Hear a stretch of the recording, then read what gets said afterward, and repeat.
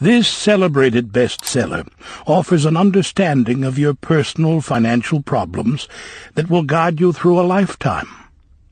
The Richest Man in Babylon uses success secrets of the ancients to lead you onto the road of happiness and prosperity. And now, The Richest Man in Babylon.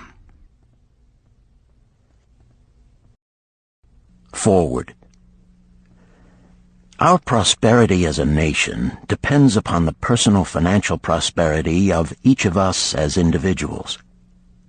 This book deals with the personal successes of each of us. Success means accomplishments as the result of our own efforts and abilities. Proper preparation is the key to our success. Our acts can be no wiser than our thoughts. Our thinking can be no wiser than our understanding. This book of cures for lean purses has been termed a guide to financial understanding.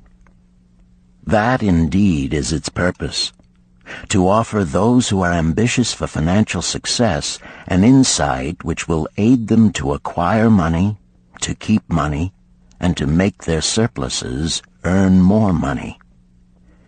In the pages which follow, we are taken back to Babylon, the cradle in which was nurtured the basic principles of finance now recognized and used the world over. To new readers, the author is happy to extend the wish that its pages may contain for them the same inspiration for growing bank accounts, greater financial successes, and the solution of difficult personal financial problems so enthusiastically reported by readers from coast to coast. To the business executives who have distributed these tales in such generous quantities to friends, relatives, employees, and associates, the author takes this opportunity to express his gratitude. No endorsement could be higher than that of practical men who appreciate its teachings because they themselves have worked up to important successes by applying the very principles it advocates. Babylon became the wealthiest city of the ancient world because its citizens were the richest people of their time. They appreciated the value of money. They practiced sound financial principles in acquiring money, keeping money, and making their money earn more money. They provided for themselves what we all desire: incomes for the future. GSC. Chapter 1.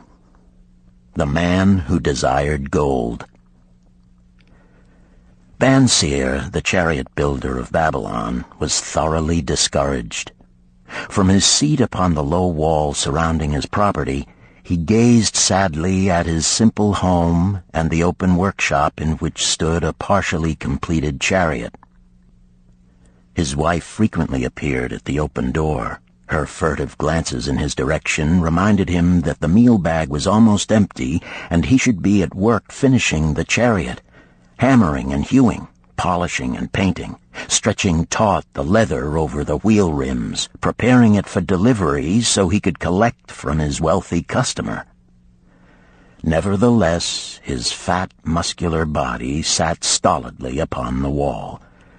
His slow mind was struggling patiently with a problem for which he could find no answer.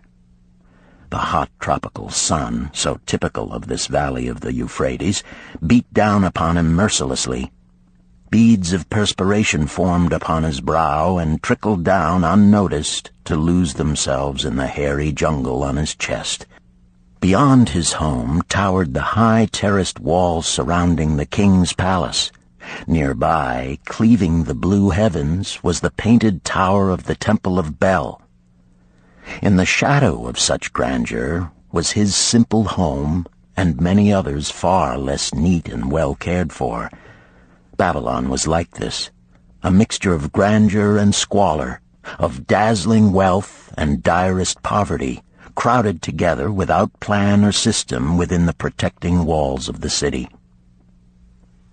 Behind him, had he cared to turn and look, The noisy chariots of the rich jostled and crowded aside the sandaled tradesmen as well as the barefooted beggars.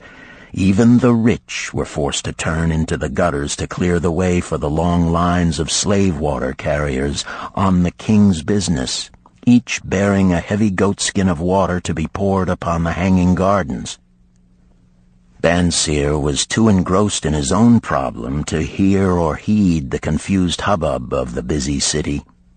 It was the unexpected twanging of the strings from a familiar lyre that aroused him from his reverie. He turned and looked into the sensitive, smiling face of his best friend, Kabai, the musician. "May the gods bless thee with great liberality, my good friend," began Kabai with an elaborate salute. "Yet it does appear they have already been so generous thou needst not to labor. I rejoice with thee in thy good fortune. More, I would even share it with thee. Pray, from thy purse, which must be bulging, else thou wouldst be busy in yon shop, extract but 2 humble shekels and lend them to me until after the nobleman's feast this night. Thou wilt not miss them ere they are returned." "If I did have 2 shekels," Bansier responded gloomily, "to no one could I lend them, not even to you, my best of friends, for they would be my fortune, my entire fortune." "No one lends his entire fortune, not even to his best friend." "What?" exclaimed Kabai with genuine surprise. "Thou hast not 1 shekel in thy purse, yet sit like a statue upon a wall. Why not complete that chariot? How else canst thou provide for thy noble appetite?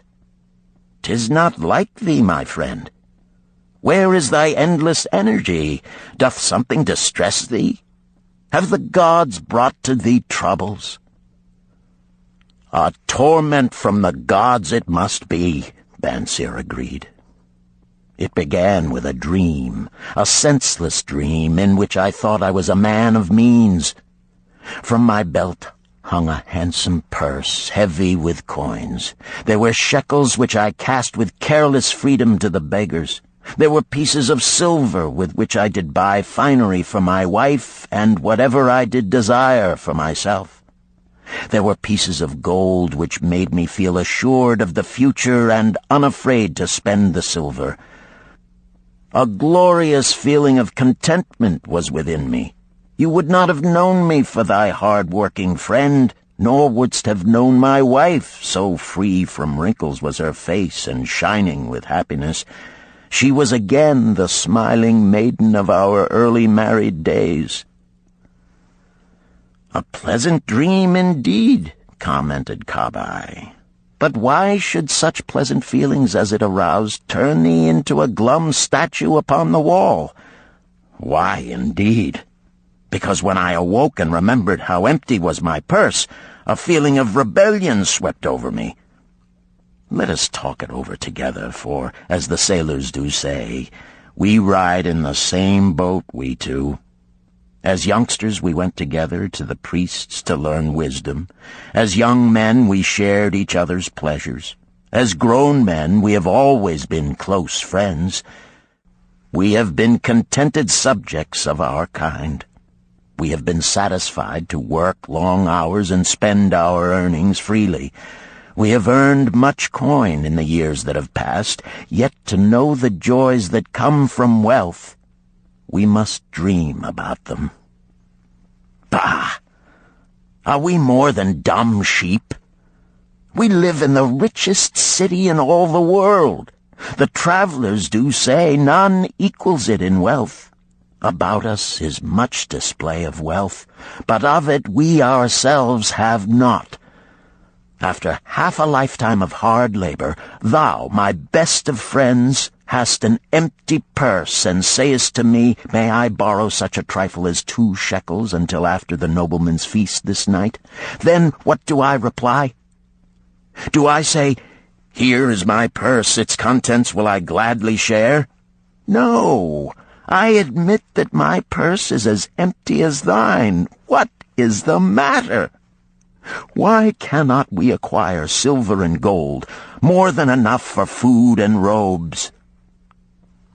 Consider also our sons, Bansir continued.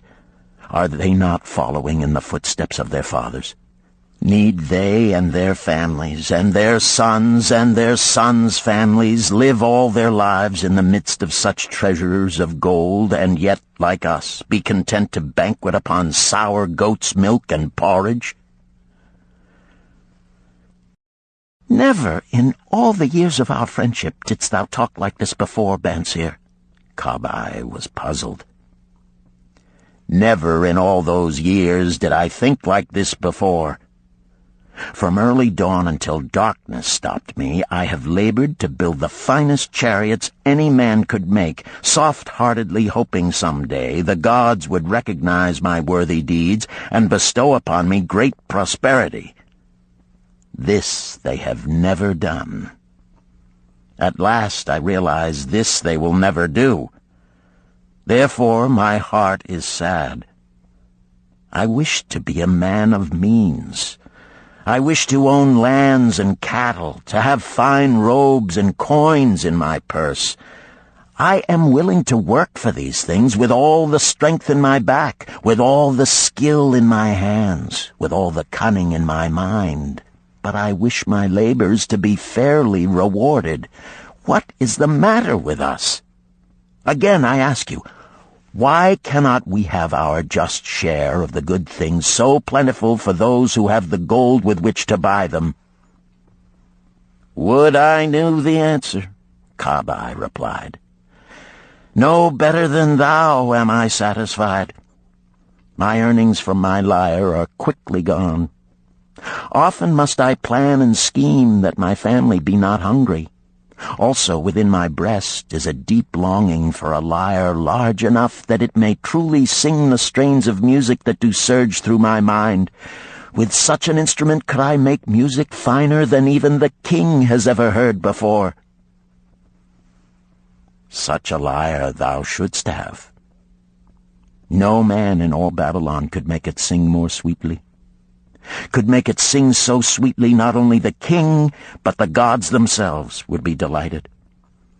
But how mayest thou secure it while we both of us are as poor as the king's slaves? Listen to the bell. Here they come. He pointed to the long column of half-naked, sweating water-bearers plodding laboriously up the narrow street from the river. 5 abreast they marched, each bent under a heavy goatskin of water. A fine figure of a man he who doth lead them. Kabai indicated the wearer of the bell who marched in front without a load. A prominent man in his own country, 'tis easy to see. There are many good figures in the line, Bansir agreed, as good men as we. Tall, blond men from the north, laughing black men from the south, little brown men from the nearer countries, all marching together from the river to the gardens, back and forth, day after day, year after year, naught of happiness to look forward to, beds of straw upon which to sleep, hard grain porridge to eat. Pity the poor brutes, Kabai. Pity them I do, yet thou dost make me see how little better off are we, free men though we call ourselves. That is truth, Kabai. Unpleasant thought though it may be. We do not wish to go on year after year living slavish lives, working, getting nowhere. Might we not find out how others acquire gold and do as they do? Kabai inquired. Perhaps there is some secret we might learn if we but sought from those who knew, replied Bansir thoughtfully. This very day, suggested Kabai, I did pass our old friend Arkad, riding in his golden chariot. This I will say, he did not look over my humble head as many in his station might consider his right. Instead, he did wave his hand that all onlookers might see him pay greetings and bestow his smile of friendship upon Kabai, the musician. He is claimed to be the richest man in all Babylon, Bansir mused. So rich, the king is said to seek his golden aid in affairs of the treasury, Kabai replied. So rich, Bansir interrupted. I fear if I should meet him in the darkness of the night, I should lay my hands upon his fat wallet. Nonsense, reproved Kabai. A man's wealth is not in a purse he carries. A fat purse quickly empties if there be no golden stream to refill it. Arkad has an income that constantly keeps his purse full, no matter how liberally he spends. Income, that is the thing, ejaculated Bansir. I wish an income that will keep flowing into my purse whether I sit upon the wall or travel to far lands. Arkad must know how a man can make an income for himself. Dost suppose it is something he could make clear to a mind as slow as mine? Methinks he did teach his knowledge to his son, Nomasir, Kabai responded. Did he not go to Nineveh and, so it is told at the inn, become, without aid from his father, one of the richest men in that city? Kabai, thou bringest to me a rare thought. A new light gleamed in Bansir's eyes. It costs nothing to ask wise advice from a good friend, and Arkad was always that. Never mind though our purses be as empty as the falcon's nest of a year ago. Let that not detain us. We are weary of being without gold in the midst of plenty. We wish to become men of means. Come, let us go to Arkad and ask how we also may acquire incomes for ourselves. Thou speakest with true inspiration, Bansir. Thou bringest to my mind a new understanding. Thou makest me to realize the reason why we have never found any measure of wealth. We never sought it. Thou hast labored patiently to build the staunchest chariots in Babylon. To that purpose was devoted your best endeavors. Therefore, at it thou didst succeed. I strove to become a skillful lyre player, and at it I did succeed. In those things toward which we exerted our best endeavors, we succeeded. The gods were content to let us continue thus. Now at last we see a light, bright like that from the rising sun. It biddeth us to learn more, that we may prosper more. With a new understanding, we shall find honorable ways to accomplish our desires. Let us go to Arkad this very day, Bansir urged. Also, let us ask other friends of our boyhood days who have fared no better than ourselves to join us, that they too may share in his wisdom. Thou wert ever thus thoughtful to thy friends, Bansir. Therefore hast thou many friends. It shall be as thou sayest. We go this day and take them with us.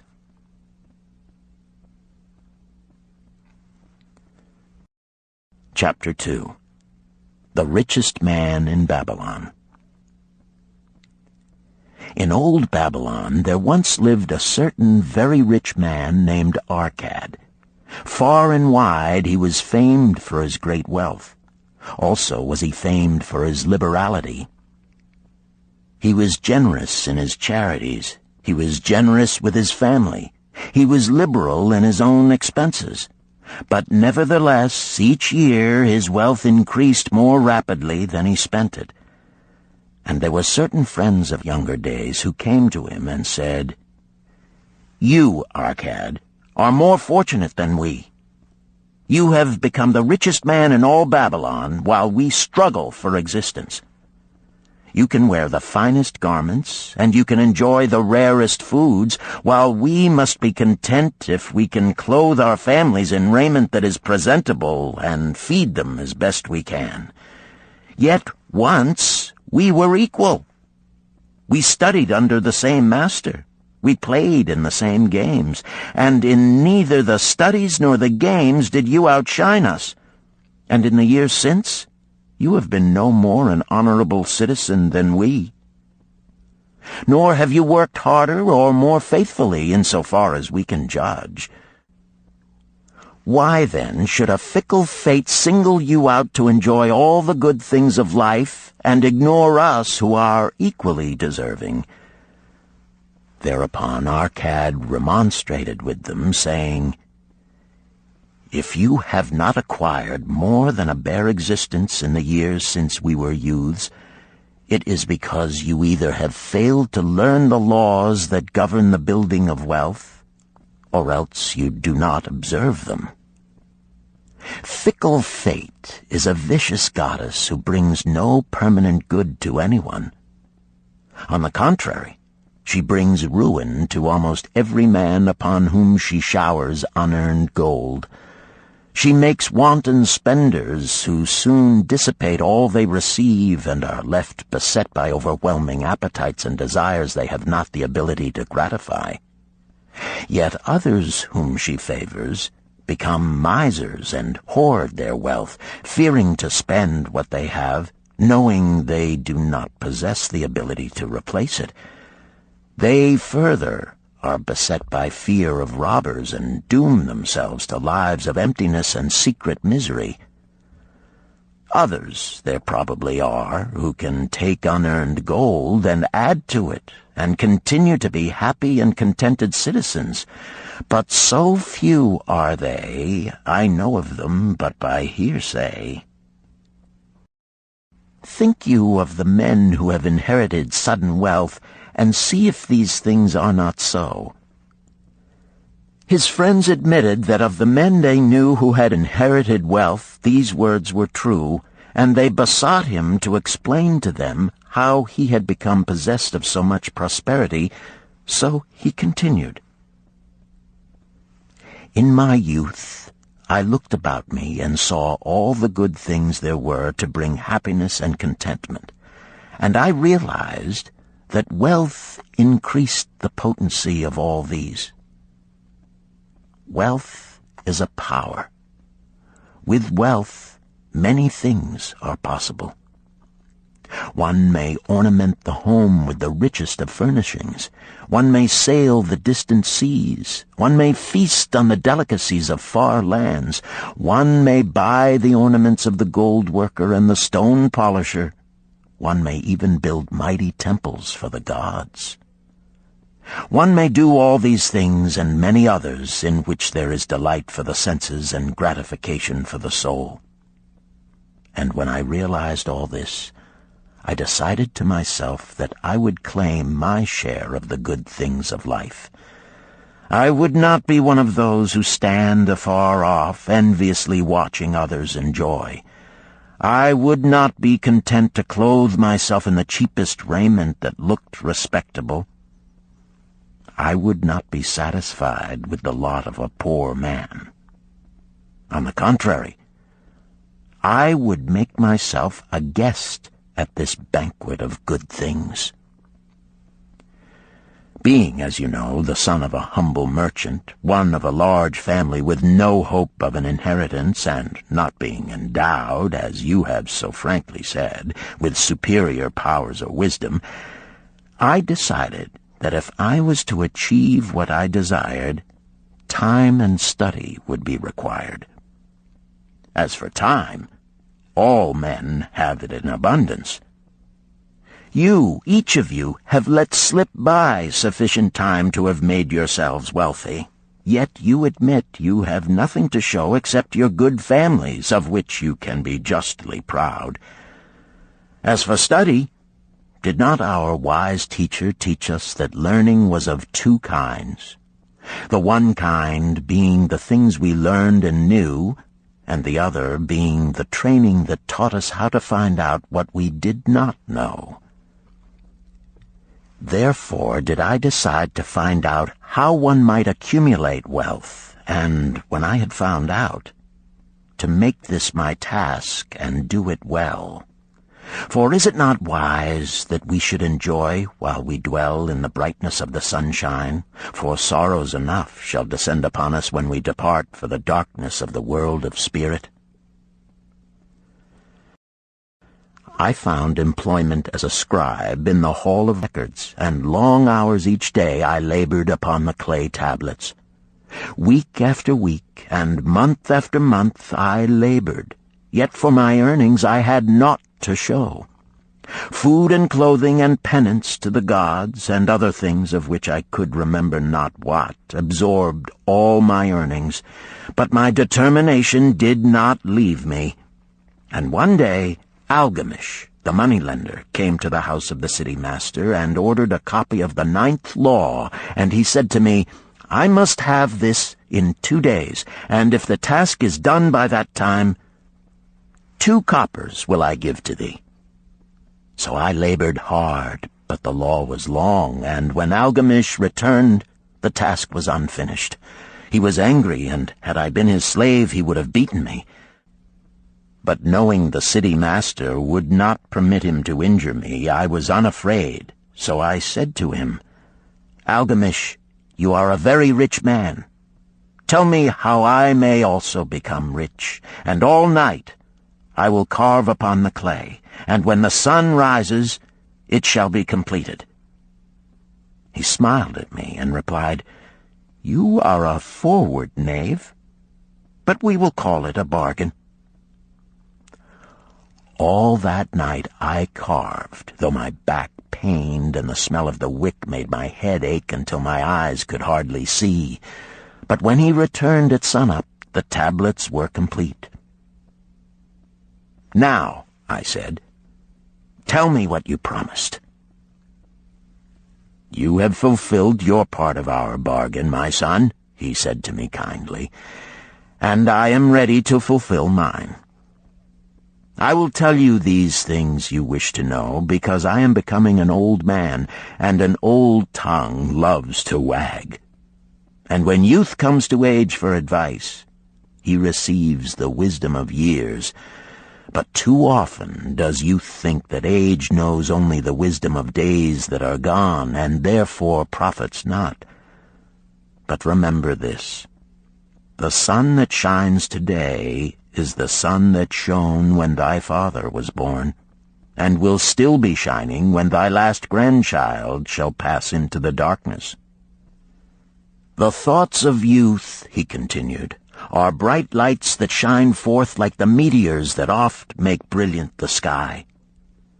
But the wisdom of age is like the fixed stars that shine so unchanged that the sailor may depend upon them to steer his course. Mark you well my words, for if you do not, you will fail to grasp the truth that I will tell you, and you will think that your night's work has been in vain.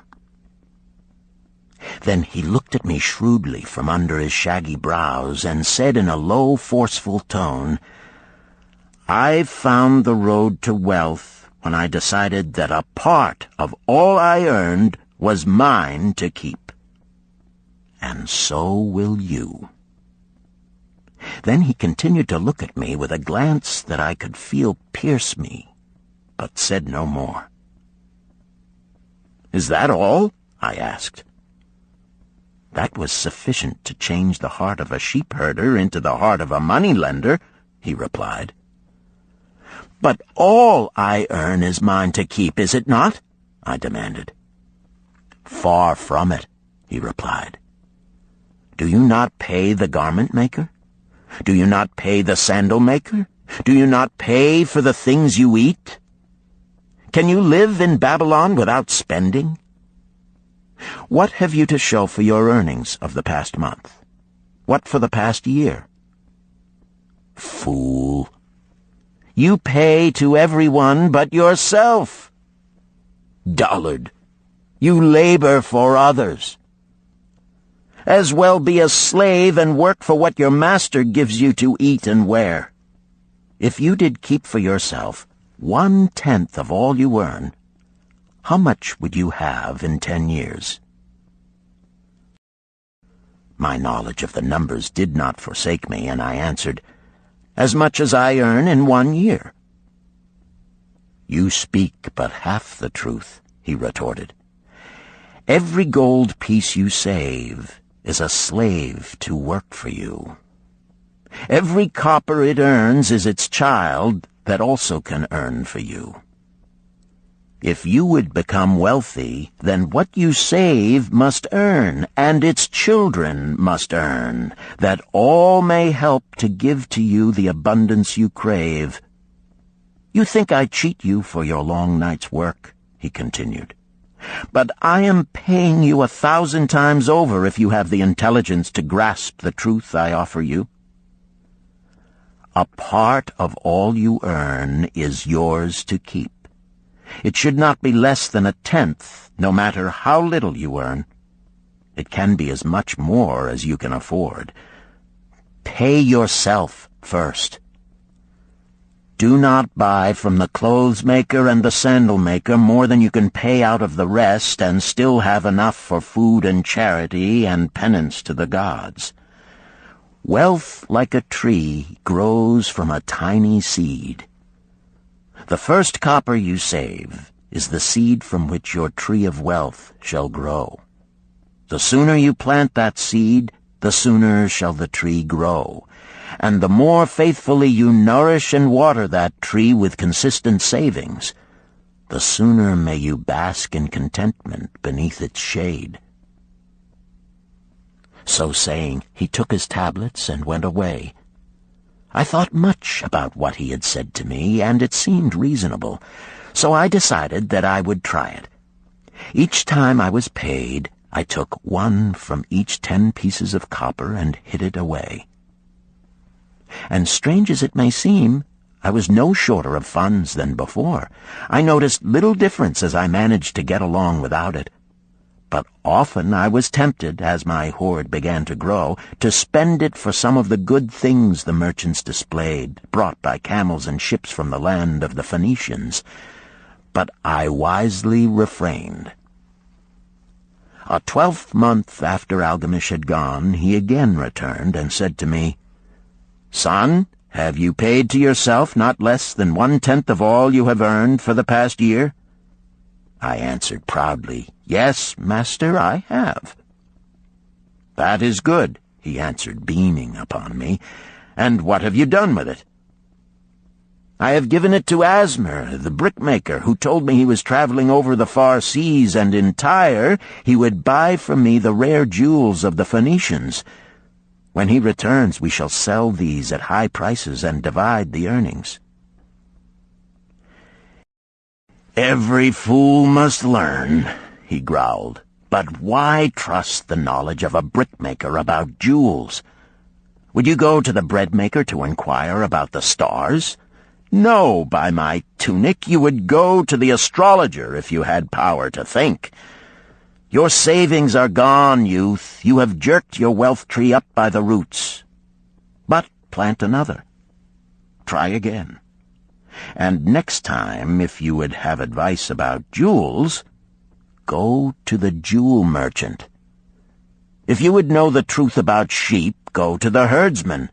Advice is one thing that is freely given away, but watch that you take only what is worth having. He who takes advice about his savings from one who is inexperienced in such matters shall pay with his savings for proving the falsity of their opinions." Saying this, he went away. And it was as he said, for the Phoenicians are scoundrels and sold to Asmer worthless bits of glass that looked like gems. But as Algamish had bid me, I again saved each 10th copper, for I now had formed the habit, and it was no longer difficult. Again, 12 months later, Algamish came to the room of the scribes and addressed me. "What progress have you made since last I saw you?" "I have paid myself faithfully," I replied, "and my savings I have entrusted to Agar, the shield-maker, to buy bronze, and each 4th month he does pay me the rental." "That is good. And what do you do with the rental?" I do have a great feast with honey and fine wine and spiced cake. Also I have bought me a scarlet tunic, and some day I shall buy me a young ass upon which to ride." To which Algamish laughed, "You do eat the children of your savings. Then how do you expect them to work for you? And how can they have children that will also work for you? First get thee an army of golden slaves, and then many a rich banquet may you enjoy without regret." So saying, he again went away. Nor did I again see him for 2 years, when he once more returned, and his face was full of deep lines, and his eyes drooped, for he was becoming a very old man.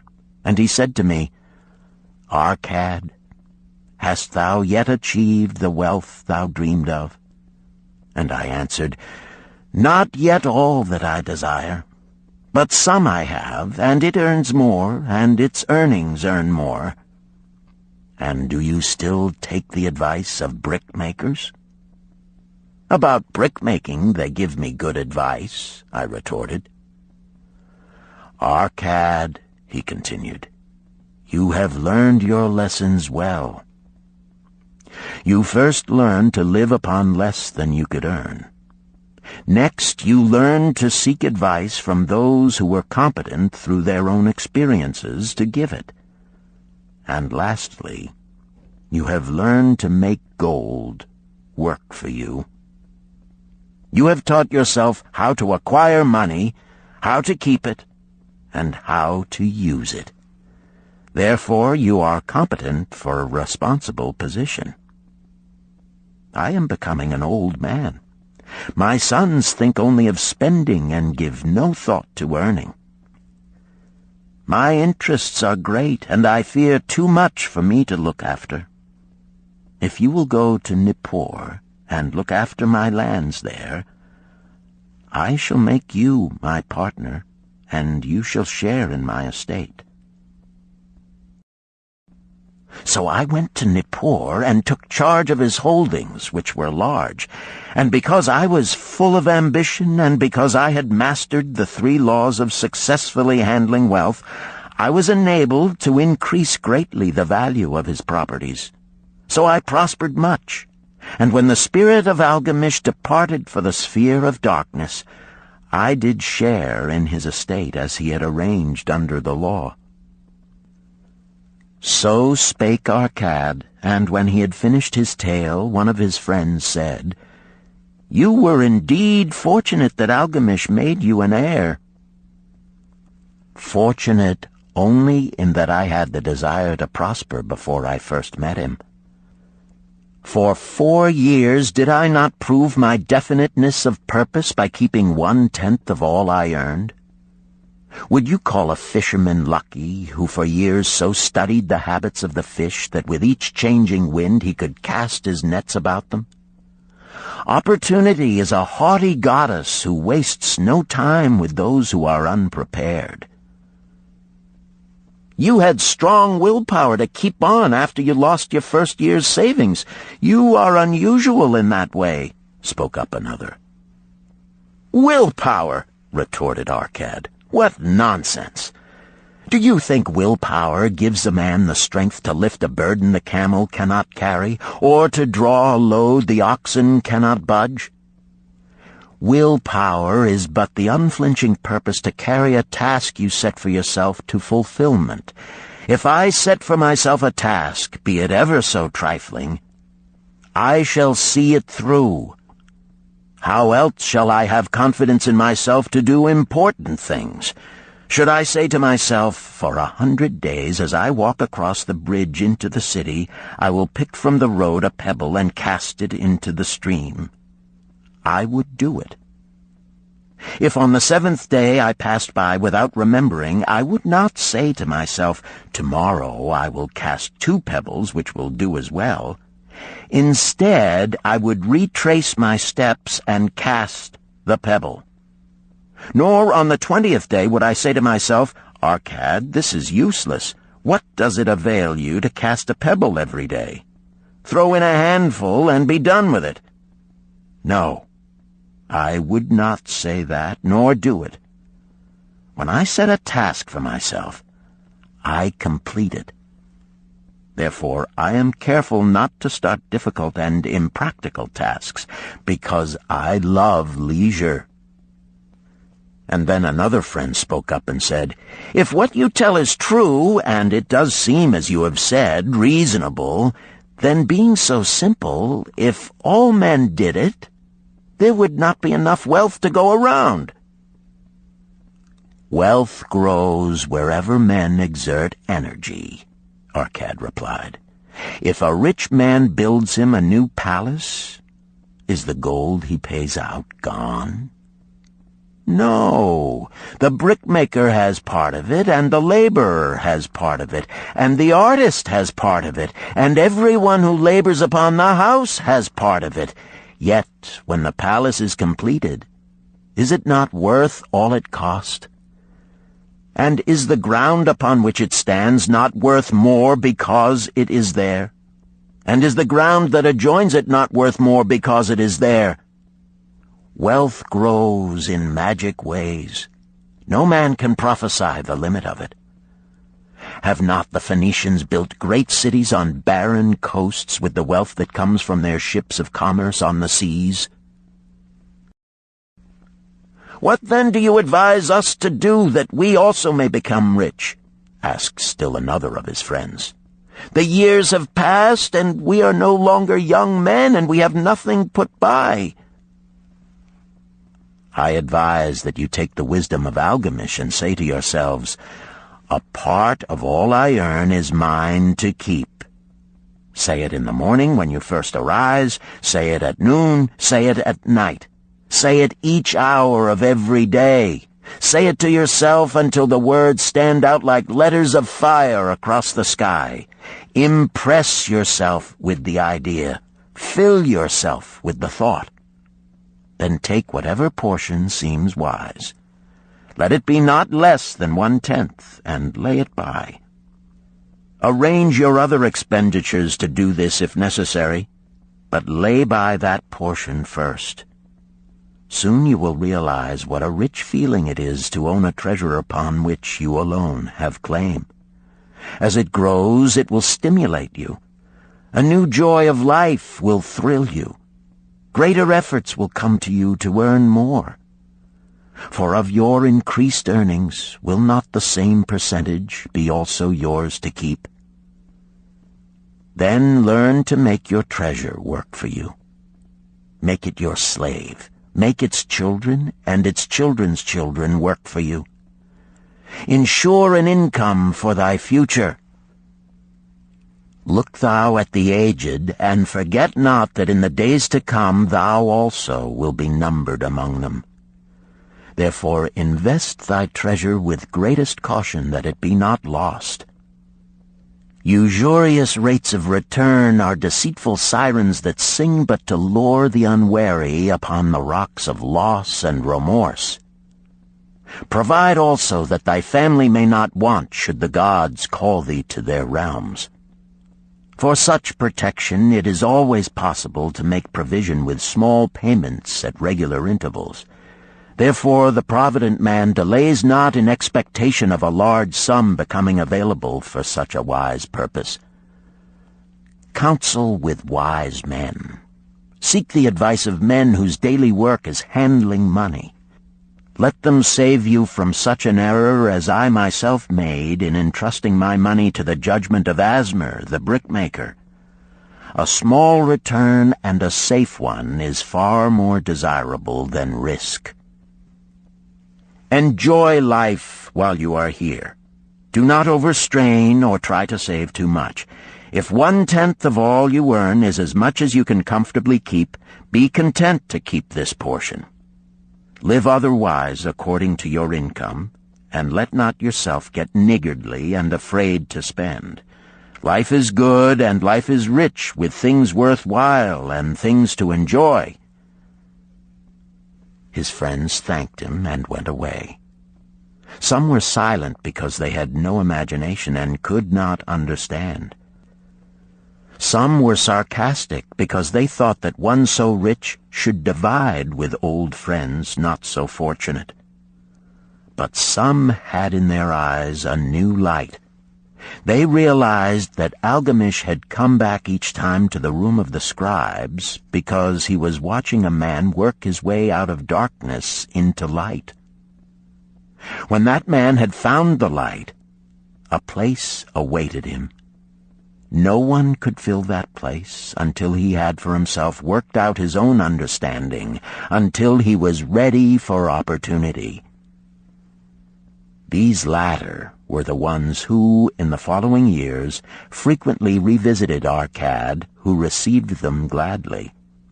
He counseled with them and gave them freely of his wisdom, as men of broad experience are always glad to do, and he assisted them in so investing their savings that it would bring in a good interest with safety and would neither be lost nor entangled in investments that paid no dividends. The turning point in these men's lives came upon that day when they realized the truth that had come from Algamish to Arcad, and from Arcad to them. A part of all you earn is yours to keep.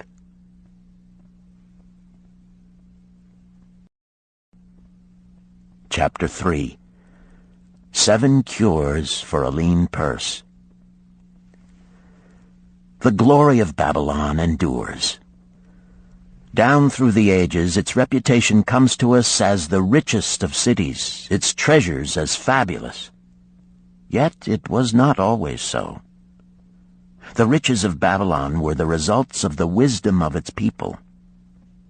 They first had to learn how to become wealthy. When the good King Sargon returned to Babylon after defeating his enemies, the Elamites, he was confronted with a serious situation. The royal chancellor explained it to the king thus: "After many years of great prosperity brought to our people because your majesty built the great irrigation canals and the mighty temples of the gods, now that these works are completed, the people seem unable to support themselves. The laborers are without employment. The merchants have few customers. The farmers are unable to sell their produce. The people have not enough gold to buy food." "But where has all the gold gone that we spent for these great improvements?" demanded the king. "It has found its way, I fear," responded the chancellor, "into the possession of a few very rich men of our city. It filtered through the fingers of most of our people as quickly as the goat's milk goes through the strainer. Now that the stream of gold has ceased to flow, most of our people have nothing to show for their earnings." The king was thoughtful for some time. Then he asked, "Why should so few men be able to acquire all the gold?" "Because they know how," replied the chancellor. "One may not condemn a man for succeeding because he knows how. Neither may one with justice take away from a man what he has fairly earned to give to men of less ability." "But why," demanded the king, "should not all the people learn how to accumulate gold and therefore become themselves rich and prosperous?"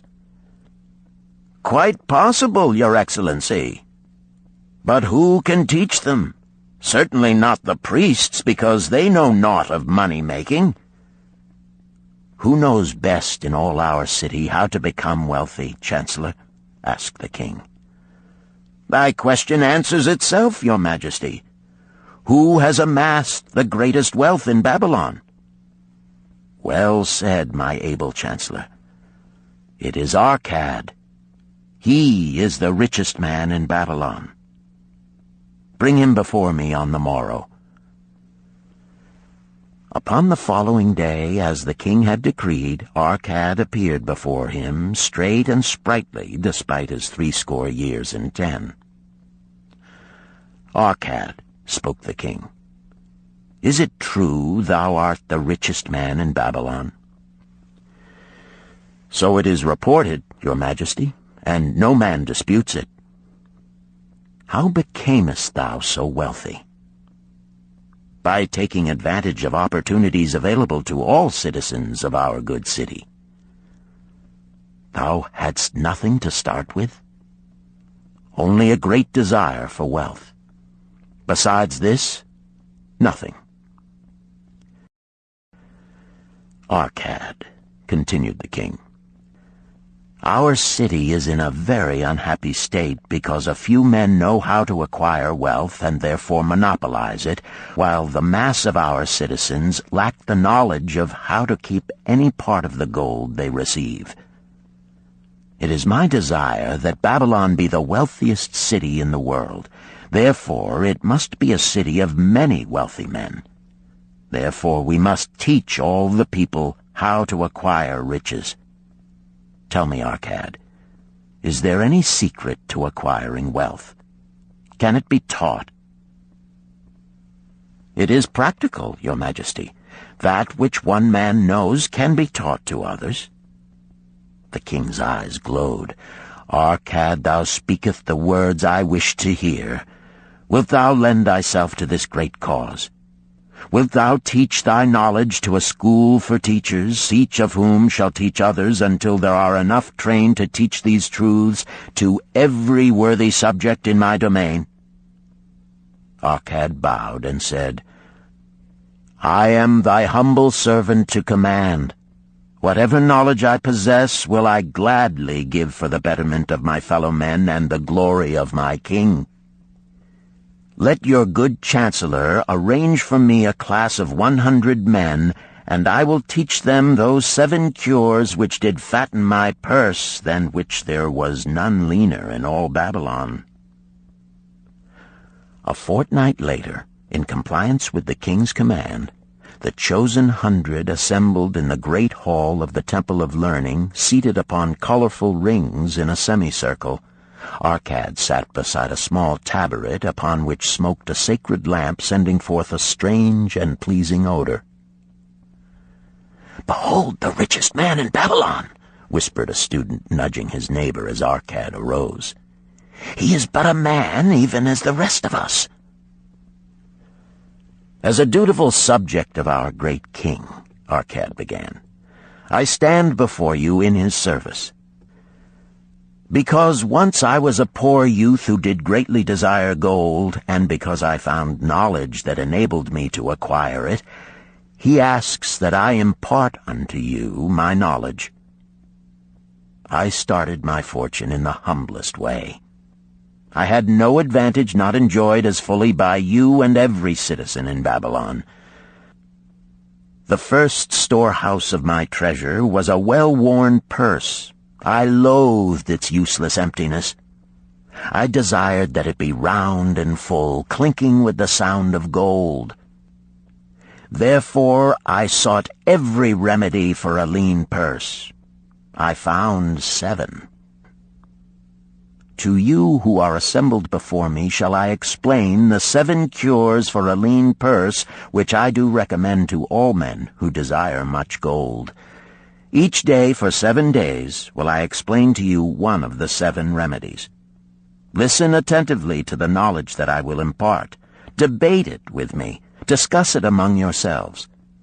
Learn these lessons thoroughly, that ye may also plant in your own purse the seed of wealth. First must each of you start wisely to build a fortune of his own. Then wilt thou be competent, and only then, to teach these truths to others. I shall teach to you in simple ways how to fatten your purses. This is the first step leading to the Temple of Wealth, and no man may climb who cannot plant his feet firmly upon the first step. We shall now consider the first cure. The first cure. Start thy purse to fattening. Arcad addressed the thoughtful man in the second row. My good friend, at what craft workest thou?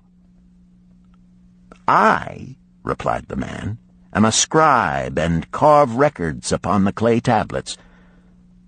Even at such labor did I myself earn my first coppers. Therefore thou hast the same opportunity to build a fortune. He spoke to a florid-faced man farther back. Pray tell also what dost thou to earn thy bread? I, responded this man, am a meat butcher. I do buy the goats the farmers raise, and kill them, and sell the meat to the housewives, and the hides to the sandal makers. Because thou dost also labor and earn, thou hast every advantage to succeed that I did possess. In this way did Arcad proceed to find out how each man labored to earn his living.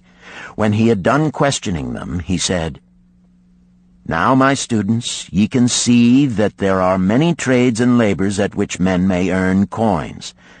Each of the ways of earning is a stream of gold from which the worker doth divert by his labors a portion to his own purse. Therefore into the purse of each of you flows a stream of coins, large or small, according to his ability. Is it not so? Thereupon they agreed that it was so. Then, continued Arcad, if each of you desireth to build for himself a fortune, is it not wise to start by utilizing that source of wealth which he already has established? To this they agreed. Then Arcad turned to a humble man who had declared himself an egg merchant. If thou select one of thy baskets, and put into it each morning 10 eggs, and take out from it each evening 9 eggs, what will eventually happen? It will become in time overflowing. Why? Because each day I put in 1 more egg than I take out. Arcad turned to the class with a smile. Does any man here have a lean purse? First they looked amused, then they laughed. Lastly, they waved their purses in jest. All right, he continued. Now I shall tell thee the first remedy I learned to cure a lean purse. Do exactly as I have suggested to the egg merchant. For every 10 coins thou placest within thy purse, take out for use but 9. Thy purse will start to fatten at once, and its increasing weight will feel good in thy hand and bring satisfaction to thy soul. Deride not what I say because of its simplicity. Truth is always simple. I told thee I would tell how I built my fortune. This was my beginning.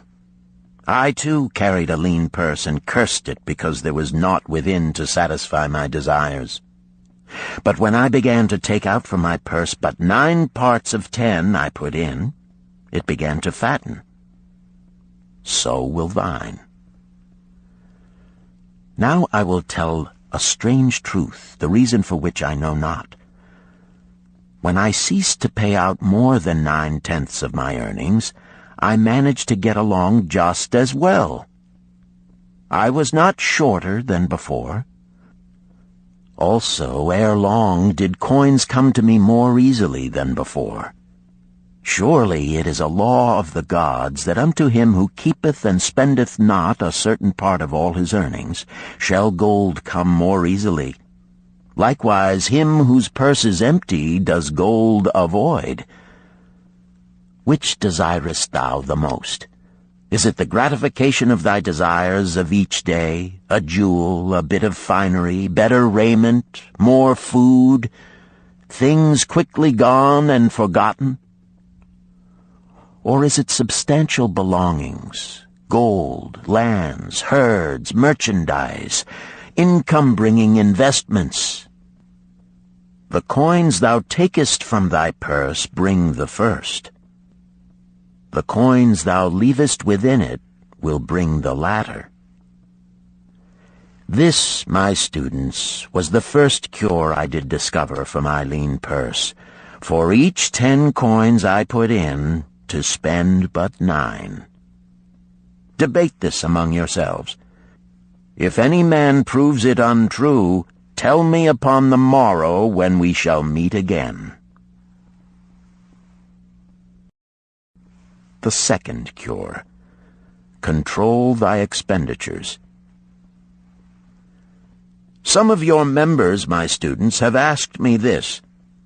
How can a man keep 1/10 of all he earns in his purse when all the coins he earns are not enough for his necessary expenses?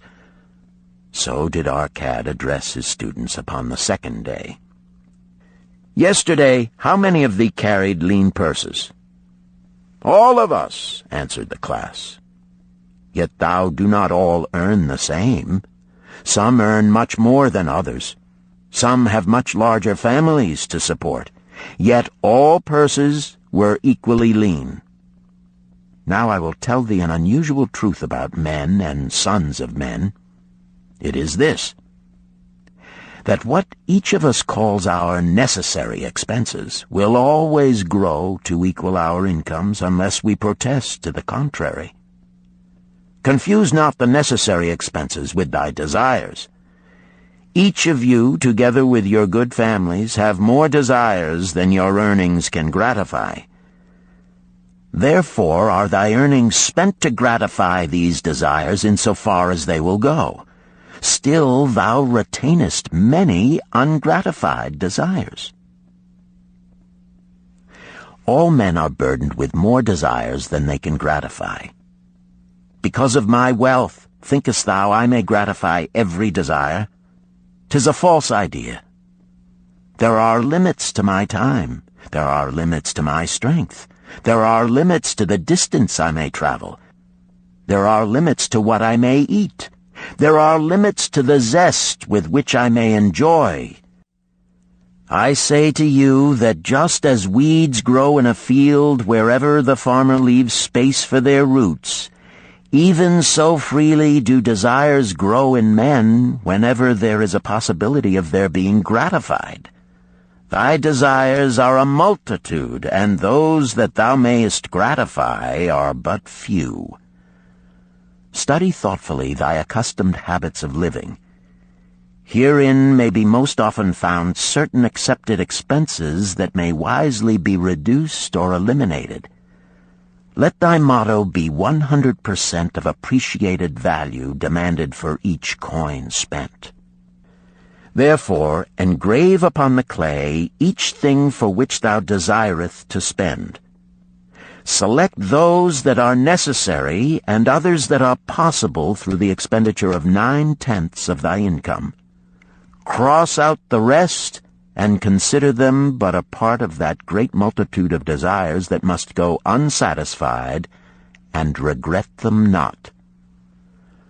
Budget then thy necessary expenses. Touch not the 1/10 that is fattening thy purse. Let this be thy great desire that is being fulfilled. Keep working with thy budget. Keep adjusting it to help thee. Make it thy first assistant in defending thy fattening purse. Hereupon one of the students, wearing a robe of red and gold, arose and said, "I am a free man. I believe that it is my right to enjoy the good things of life. Therefore do I rebel against the slavery of a budget which determines just how much I may spend and for what. I feel it would take much pleasure from my life and make me little more than a pack-ass to carry a burden." To him Arcad replied, "Who, my friend, would determine thy budget?" "I would make it for myself," responded the protesting one. "In that case, were a pack-ass to budget his burden, would he include therein jewels and rugs and heavy bars of gold? Not so. He would include hay and grain and a bag of water for the desert trail. The purpose of a budget is to help thy purse to fatten. It is to assist thee to have thy necessities and, insofar as attainable, thy other desires.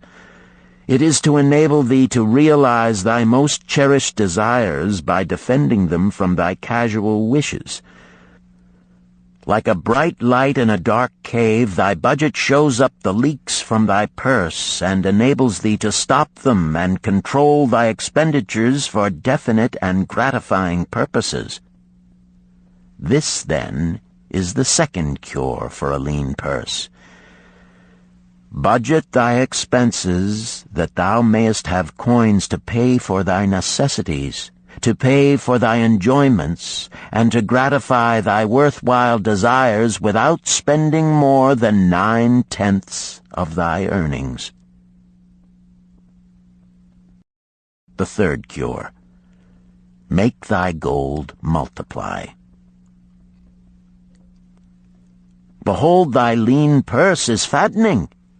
Thou hast disciplined thyself to leave therein 1/10 of all thou earnest.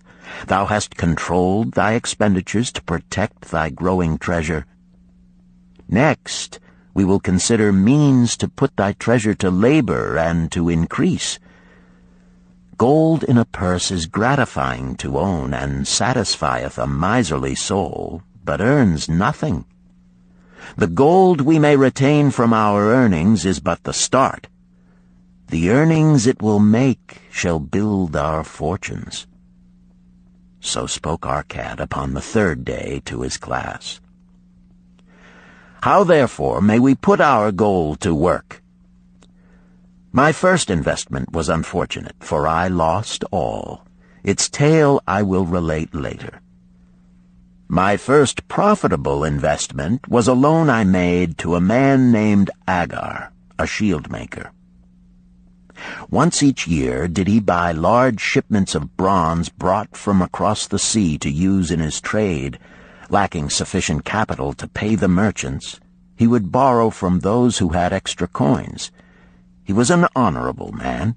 His borrowing he would repay, together with a liberal rental as he sold his shields. Each time I loaned to him, I loaned back also the rental he had paid to me. Therefore not only did my capital increase, but its earnings likewise increased. Most gratifying was it to have these sums returned to my purse. I tell you, my students, a man's wealth is not in the coins he carries in his purse. It is the income he buildeth, the golden stream that continually floweth into his purse and keepeth it always bulging. That is what every man desireth.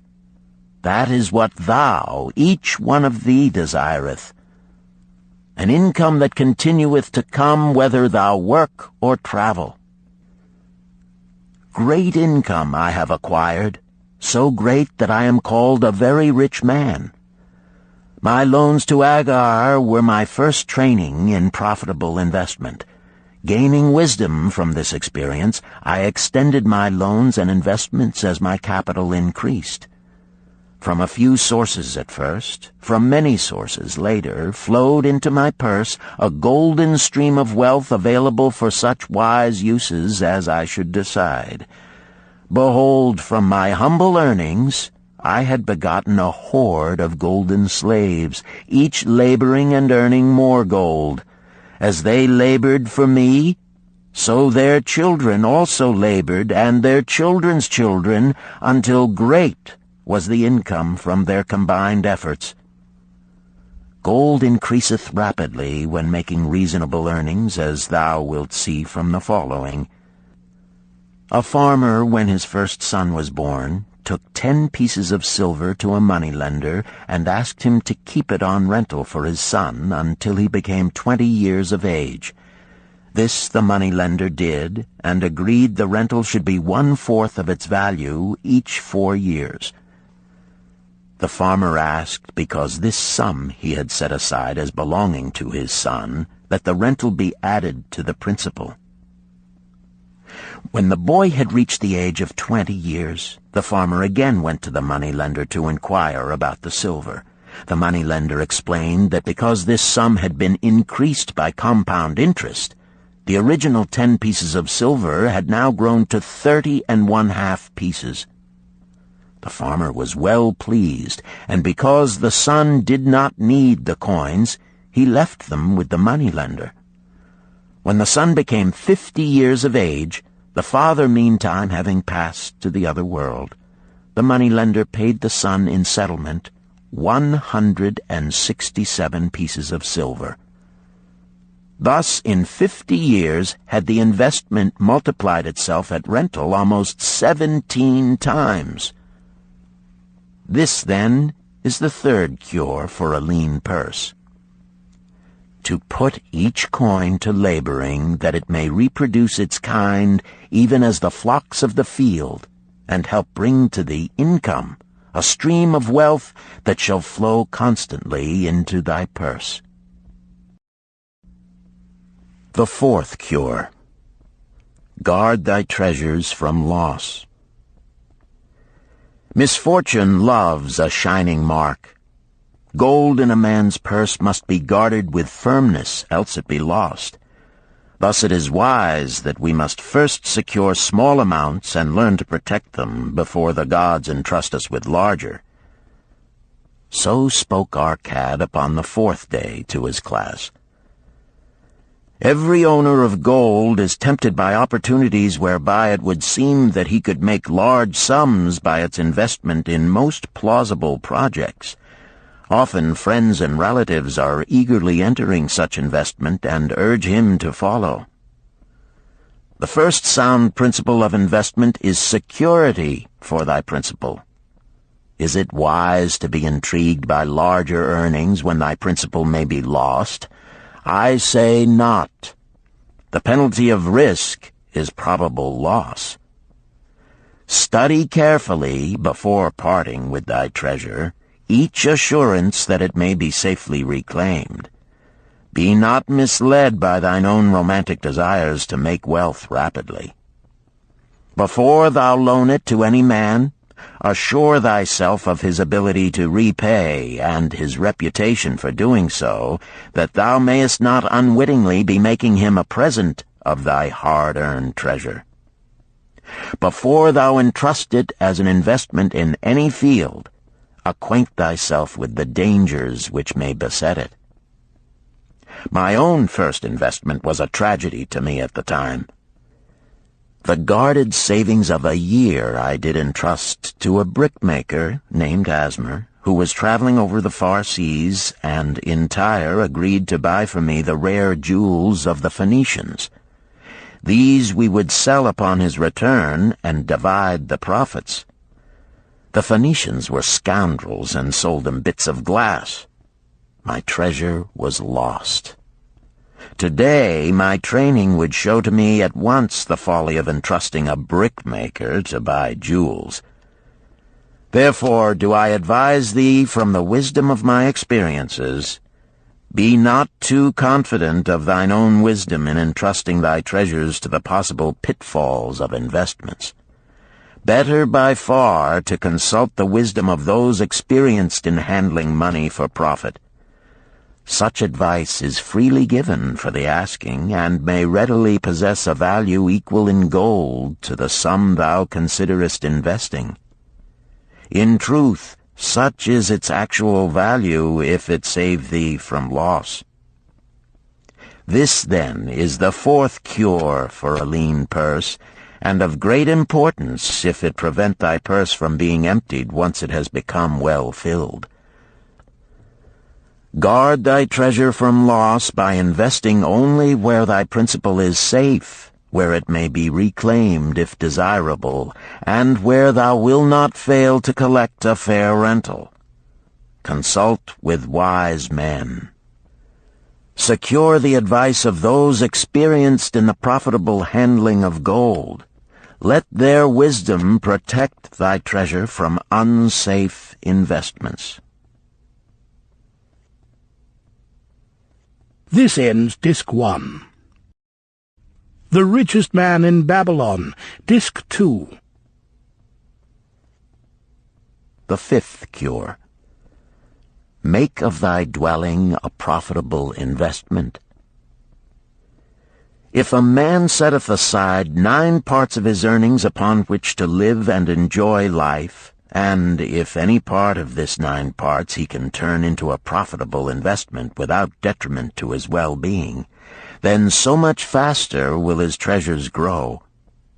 So spake Arcad to his class at their 5th lesson. All too many of our men of Babylon do raise their families in unseemly quarters. They do pay to exacting landlords liberal rentals for rooms where their wives have not a spot to raise the blooms that gladden a woman's heart, and their children have no place to play their games except in the unclean alleys. No man's family can fully enjoy life unless they do have a plot of ground wherein children can play in the clean earth, and where the wife may raise not only blossoms but good rich herbs to feed her family. To a man's heart it brings gladness to eat the figs from his own trees and the grapes of his own vines, to own his own domicile and to have it a place he is proud to care for, putteth confidence in his heart and greater effort behind all his endeavors. Therefore do I recommend that every man own the roof that sheltereth him and his. Nor is it beyond the ability of any well-intentioned man to own his home. Hath not our great king so widely extended the walls of Babylon that within them much land is now unused, and may be purchased at sums most reasonable? Also I say to you, my students, that the money-lenders gladly consider the desires of men who seek homes and land for their families. Readily may thou borrow to pay the brickmaker and the builder for such commendable purposes, if thou can show a reasonable portion of the necessary sum which thou thyself hast provided for the purpose. Then when the house be built, thou canst pay the money-lender with the same regularity as thou didst pay the landlord, because each payment will reduce thy indebtedness to the money-lender. A few years will satisfy his loan. Then will thy heart be glad, because thou wilt own in thy own right a valuable property, and thy only cost will be the king's taxes. Also wilt thy good wife go more often to the river to wash thy robes, that each time returning she may bring a goatskin of water to pour upon the growing things. Thus come many blessings to the man who owneth his own house, and greatly will it reduce his cost of living, making available more of his earnings for pleasures and the gratification of his desires. This, then, is the fifth cure for a lean purse. Own thy own home. The sixth cure. Ensure a future income. The life of every man proceedeth from his childhood to his old age.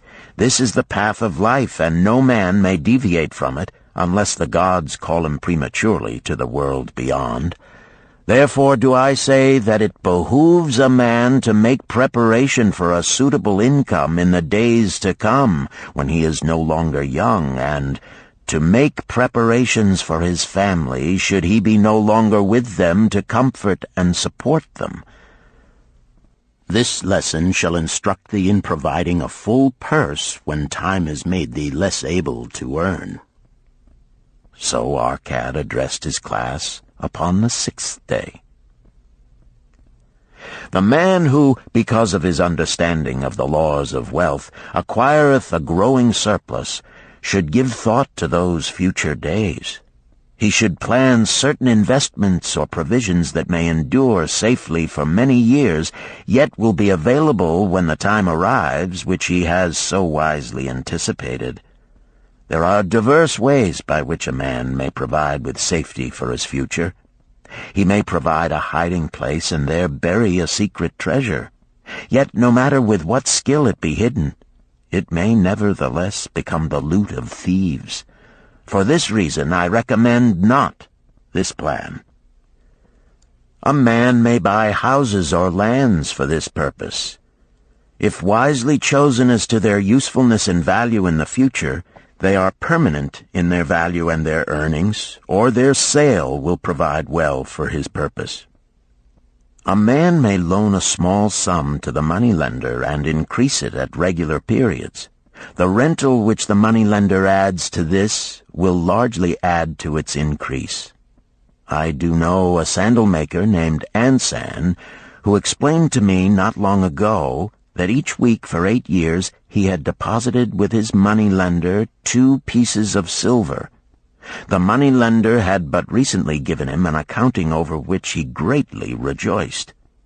The total of his small deposits with their rental at the customary rate of 1/4 their value for each 4 years had now become 1,040 pieces of silver.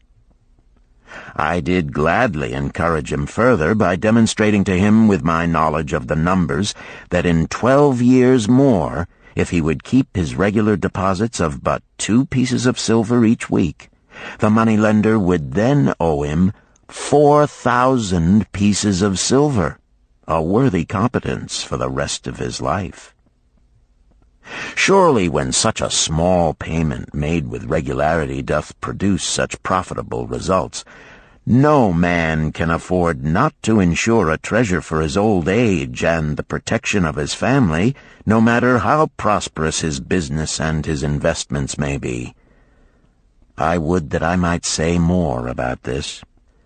In my mind rests a belief that someday wise-thinking men will devise a plan to insure against death, whereby many men pay in but a trifling sum regularly, the aggregate making a handsome sum for the family of each member who passeth to the beyond.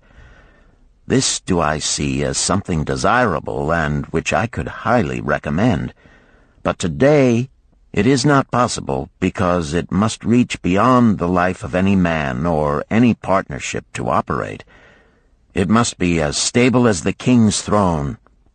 Some day do I feel that such a plan shall come to pass, and be a great blessing to many men, because even the first small payment will make available a snug fortune for the family of a member, should he pass on. But because we live in our own day, and not in the days which are to come, must we take advantage of those means and ways of accomplishing our purposes. Therefore do I recommend to all men that they, by wise and well-thought-out methods, do provide against a lean purse in their mature years. For a lean purse to a man no longer able to earn, or to a family without its head, is a sore tragedy. This, then, is the 6th cure for a lean purse. Provide in advance for the needs of thy growing age and the protection of thy family. The 7th cure. Increase thy ability to earn. This day do I speak to thee, my students, of one of the most vital remedies for a lean purse. Yet I will not talk of gold, but of yourselves, of the men beneath the robes of many colors who do sit before me. I will talk to you of those things within the minds and lives of men which do work for or against their success. So did Arcad address his class upon the 7th day. Not long ago came to me a young man seeking to borrow. When I questioned him the cause of his necessity, he complained that his earnings were insufficient to pay his expenses. Thereupon I explained to him, this being the case, he was a poor customer for the moneylender, as he possessed no surplus earning capacity to repay the loan. What you need, young man, I told him, is to earn more coins. What dost thou to increase thy capacity to earn? All that I can do, he replied. 6 times within 2 moons have I approached my master to request my pay be increased, but without success. No man can go oftener than that. We may smile at his simplicity, yet he did possess one of the vital requirements to increase his earnings. Within him was a strong desire to earn more, a proper and commendable desire. Preceding accomplishment must be desire. Thy desires must be strong and definite. General desires are but weak longings. For a man to wish to be rich is of little purpose. For a man to desire 5 pieces of gold is a tangible desire which he can press to fulfillment. After he has backed his desire for 5 pieces of gold with strength of purpose to secure it, next he can find similar ways to obtain 10 pieces, and then 20 pieces, and later 1,000 pieces, and, behold, he has become wealthy. In learning to secure his one definite small desire, he hath trained himself to secure a larger one. This is the process by which wealth is accumulated, first in small sums, then in larger ones as a man learns and becomes more capable. Desires must be simple and definite. They defeat their own purpose should they be too many, too confusing, or beyond a man's training to accomplish. As a man perfecteth himself in his calling, even so doth his ability to earn increase. In those days when I was a humble scribe carving upon the clay for a few coppers each day, I observed that other workers did more than I, and were paid more. Therefore did I determine that I would be exceeded by none. Nor did it take long for me to discover the reason for their greater success. More interest in my work, more concentration upon my task, more persistence in my effort, and, behold, few men could carve more tablets in a day than I. With reasonable promptness my increased skill was rewarded, nor was it necessary for me to go 6 times to my master to request recognition. The more of wisdom we know, the more we may earn. That man who seeks to learn more of his craft shall be richly rewarded. If he is an artisan, he may seek to learn the methods and the tools of those most skillful in the same line. If he laboreth at the law or at healing, he may consult and exchange knowledge with others of his calling. If he be a merchant, he may continually seek better goods that can be purchased at lower prices. Always do the affairs of men change and improve, because keen-minded men seek greater skill that they may better serve those upon whose patronage they depend. Therefore I urge all men to be in the front rank of progress, and not to stand still, lest they be left behind. Many things come to make a man's life rich with gainful experiences. Such things as the following a man must do if he respects himself. He must pay his debts with all the promptness within his power, not purchasing that for which he is unable to pay. He must take care of his family, that they may think and speak well of him. He must make a will of record, that in case the gods call him, proper and honorable division of his property be accomplished. He must have compassion upon those who are injured and smitten by misfortune, and aid them within reasonable limits. He must do deeds of thoughtfulness to those dear to him. Thus, the 7th and last remedy for a lean purse is to cultivate thy own powers, to study and become wiser, to become more skillful, to so act as to respect thyself. Thereby shalt thou acquire confidence in thyself to achieve thy carefully considered desires. These, then, are the 7 cures for a lean purse, which, out of the experience of a long and successful life, I do urge for all men who desire wealth. There is more gold in Babylon, my students, than thou dreamest of. There is abundance for all. Go thou forth and practice these truths, that thou mayest prosper and grow wealthy, as is thy right. Go thou forth and teach these truths, that every honorable subject of his majesty may also share liberally in the ample wealth of our beloved city. Chapter 4. Meet the Goddess of Good Luck. Babylonian Proverb. If a man be lucky, there is no foretelling the possible extent of his good fortune. Pitch him into the Euphrates, and like as not he will swim out with a pearl in his hand. The desire to be lucky is universal. It was just as strong in the breasts of men 4,000 years ago in ancient Babylon as it is in the hearts of men today. We all hope to be favored by the whimsical goddess of good luck. Is there some way we can meet her and attract not only her favorable attention, but her generous favors? Is there a way to attract good luck? That is just what the men of ancient Babylon wished to know. It is exactly what they decided to find out. They were shrewd men and keen thinkers. That explains why their city became the richest and most powerful city of their time.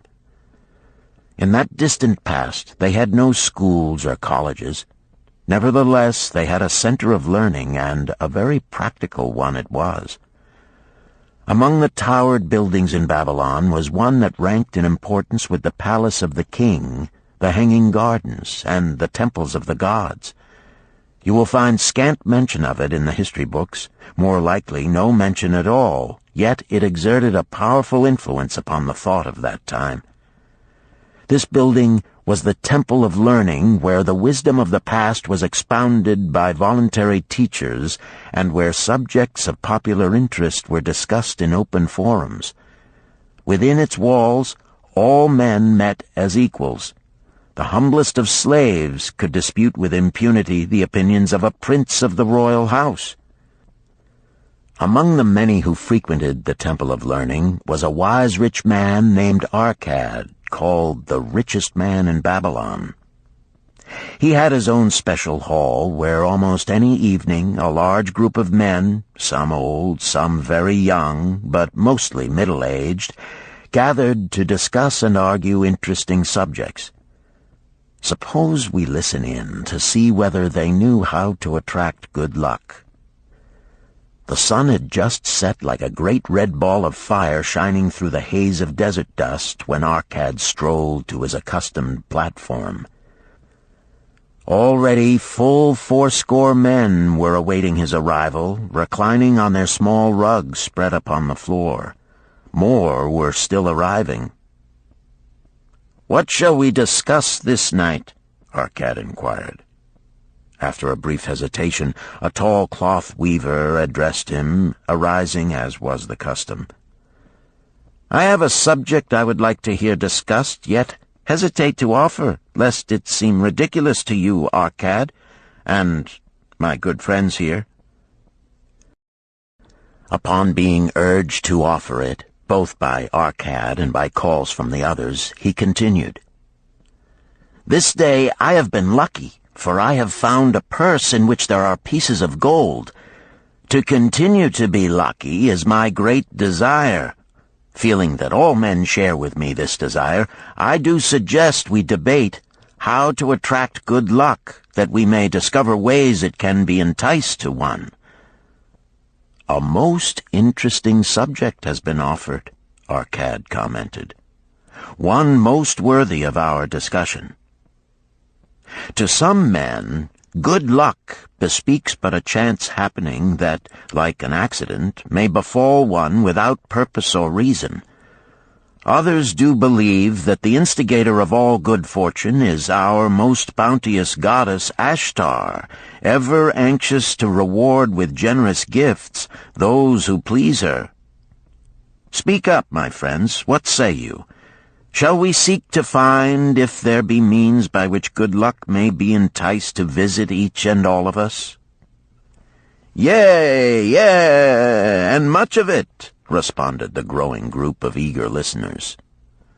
Thereupon Arcad continued, "To start our discussion, let us first hear from those among us who have enjoyed experiences similar to that of the cloth weaver in finding or receiving, without effort upon their part, valuable treasures or jewels." There was a pause in which all looked about, expecting someone to reply, but no one did. "What? No one?" Arcad asked. Then rare indeed must be this kind of good luck. Who now will offer a suggestion as to where we shall continue our search?" "That I will do," spoke a well-robed young man, arising. "When a man speaketh of luck, is it not natural that his thoughts turn to the gaming tables? Is it not there we find many men courting the favor of the goddess in hope she will bless them with rich winnings?" As he resumed his seat, a voice called, "Do not stop! Continue thy story.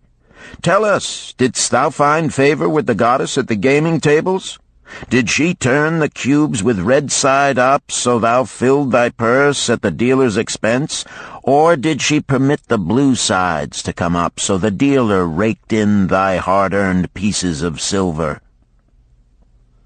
The young man joined the good-natured laughter, then replied, "I am not averse to admitting she seemed not to know I was even there.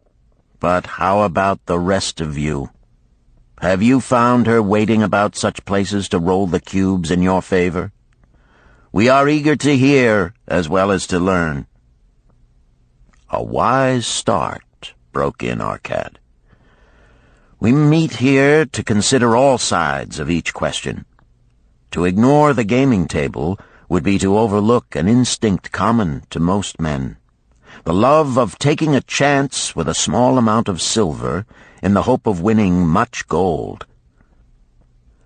"That doth remind me of the races but yesterday," called out another listener. "If the goddess frequents the gaming tables, certainly she doth not overlook the races where the gilded chariots and the foaming horses offer far more excitement. Tell us honestly, Arcad, didst she whisper to you to place your bet upon those gray horses from Nineveh yesterday? I was standing just behind thee, and could scarce believe my ears when I heard thee place thy bet upon the grays. Thou knowest as well as any of us that no team in all Assyria can beat our beloved bays in a fair race. Didst the goddess whisper in thy ear to bet upon the grays, because at the last turn the inside black would stumble and so interfere with our bays that the grays would win the race and score an unearned victory?" Arcad smiled indulgently at the banter. "What reason have we to feel the good goddess would take that much interest in any man's bet upon a horse race? To me, she is a goddess of love and dignity, whose pleasure it is to aid those who are in need and to reward those who are deserving. I look to find her, not at the gaming tables or the races where men lose more gold than they win, but in other places where the doings of men are more worthwhile and more worthy of reward. In tilling the soil, in honest trading, in all of man's occupations, there is opportunity to make a profit upon his efforts and his transactions.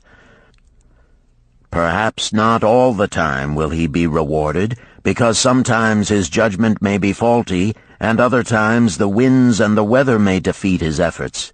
Yet, if he persists, he may usually expect to realize his profit.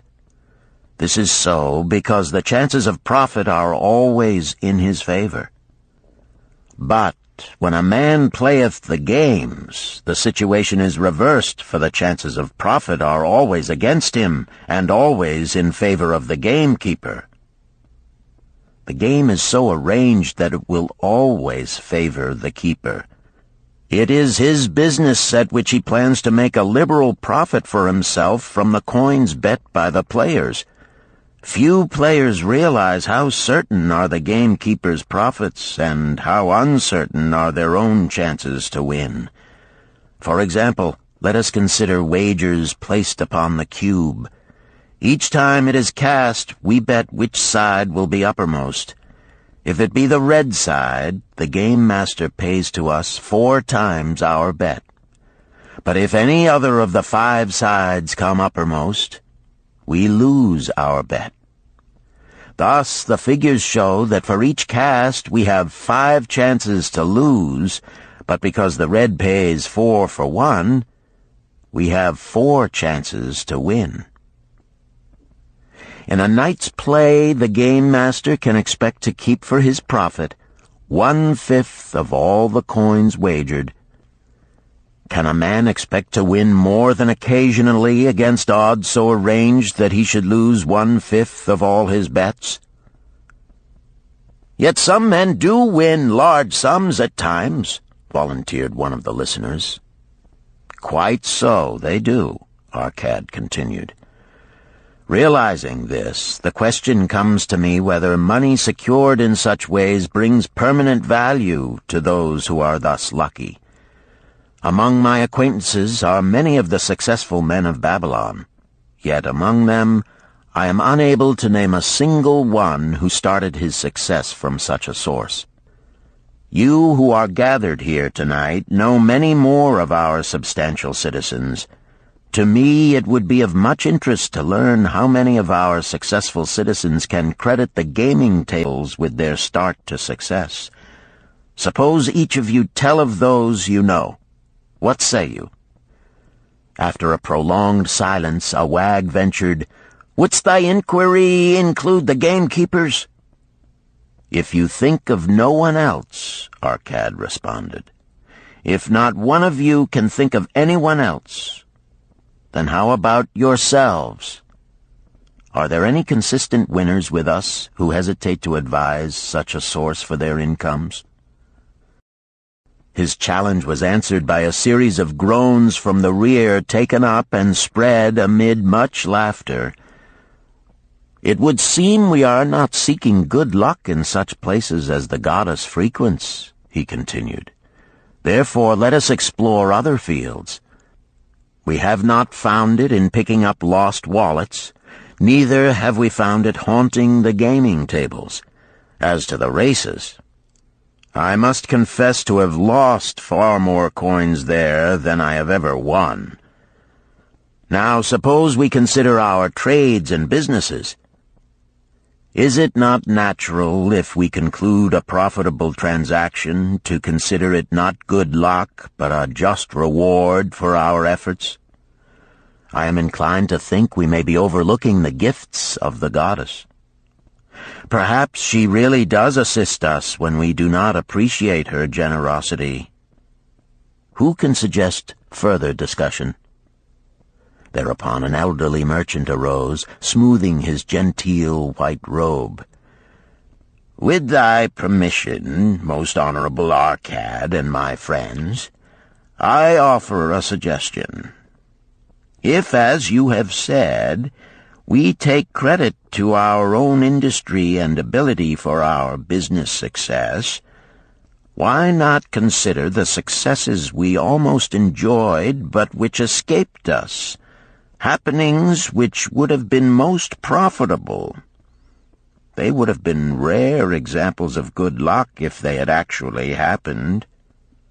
Because they were not brought to fulfillment, we cannot consider them as our just rewards. Surely many men here have such experiences to relate." "Here is a wise approach," Arcad approved. "Who among you have had good luck within your grasp only to see it escape?" Many hands were raised, among them that of the merchant. Arcad motioned to him to speak. "As you suggested this approach, we should like to hear first from you." "I will gladly relate a tale," he resumed, "that doth illustrate how closely unto a man good luck may approach, and how blindly he may permit it to escape, much to his loss and later regret. Many years ago, when I was a young man, just married and well started to earning, my father did come one day and urge most strongly that I enter upon an investment. The son of one of his good friends had taken notice of a barren tract of land not far beyond the outer walls of our city. It lay high above the canal where no water could reach it. The son of my father's friend devised a plan to purchase this land, build 3 large water wheels that could be operated by oxen, and thereby raise the life-giving waters to the fertile soil. This accomplished, he planned to divide it into small tracts and sell to the residents of the city for herb patches. The son of my father's friend did not possess sufficient gold to complete such an undertaking. Like myself, he was a young man earning a fair sum. His father, like mine, was a man of large family and small means. He therefore decided to interest a group of men to enter the enterprise with him. The group was to comprise 12, each of whom must be a money earner and agree to pay 1/10 of his earnings into the enterprise until the land was made ready for sale. All would then share justly in the profits in proportion to their investment. "Thou, my son," bespoke my father unto me, "art now in thy young manhood. It is my deep desire that thou begin the building of a valuable estate for thyself, that thou mayest become respected among men. I desire to see thou profit from a knowledge of the thoughtless mistakes of thy father." "This do I most ardently desire, my father," I replied. "Then this do I advise. Do what I should have done at thy age. From thy earnings keep out 1/10 to put into favorable investments. With this 1/10 of thy earnings, and what it will also earn, thou canst, before thou art my age, accumulate for thyself a valuable estate." "Thy words are words of wisdom, my father. Greatly do I desire riches. Yet there are many uses to which my earnings are called.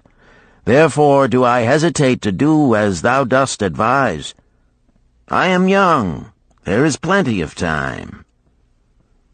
"So I thought at thy age. Yet behold, many years have passed, and I have not yet made the beginning." "We live in a different age, my father. I shall avoid thy mistakes." "Opportunity stands before thee, my son. It is offering a chance that may lead to wealth. I beg of thee, do not delay. Go upon the morrow to the son of my friend, and bargain with him to pay 10% of thy earnings into this investment. Go promptly upon the morrow. Opportunity waits for no man. Today it is here, soon it is gone, therefore delay not."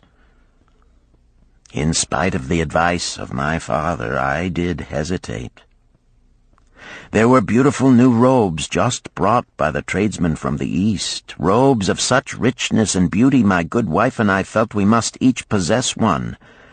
Should I agree to pay 1/10 of my earnings into the enterprise, we must deprive ourselves of these and other pleasures we dearly desired. I delayed making a decision until it was too late, much to my subsequent regret. The enterprise did prove to be more profitable than any man had prophesied. This is my tale, showing how I did permit good luck to escape. In this tale, we see how good luck waits to come to that man who accepts opportunity, commented a swarthy man of the desert. To the building of an estate, there must always be the beginning. That start may be a few pieces of gold or silver which a man diverts from his earnings to his first investment. I, myself, am the owner of many herds. The start of my herds I did begin when I was a mere boy, and did purchase with 1 piece of silver a young calf. This, being the beginning of my wealth, was of great importance to me. To take his first start to building an estate is as good luck as can come to any man. With all men, that first step, which changes them from men who earn from their own labor to men who draw dividends from the earnings of their gold, is important. Some fortunately take it when young and thereby outstrip in financial success those who do take it later, or those unfortunate men, like the father of this merchant, who never take it. Had our friend the merchant taken this step in his early manhood when this opportunity came to him, this day he would be blessed with much more of this world's goods. Should the good luck of our friend the cloth weaver cause him to take such a step at this time, it will indeed be but the beginning of much greater good fortune. "Thank you. I like to speak also," a stranger from another country arose. "I am a Syrian. Not so well do I speak your tongue. I wish to call this friend, the merchant, a name. Maybe you think it not polite, this name. Yet I wish to call him that. But, alas, I not know your word for it. If I do call it in Syrian, you will not understand. Therefore, please, some good gentleman, tell me that right name you call man who puts off doing those things that mighty good for him." "Procrastinator!" called a voice. "That's him!" shouted the Syrian, waving his hands excitedly. "He accepts not opportunity when she comes. He waits. He says, I have much business right now. By and by I talk to you. Opportunity she will not wait for such slow fellow. She thinks if a man desires to be lucky he will step quick. Any man who not step quick when opportunity comes. He, big procrastinator like our friend, this merchant." The merchant arose and bowed good-naturedly in response to the laughter. "My admiration to the stranger within our gates who hesitates not to speak the truth." And now let us hear another tale of opportunity. Who has for us another experience? Demanded Arcad. "I have," responded a red-robed man of middle age.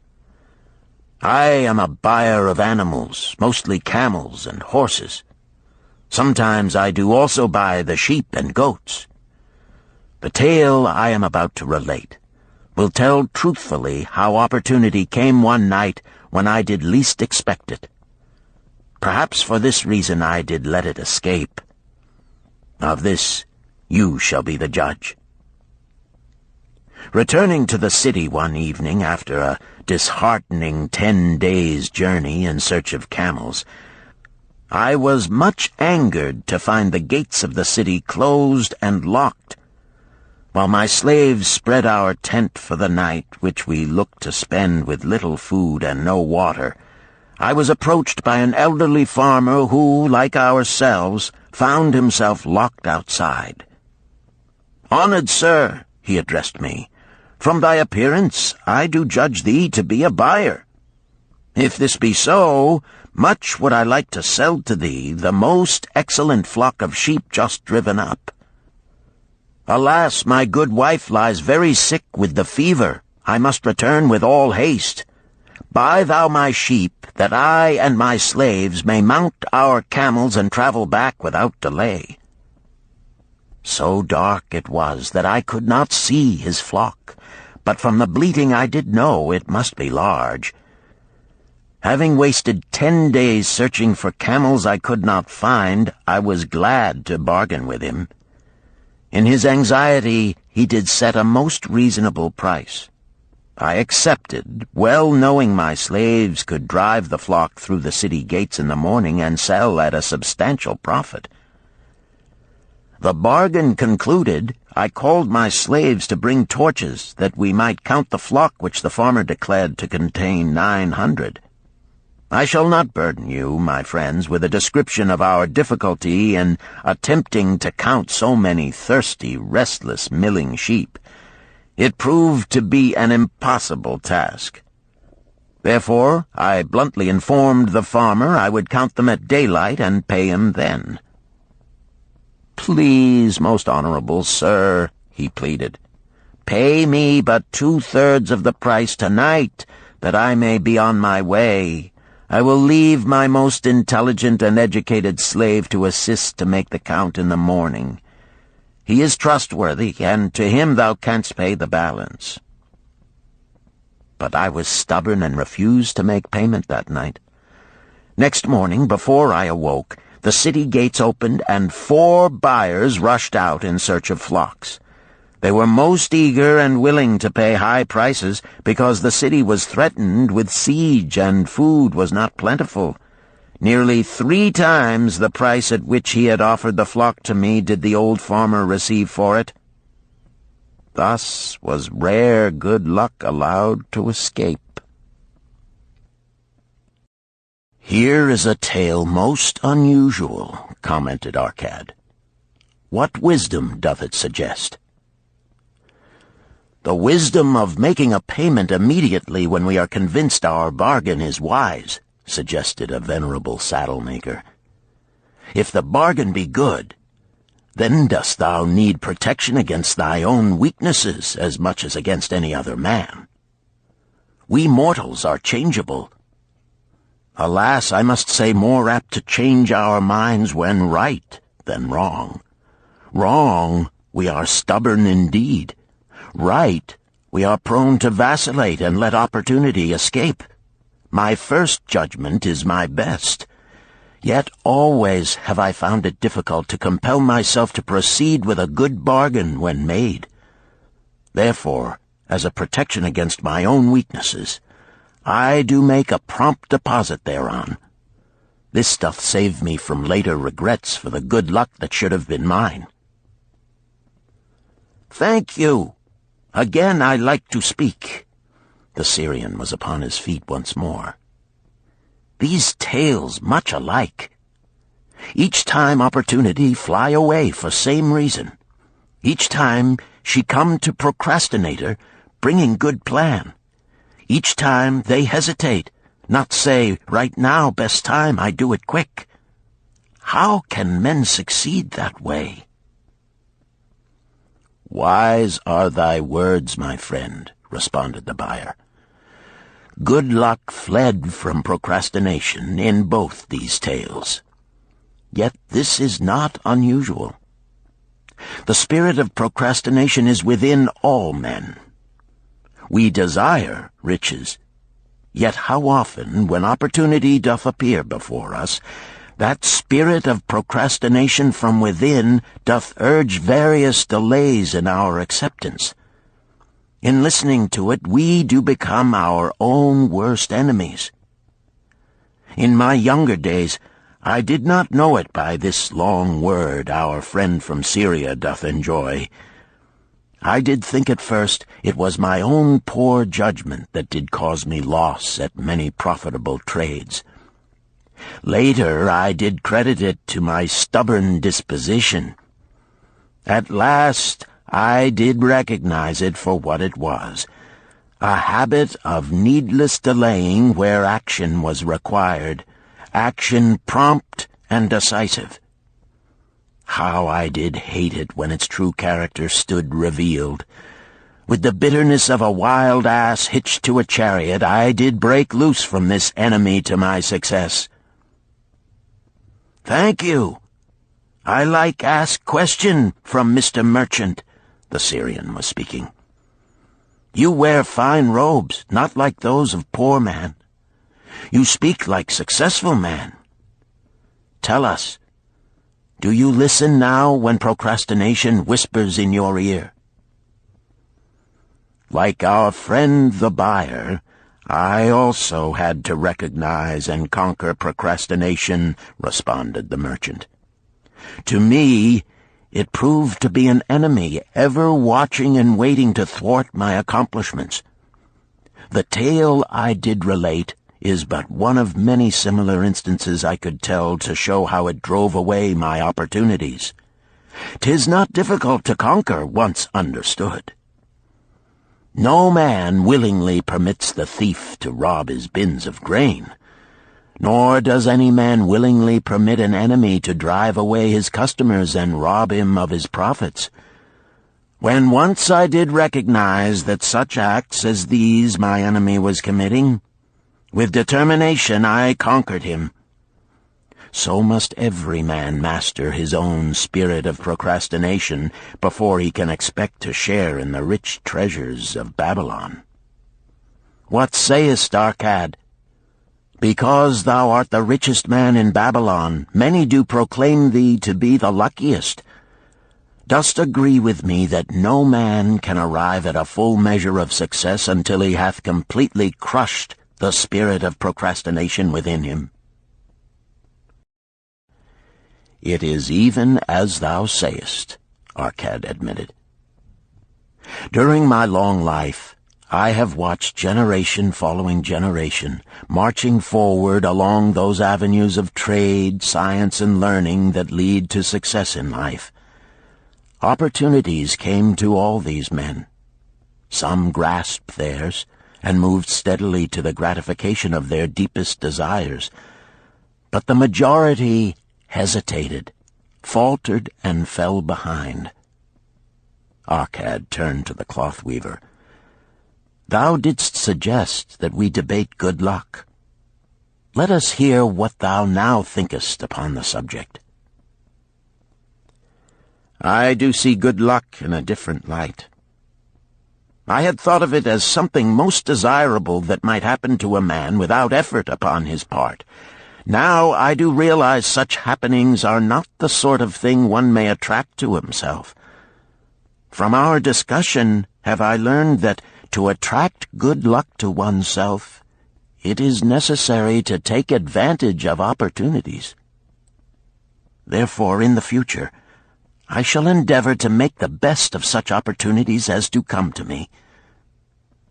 Thou hast well grasped the truths brought forth in our discussion, Arcad replied.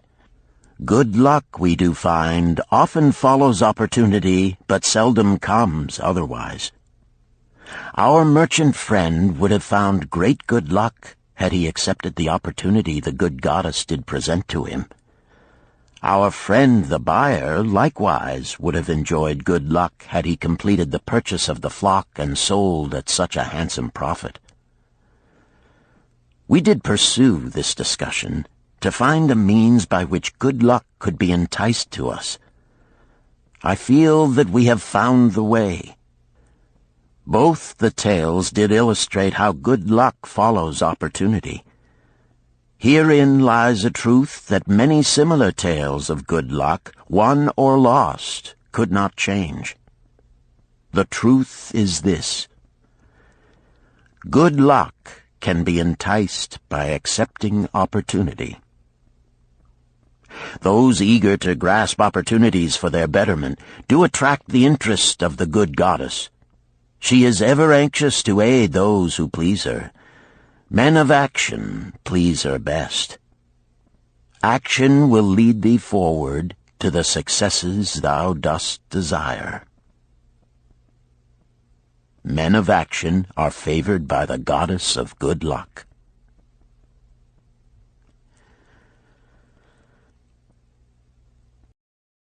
Chapter 5. The 5 Laws of Gold. A bag heavy with gold, or a clay tablet carved with words of wisdom. If thou hadst thy choice, which wouldst thou choose? By the flickering light from the fire of desert shrubs, the sun-tanned faces of the listeners gleamed with interest. "The gold! The gold!" chorused the 27. Old Calibab smiled knowingly. "Hark!" he resumed, raising his hand. "Hear the wild dogs out there in the night? They howl and wail because they are lean with hunger. Yet feed them, and what do they? Fight and strut. Then fight and strut some more, giving no thought to the morrow that will surely come. Just so it is with the sons of men. Give them a choice of gold and wisdom. What do? Ignore the wisdom and waste the gold. On the morrow they wail because they have no more gold. Gold is reserved for those who know its laws and abide by them." Calabab drew his white robe close about his lean legs, for a cool night wind was blowing.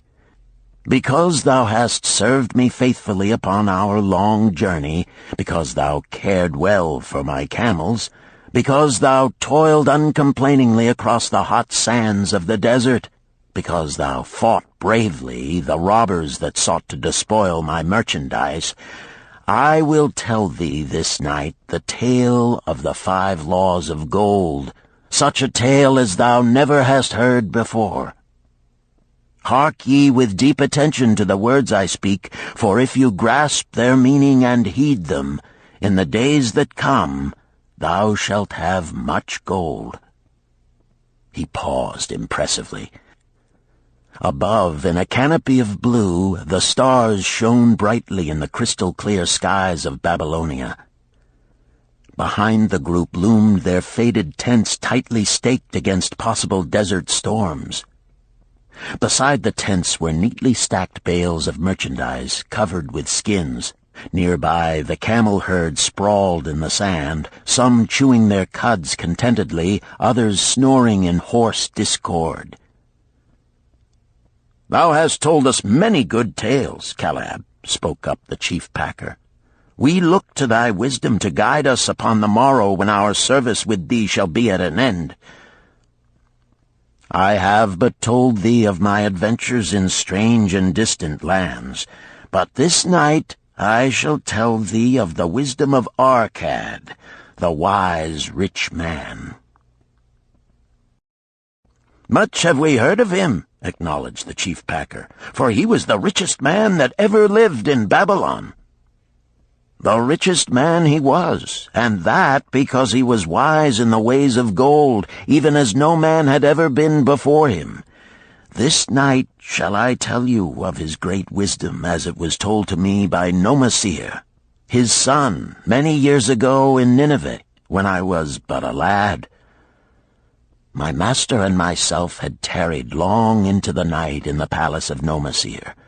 I had helped my master bring great bundles of fine rugs, each one to be tried by Nomasir until his choice of colors was satisfied. At last he was well pleased, and commanded us to sit with him and to drink a rare vintage, odorous to the nostrils and most warming to my stomach, which was unaccustomed to such a drink. Then did he tell us this tale of the great wisdom of Arkad, his father, even as I shall tell it to you. In Babylon it is the custom, as you know, that the sons of wealthy fathers live with their parents in expectation of inheriting the estate. Arkad did not approve of this custom. Therefore, when Nomasir reached the man's estate, he sent for the young man and addressed him. "My son, it is my desire that thou succeed to my estate. Thou must, however, first prove that thou art capable of wisely handling it. Therefore, I wish that thou go out into the world and show thy ability both to acquire gold and to make thyself respected among men. To start thee well, I will give thee 2 things of which I myself was denied when I started as a poor youth to build up a fortune. First, I give thee this bag of gold. If thou use it wisely, it will be the basis of thy future success. Second, I give thee this clay tablet upon which is carved the 5 laws of gold. If thou dost but interpret them in thy own acts, they shall bring thee competence and security. 10 years from this day come thou back to the house of thy father and give account of thyself. If thou prove worthy, I will then make thee the heir to my estate. Otherwise I will give it to the priests that they may barter for my soul the kind consideration of the gods." So Nomasir went forth to make his own way, taking his bag of gold the clay tablet carefully wrapped in silken cloth, his slave, and the horses upon which they rode. The 10 years passed, and Nomasir, as he had agreed, returned to the house of his father, who provided a great feast in his honor, to which he invited many friends and relatives. After the feast was over, the father and mother mounted their throne-like seats at one side of the great hall, and Nomasir stood before them to give an account of himself as he had promised his father. It was evening. The room was hazy with smoke from the wicks of the oil lamps that but dimly lighted it. Slaves in white woven jackets and tunics fanned the humid air rhythmically with long-stemmed palm leaves. A stately dignity colored the scene. The wife of Nomasir and his 2 young sons, with friends and other members of the family, sat upon rugs behind him, eager listeners. "My father," he began deferentially, "I bow before thy wisdom. 10 years ago, when I stood at the gates of manhood, thou bade me go forth and become a man among men, instead of remaining a vassal to thy fortune. Thou gave me liberally of thy gold.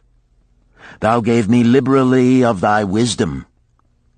Of the gold, alas, I must admit of a disastrous handling. It fled indeed from my inexperienced hands, even as a wild hare flees at the first opportunity from the youth who captures it." The father smiled indulgently. "Continue, my son. Thy tale interests me in all its details."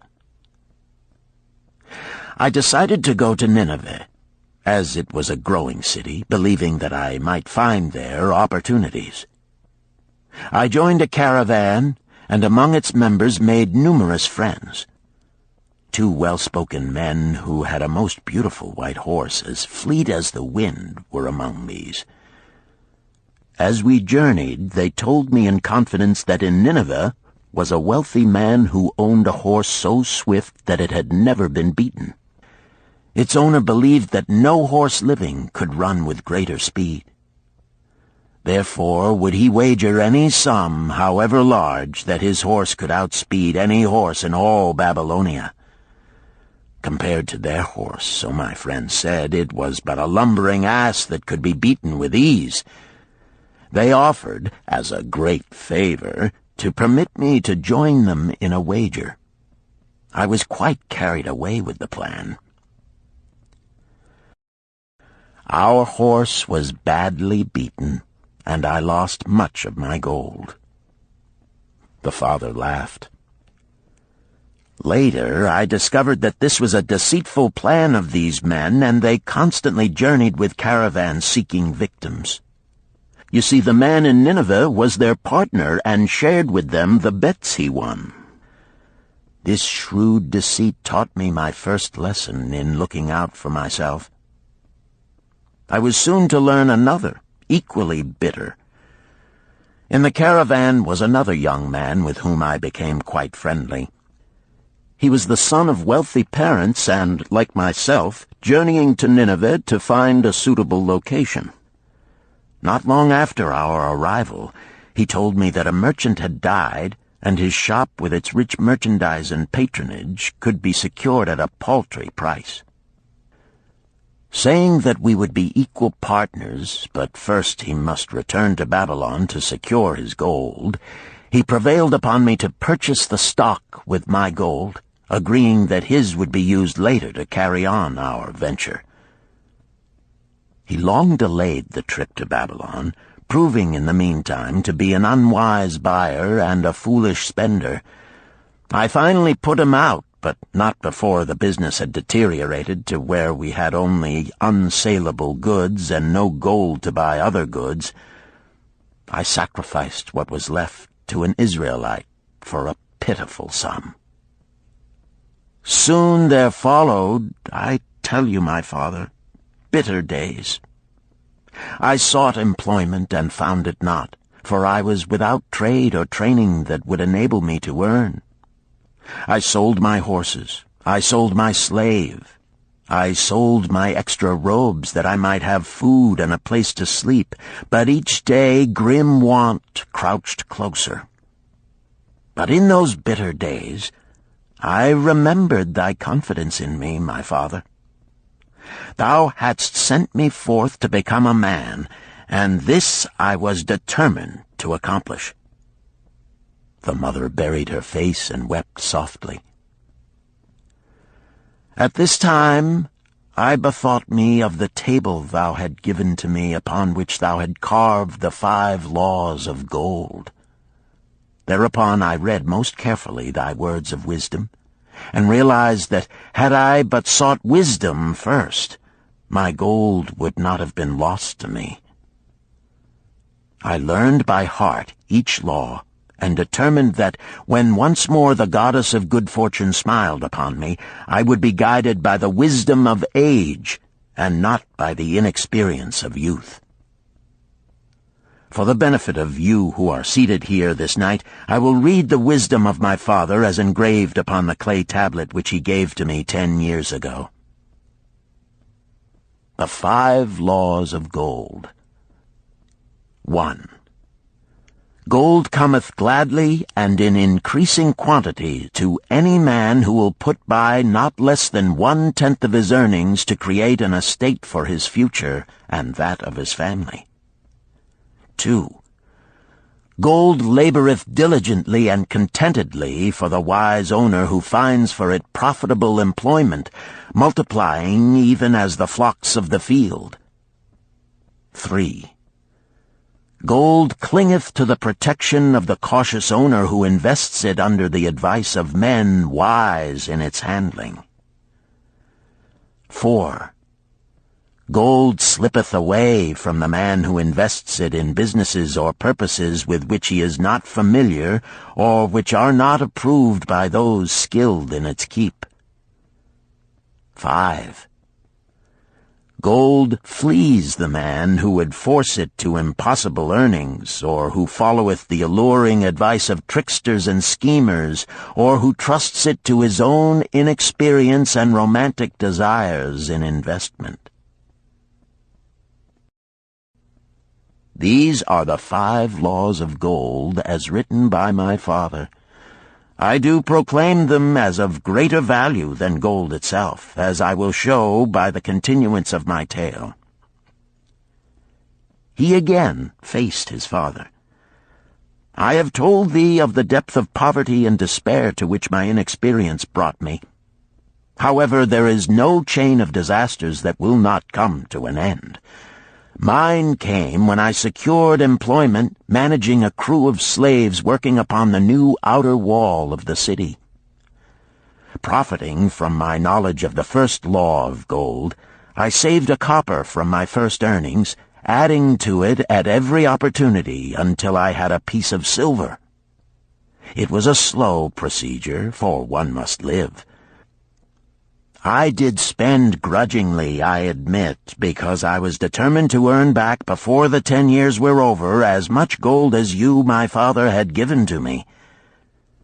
One day the slave-master with whom I had become quite friendly said to me, "Thou art a thrifty youth who spends not wantonly what he earns. Hast thou gold put by that is not earning?" "Yes," I replied. "It is my greatest desire to accumulate gold, to replace that which my father gave to me and which I have lost. 'Tis a worthy ambition, I will grant. And do you know that the gold which you have saved can work for you and earn much more gold?" "Alas, my experience has been bitter, for my father's gold has fled from me, and I am in much fear lest my own do the same." "If thou hast confidence in me, I will give thee a lesson in the profitable handling of gold," he replied. "Within a year the outer wall will be complete and ready for the great gates of bronze that will be built at each entrance to protect the city from the king's enemies. In all Nineveh there is not enough metal to make these gates, and the king has not thought to provide it. Here is my plan. A group of us will pool our gold and send a caravan to the mines of copper and tin which are distant, and bring to Nineveh the metal for the gates. When the king says, 'Make the great gates,' we alone can supply the metal, and a rich price he will pay. If the king will not buy from us, we will yet have the metal which can be sold for a fair price." In his offer, I recognized an opportunity to abide by the third law and invest my savings under the guidance of wise men. Nor was I disappointed. Our pool was a success, and my small store of gold was greatly increased by the transaction. In due time I was accepted as a member of this same group in other ventures. They were men wise in the profitable handling of gold. They talked over each plan presented with great care before entering upon it. They would take no chance on losing their principal or tying it up in unprofitable investments from which their gold could not be recovered. Such foolish things as the horse race and the partnership into which I had entered with my inexperience would have had scant consideration with them. They would have immediately pointed out their weaknesses. Through my association with these men, I learned to safely invest gold to bring profitable returns. As the years went on, my treasure increased more and more rapidly. I not only made back as much as I lost, but much more. Through my misfortunes, my trials, and my success, I have tested time and again the wisdom of the 5 laws of gold, my father, and have proven them true in every test. To him who is without knowledge of the 5 laws, gold comes not often, and goeth away quickly. But to him who abide by the 5 laws, gold comes and works as his dutiful slave. Nomasir ceased speaking and motioned to a slave in the back of the room. The slave brought forward, one at a time, 3 heavy leather bags. One of these Nomasir took and placed upon the floor before his father, addressing him again. "Thou didst give to me a bag of gold, Babylon gold. Behold, in its place I do return to thee a bag of Nineveh gold of equal weight, an equal exchange, as all will agree. Thou didst give to me a clay tablet inscribed with wisdom.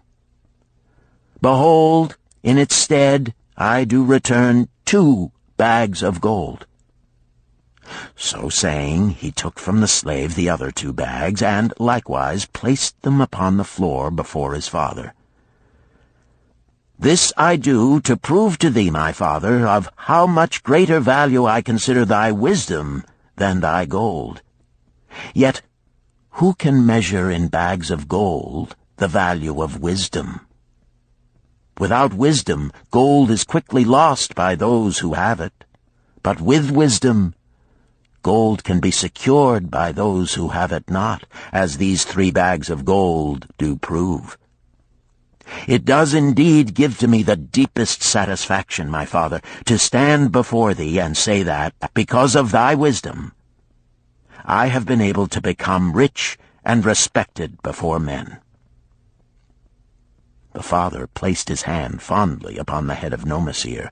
"Thou hast learned well thy lessons, and I am indeed fortunate to have a son to whom I may entrust my wealth." Calabab ceased his tale and looked critically at his listeners. "What means this to thee, this tale of Nomasir?" he continued. "Who among thee can go to thy father or to the father of thy wife and give an account of wise handling of his earnings? What would these venerable men think were you to say, 'I have traveled much and learned much and labored much and earned much, yet alas, of gold I have little. Some I spent wisely, some I spent foolishly, and much I lost in unwise ways.' Dost still think it but an inconsistency of fate that some men have much gold and others have naught? Then you err. Men have much gold when they know the 5 laws of gold and abide thereby. Because I learned these 5 laws in my youth and abided by them, I have become a wealthy merchant. Not by some strange magic did I accumulate my wealth. Wealth that comes quickly goeth the same way. Wealth that stayeth to give enjoyment and satisfaction to its owner comes gradually, because it is a child born of knowledge and persistent purpose. To earn wealth is but a slight burden upon the thoughtful man. Bearing the burden consistently from year to year accomplishes the final purpose. The 5 laws of gold offer to thee a rich reward for their observance. Each of these 5 laws is rich with meaning, and lest thou overlook this in the briefness of my tale, I will now repeat them. I do know them each by heart, because in my youth I could see their value and would not be content until I knew them word for word. The first law of gold. Gold cometh gladly and in increasing quantity to any man who will put by not less than 1/10 of his earnings to create an estate for his future and that of his family. Any man who will put by 1/10 of his earnings consistently and invest it wisely will surely create a valuable estate that will provide an income for him in the future and further guarantee safety for his family in case the gods call him to the world of darkness. This law always saith that gold cometh gladly to such a man. I can truly certify this in my own life. The more gold I accumulate, the more readily it comes to me, and in increased quantities.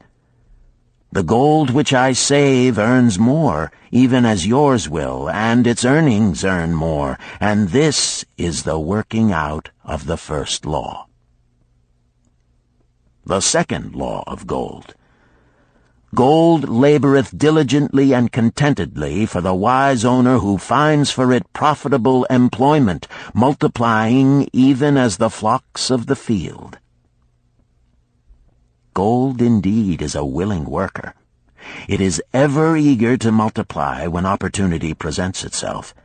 To every man who hath a store of gold set by, opportunity comes for its most profitable use. As the years pass, it multiplies itself in surprising fashion. The third law of gold. Gold clingeth to the protection of the cautious owner who invests it under the advice of men wise in its handling. Gold indeed clingeth to the cautious owner, even as it flees the careless owner. The man who seeks the advice of men wise in handling gold soon learneth not to jeopardize his treasure, but to preserve in safety and to enjoy in contentment its consistent increase. This ends Disc 2. The Richest Man in Babylon, Disc 3. The fourth law of gold. Gold slippeth away from the man who invests it in businesses or purposes with which he is not familiar or which are not approved by those skilled in its keep. To the man who hath gold yet is not skilled in its handling, many uses for it appear most profitable. Too often these are fraught with danger of loss, and if properly analyzed by wise men, show small possibility of profit. Therefore, the inexperienced owner of gold who trusts to his own judgment and invests it in businesses or purposes with which he is not familiar, too often finds his judgment imperfect and pays with his treasure for his inexperience. Wise indeed is he who investeth his treasures under the advice of men skilled in the ways of gold. The 5th law of gold. Gold flees the man who would force it to impossible earnings, or who followeth the alluring advice of tricksters and schemers, or who trusts it to his own inexperience and romantic desires in investment. Fanciful propositions that thrill like adventure tales always come to the new owner of gold. These appear to endow his treasure with magic powers that will enable it to make impossible earnings. Yet heed ye the wise men, for verily they know the risks that lurk behind every plan to make great wealth suddenly. Forget not the rich men of Nineveh, who would take no chance of losing their principal or tying it up in unprofitable investments. This ends my tale of the 5 laws of gold. In telling it to thee, I have told the secrets of my own success. Yet they are not secrets, but truths which every man must first learn and then follow, who wishes to step out of the multitude that, like yon wild dogs, must worry each day for food to eat. Tomorrow we enter Babylon. Look, see the fire that burns eternal above the temple of Bel? We are already in sight of the golden city. Tomorrow each of thee shall have gold, the gold thou hast so well earned by thy faithful services. 10 years from this night, what can you tell about this gold? If there be men among you who, like Nomasir, will use a portion of their gold to start for themselves an estate and be thenceforth wisely guided by the wisdom of Arkad, 10 years from now, 'tis a safe wager, like the son of Arkad, they will be rich and respected among men. Our wise acts accompany us through life to please us and to help us. Just as surely our unwise acts follow us to plague and torment us. Alas, they cannot be forgotten. In the front rank of the torments that do follow us are the memories of the things we should have done, of the opportunities which came to us, and we took not. Rich are the treasures of Babylon. So rich no man can count their value in pieces of gold. Each year they grow richer and more valuable. Like the treasures of every land, they are a reward, a rich reward, awaiting those men of purpose who determine to secure their just share. In the strength of thine own desires is a magic power. Guide this power with thy knowledge of the 5 laws of gold, and thou shalt share the treasures of Babylon.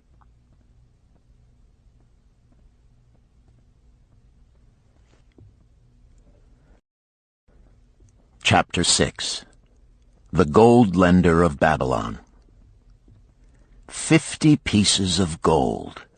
Never before had Rodan, the spearmaker of old Babylon, carried so much gold in his leather wallet.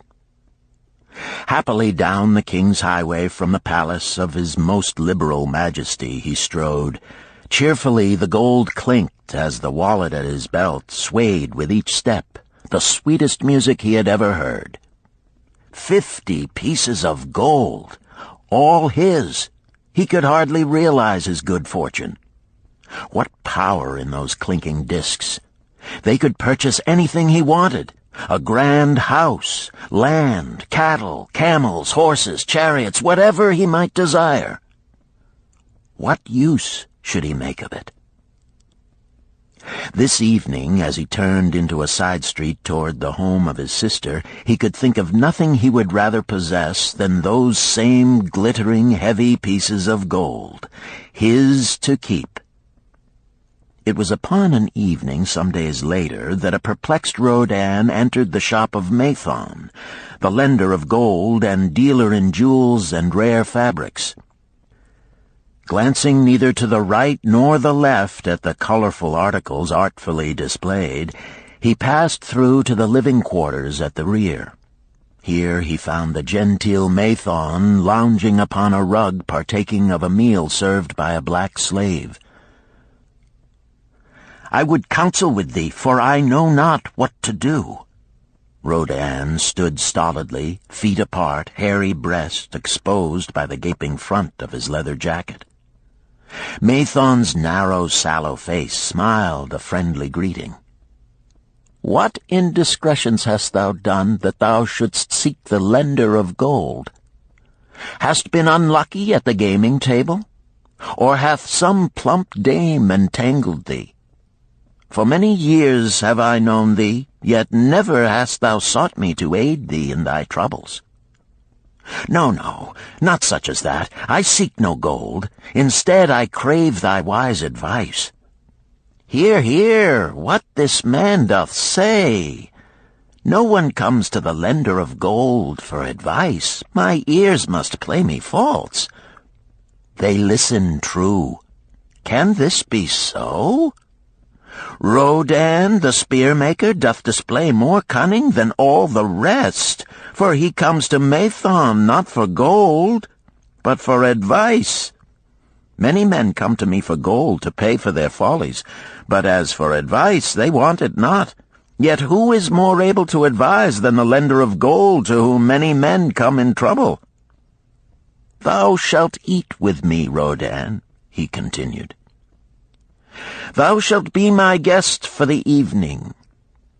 Ando," he commanded of the black slave, "draw up a rug for my friend Rodan, the spear-maker, who comes for advice. He shall be mine honored guest. Bring to him much food, and get for him my largest cup.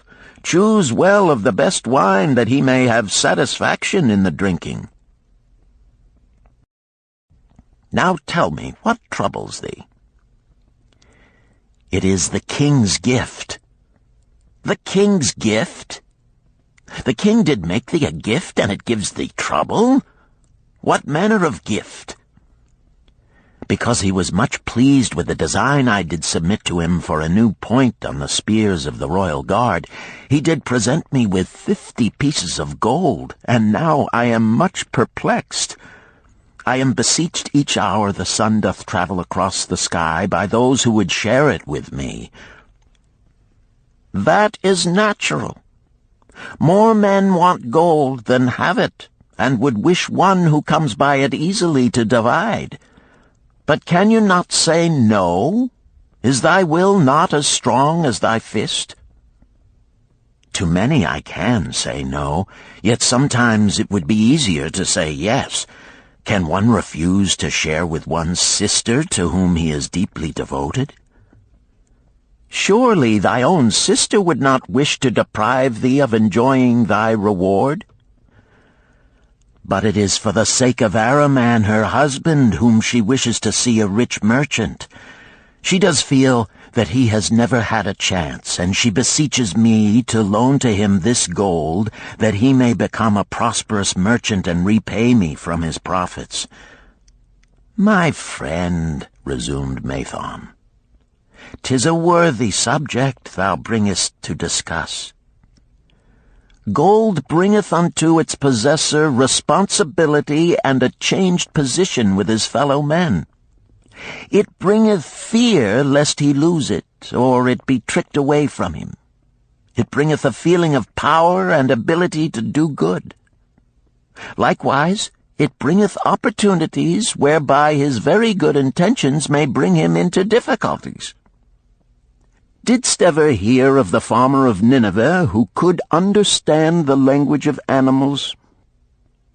I wot not, for 'tis not the kind of tale men like to tell over the bronze-caster's forge.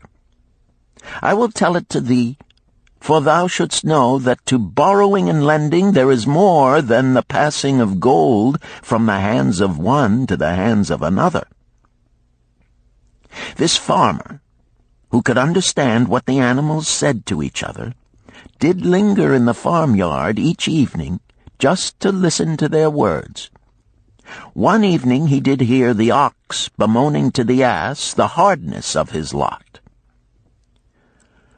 I do labor pulling the plow from morning until night, no matter how hot the day, or how tired my legs, or how the bow doth chafe my neck, still must I work.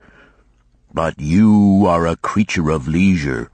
You are trapped with a colorful blanket and do nothing more than carry our master about where he wishes to go. When he goes nowhere, you do rest and eat the green grass all the day."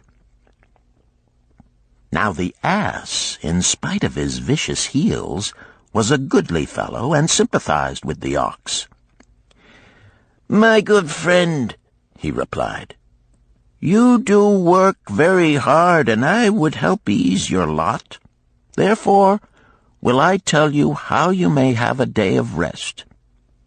In the morning, when the slave comes to fetch you to the plow, lie upon the ground and bellow much, that he may say you are sick and cannot work."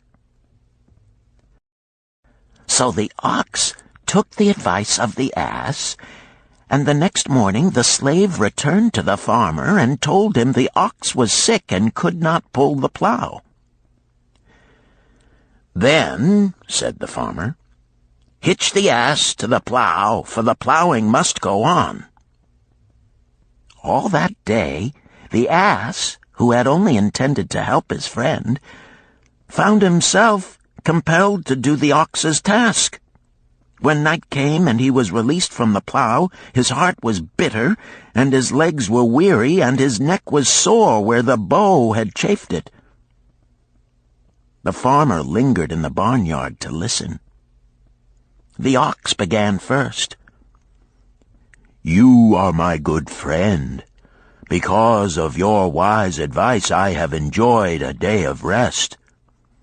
"And I," retorted the ass, "am like many another simple-hearted one who starts to help a friend and ends up by doing his task for him.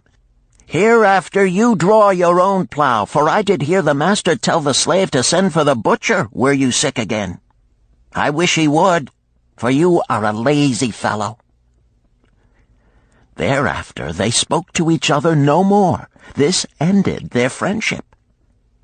"Canst thou tell the moral to this tale, Rodan?" "'Tis a good tale," responded Rodan, "but I see not the moral." "I thought not that you would, but it is there, and simple too. Just this: if you desire to help thy friend, do so in a way that will not bring thy friend's burdens upon thyself." "I had not thought of that. It is a wise moral. I wish not to assume the burdens of my sister's husband. But tell me, you lend to many. Do not the borrowers repay?" Mathon smiled the smile of one whose soul is rich with much experience. "Could a loan be well made if the borrower cannot repay? Must not the lender be wise and judge carefully whether his gold can perform a useful purpose to the borrower and return to him once more? Or whether it will be wasted by one unable to use it wisely and leave him without his treasure, and leave the borrower with a debt he cannot repay? I will show to thee the tokens in my token chest, and let them tell thee some of their stories." Into the room he brought a chest as long as his arm, covered with red pigskin and ornamented with bronze designs.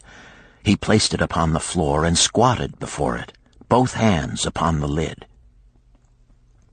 "From each person to whom I lend, I do exact a token for my token chest, to remain there until the loan is repaid. When they repay, I give it back. But if they never repay, it will always remind me of one who was not faithful to my confidence. The safest loans, my token box tells me, are to those whose possessions are of more value than the one they desire. They own lands or jewels or camels or other things which could be sold to repay the loan. Some of the tokens given to me are jewels of more value than the loan. Others are promises that if the loan be not repaid as agreed, they will deliver to me certain property settlement. On loans like those I am assured that my gold will be returned with the rental thereon, for the loan is based on property. In another class are those who have the capacity to earn. They are such as you, who labor or serve and are paid. They have income. And if they are honest and suffer no misfortune, I know that they also can repay the gold I loan them and the rental to which I am entitled. Such loans are based on human effort. Others are those who have neither property nor assured earning capacity. Life is hard, and there will always be some who cannot adjust themselves to it. Alas for the loans I make them! Even though they be no larger than a pence, my token box may censure me in the years to come unless they be guaranteed by good friends of the borrower who know him honorable. Mathon released the clasp and opened the lid. Rodan leaned forward eagerly. At the top of the chest, a bronze neckpiece lay upon a scarlet cloth. Mathon picked up the piece and patted it affectionately. "This shall always remain in my token chest, because the owner has passed on into the great darkness. I treasure it, his token, and I treasure his memory, for he was my good friend. We traded together with much success until out of the East he brought a woman to wed, beautiful, but not like our women, a dazzling creature. He spent his gold lavishly to gratify her desires. He came to me in distress when his gold was gone.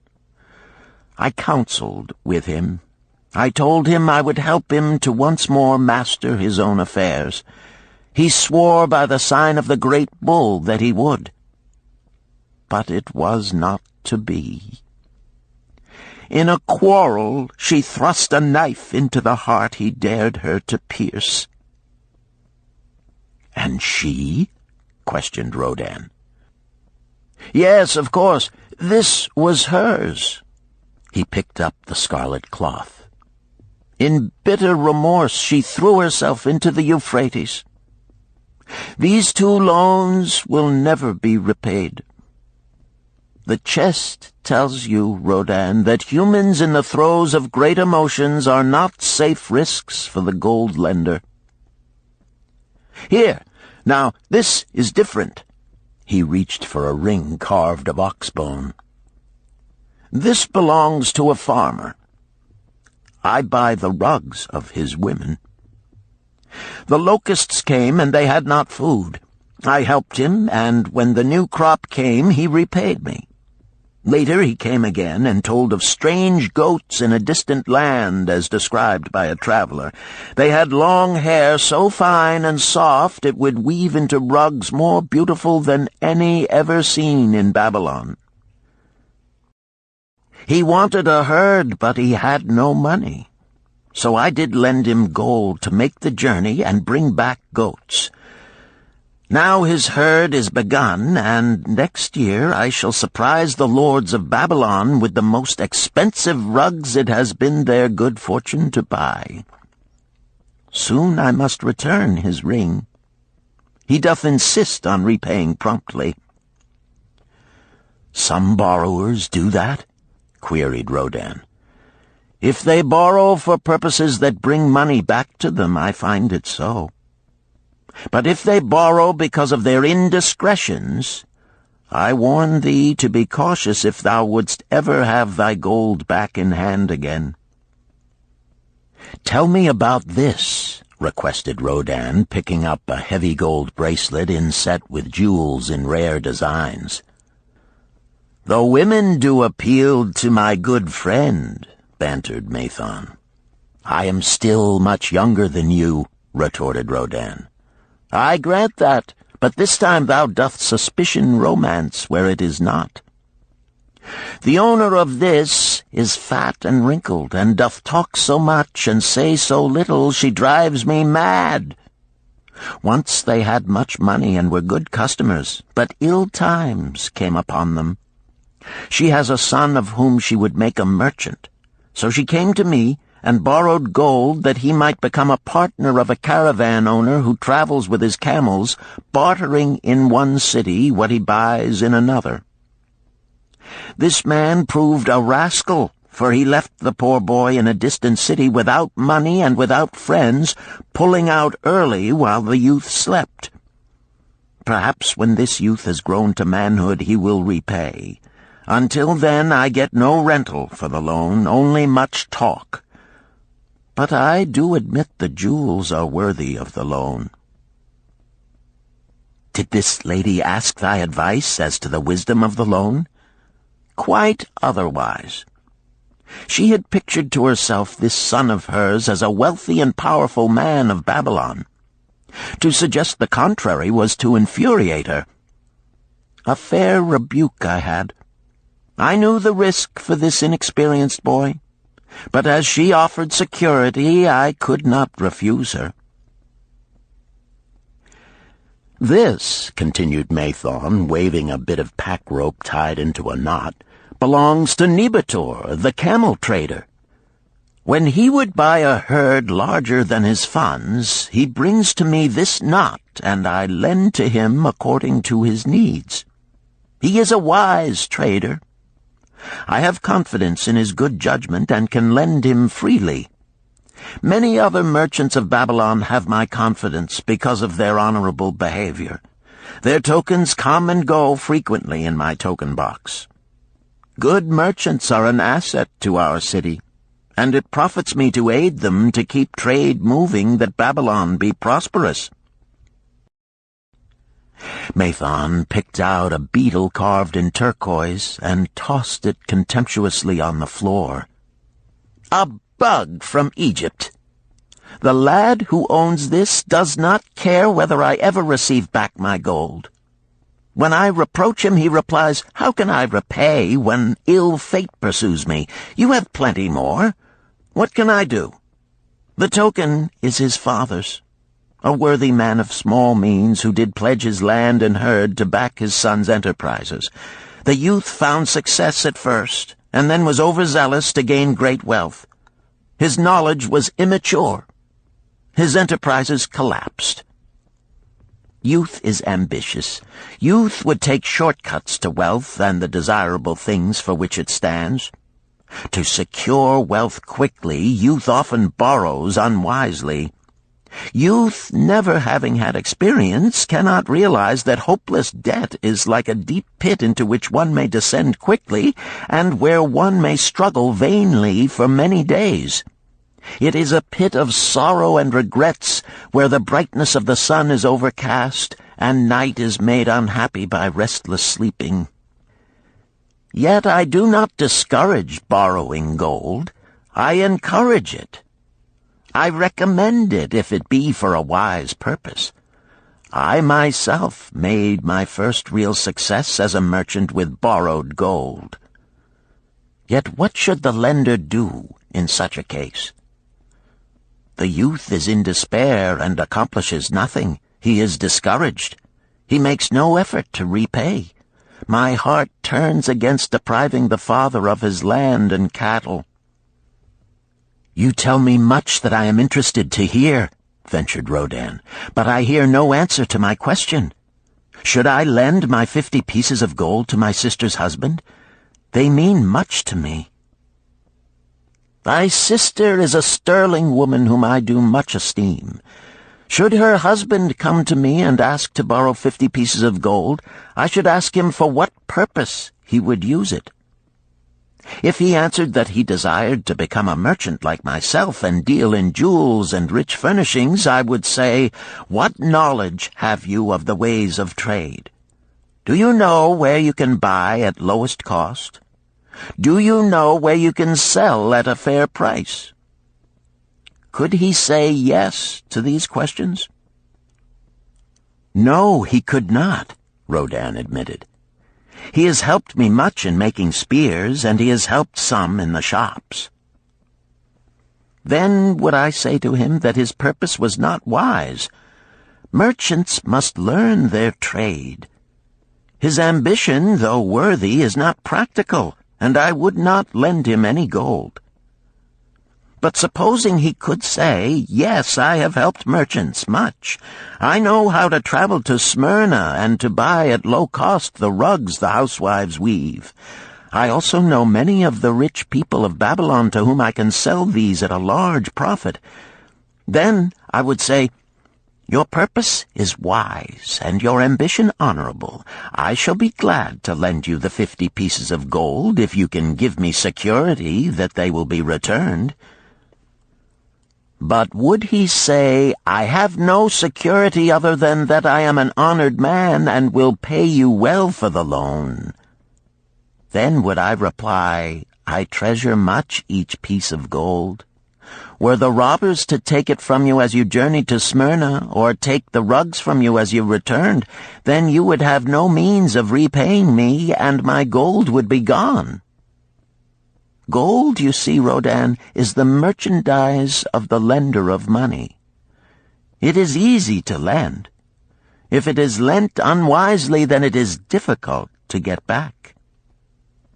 The wise lender wishes not the risk of the undertaking, but the guarantee of safe repayment. "'Tis well," he continued, "to assist those that are in trouble. 'Tis well to help those upon whom fate has laid a heavy hand. 'Tis well to help those who are starting, that they may progress and become valuable citizens. But help must be given wisely, lest, like the farmer's ass, in our desire to help, we but take upon ourselves the burden that belongs to another." Again I wandered from thy question, Rodin, but hear my answer. Keep thy 50 pieces of gold. What thy labor earns for thee and what is given thee for reward is thine own, and no man can put an obligation upon thee to part with it unless it do be thy wish. If thee wouldst lend it so that it may earn thee more gold, then lend with caution and in many places. I like not idle gold, even less I like too much of risk. How many years hast thou labored as a spear-maker? Fully 3. How much besides the king's gift hast saved? 3 gold pieces. Each year that thou hast labored, thou hast denied thyself good things to save from thine earnings 1 piece of gold? 'Tis as you say. Then mightest save in 50 years of labor 50 pieces of gold by thy self-denial? A lifetime of labor it would be. Thinkest thou thy sister would wish to jeopardize the savings of 50 years of labor over the bronze melting pot, that her husband might experiment on being a merchant? Not if I spoke in your words. Then go to her and say, 3 years I have labored each day except fast days, from morning until night, and I have denied myself many things that my heart craved. For each year of labor and self-denial, I have to show 1 piece of gold. Thou art my favored sister, and I wish that thy husband may engage in business in which he will prosper greatly. If he will submit to me a plan that seems wise and possible to my friend Mathon, then will I gladly lend to him my savings of an entire year, that he may have an opportunity to prove that he can succeed. Do that, I say, and if he has within him the soul to succeed, he can prove it. If he fails, he will not owe thee more than he can hope some day to repay. I am a gold lender because I own more gold than I can use in my own trade. I desire my surplus gold to labor for others and thereby earn more gold. I do not wish to take risk of losing my gold, for I have labored much and denied myself much to secure it. Therefore I will no longer lend any of it where I am not confident that it is safe and will be returned to me. Neither will I lend it where I am not convinced that its earnings will be promptly paid to me. I have told to thee, Rodan, a few of the secrets of my token chest. From them you may understand the weakness of men and their eagerness to borrow that which they have no certain means to repay. From this you can see how often their high hopes of the great earnings they could make if they but had gold are but false hopes they have not the ability or training to fulfill.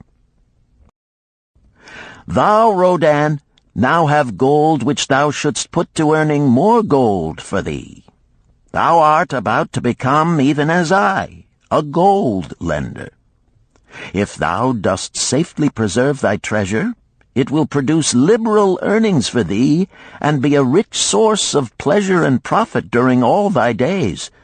But if thou dost let it escape from thee, it will be a source of constant sorrow and regret as long as thy memory doth last. What desirest thou most of this gold in thy wallet? To keep it safe.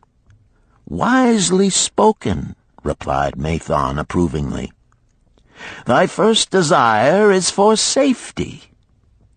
Thinkest thou that in the custody of thy sister's husband it would be truly safe from possible loss? I fear not, for he is not wise in guarding gold. Then be not swayed by foolish sentiments of obligation to trust thy treasure to any person. If thou wouldst help thy family or thy friends, find other ways than risking the loss of thy treasure. Forget not that gold slippeth away in unexpected ways from those unskilled in guarding it. As well waste thy treasure in extravagance as let others lose it for thee. What next after safety dost desire of this treasure of thine? That it earn more gold. Again thou speakest with wisdom. It should be made to earn and grow larger.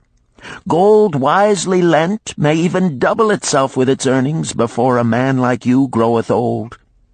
If you risk losing it, you risk losing all that it would earn as well. Therefore, be not swayed by the fantastic plans of impractical men who think they see ways to force thy gold to make earnings unusually large. Such plans are the creations of dreamers unskilled in the safe and dependable laws of trade. Be conservative in what thou expectest to earn, that thou mayest keep and enjoy thy treasure. To hire it out with a promise of usurious returns is to invite loss. Seek to associate thyself with men and enterprises whose success is established, that thy treasure may earn liberally under their skillful use and be guarded safely by their wisdom and experience.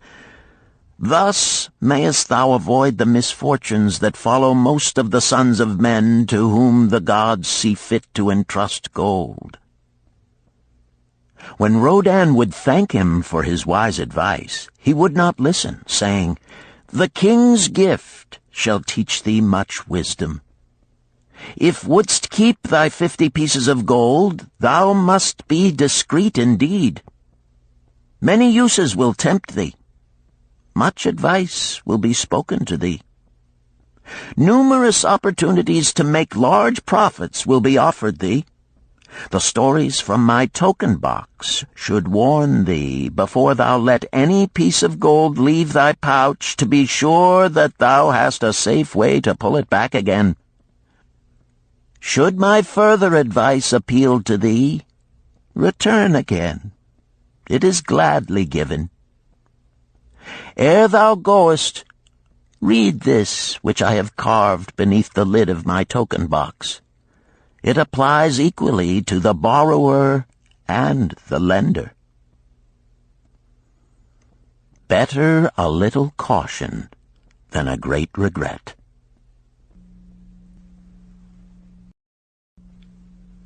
Chapter 7. The Walls of Babylon.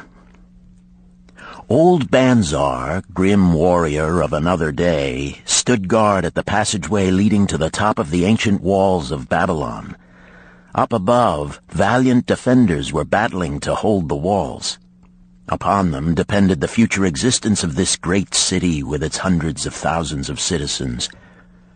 Over the walls came the roar of the attacking armies, the yelling of many men, the trampling of thousands of horses, the deafening boom of the battering rams pounding the bronzed gates. In the street behind the gate lounged the spearmen, waiting to defend the entrance should the gates give way. They were but few for the task. The main armies of Babylon were with their king, far away in the east on a great expedition against the Elamites. No attack upon the city having been anticipated during their absence, the defending forces were small. Unexpectedly from the north bore down the mighty armies of the Assyrians, and now the walls must hold or Babylon was doomed. About Banzar were great crowds of citizens, white-faced and terrified, eagerly seeking news of the battle. With hushed awe they viewed the stream of wounded and dead being carried or led out of the passageway. Here was the crucial point of attack. After 3 days of circling about the city, the enemy had suddenly thrown his great strength against this section and this gate. The defenders from the top of the wall fought off the climbing platforms and the scaling ladders of the attackers with arrows, burning oil, and, if any reached the top, spears. Against the defenders, thousands of the enemy's archers poured a deadly barrage of arrows. Old Banzar had the vantage point for news. He was closest to the conflict and first to hear of each fresh repulse of the frenzied attackers. An elderly merchant crowded close to him, his palsied hands quivering. tell me," he pleaded. "They cannot get in. My sons are with the good king. There is no one to protect my old wife. My goods, they will steal all. My food, they will leave nothing. We are old, too old to defend ourselves, too old for slaves. We shall starve, we shall die. Tell me they cannot get in." "Calm thyself, good merchant," the guard responded. "The walls of Babylon are strong. Go back to the bazaar and tell your wife that the walls will protect you and all of your possessions as safely as they protect the rich treasures of the king. Keep close to the walls, lest the arrows flying over strike you." A woman with a babe in arms took the old man's place as he withdrew. "Sergeant, what news from the top? Tell me truly that I may reassure my poor husband. He lies with fever from his terrible wounds, yet insists upon his armor and his spear to protect me, who am with child. Terrible, he says, will be the vengeful lust of our enemies should they break in." "Be thou good of heart, thou mother that is and is again to be. The walls of Babylon will protect you and your babes. They are high and strong. Hear ye not the yells of our valiant defenders as they empty the cauldrons of burning oil upon the ladder scalers?" "Yes, that do I hear, and also the roar of the battering rams that do hammer at our gates." "Back to thy husband. Tell him the gates are strong and withstand the rams. Also that the scalers climb the walls, but to receive the waiting spear thrust. Watch thy way, and hasten behind yon buildings." Banzar stepped aside to clear the passage for heavily armed reinforcements, as, with clanking bronze shields and heavy tread they tramped by, a small girl plucked at his girdle. "Tell me, soldier, are we safe?" she pleaded. "I hear the awful noises. I see the men all bleeding. I am so frightened. What will become of our family, of my mother, little brother, and the baby?" The grim old campaigner blinked his eyes and thrust forward his chin, as he beheld the child. "Be not afraid, little one," he reassured her. "The walls of Babylon will protect you and mother and little brother and the baby. It was for the safety of such as you that the good Queen Semiramis built them over 100 years ago. Never have they been broken through. Go back and tell your mother and little brother and the baby that the walls of Babylon will protect them, and they need have no fear." Day after day old Banzar stood at his post and watched the reinforcements file up the passageway, there to stay and fight until, wounded or dead, they came down once more. Around him unceasingly crowded the throngs of frightened citizens, eagerly seeking to learn if the walls would hold. To all he gave his answer with the fine dignity of an old soldier: "The walls of Babylon will protect you." For 3 weeks and 5 days the attack waged with scarcely ceasing violence. Harder and grimmer set the jaw of Banzar as the passage behind, wet with the blood of the many wounded, was churned into mud by the never-ceasing streams of men passing up and staggering down. Each day the slaughtered attackers piled up in heaps before the wall. Each night they were carried back and buried by their comrades. Upon the 5th night of the 4th week, the clamor without diminished. The first streaks of daylight illuminated the plains, disclosed great clouds of dust raised by the retreating armies. A mighty shout went up from the defenders. There was no mistaking its meaning. It was repeated by the waiting troops behind the walls. It was echoed by the citizens upon the streets. It swept over the city with the violence of a storm. People rushed from the houses. The streets were jammed with a throbbing mob. The pent-up fear of weeks found an outlet in the wild chorus of joy. From the top of the high tower of the Temple of Bel burst forth the flames of victory. Skyward floated the column of blue smoke to carry the message far and wide. The walls of Babylon had once again repulsed a mighty and vicious foe determined to loot her rich treasures and to ravish and enslave her citizens. Babylon endured century after century because it was fully protected. It could not afford to be otherwise. The walls of Babylon were an outstanding example of man's need and desire for protection. This desire is inherent in the human race. It is just as strong today as it ever was, but we have developed broader and better plans to accomplish the same purpose. In this day, behind the impregnable walls of insurance, savings accounts, and dependable investments, we can guard ourselves against the unexpected tragedies that may enter any door and seat themselves before any fireside. We cannot afford to be without adequate protection.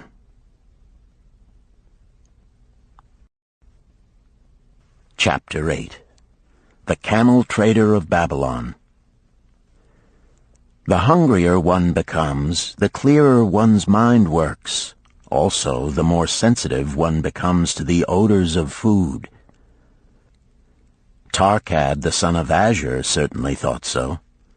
For 2 whole days he had tasted no food except 2 small figs purloined from over the wall of a garden. Not another could he grab before the angry woman rushed forth and chased him down the street. Her shrill cries were still ringing in his ears as he walked through the marketplace. They helped him to restrain his restless fingers from snatching the tempting fruits from the baskets of the market women. Never before had he realized how much food was brought to the markets of Babylon and how good it smelled. Leaving the market, he walked across to the inn and paced back and forth in front of the eating house. Perhaps here he might meet someone he knew, someone from whom he could borrow a copper that would gain him a smile from the unfriendly keeper of the inn and, with it, a liberal helping. Without the copper, he knew all too well how unwelcome he would be. In his abstraction, he unexpectedly found himself face to face with the one man he wished most to avoid, the tall, bony figure of Dabasir, the camel trader. Of all the friends and others from whom he had borrowed small sums, Dabasir made him feel the most uncomfortable because of his failure to keep his promises to repay promptly. Dabasir's face lighted up at the sight of him. "Ha! 'Tis Tarkad, just the one I have been seeking, that he might repay the 2 pieces of copper which I lent him a moon ago.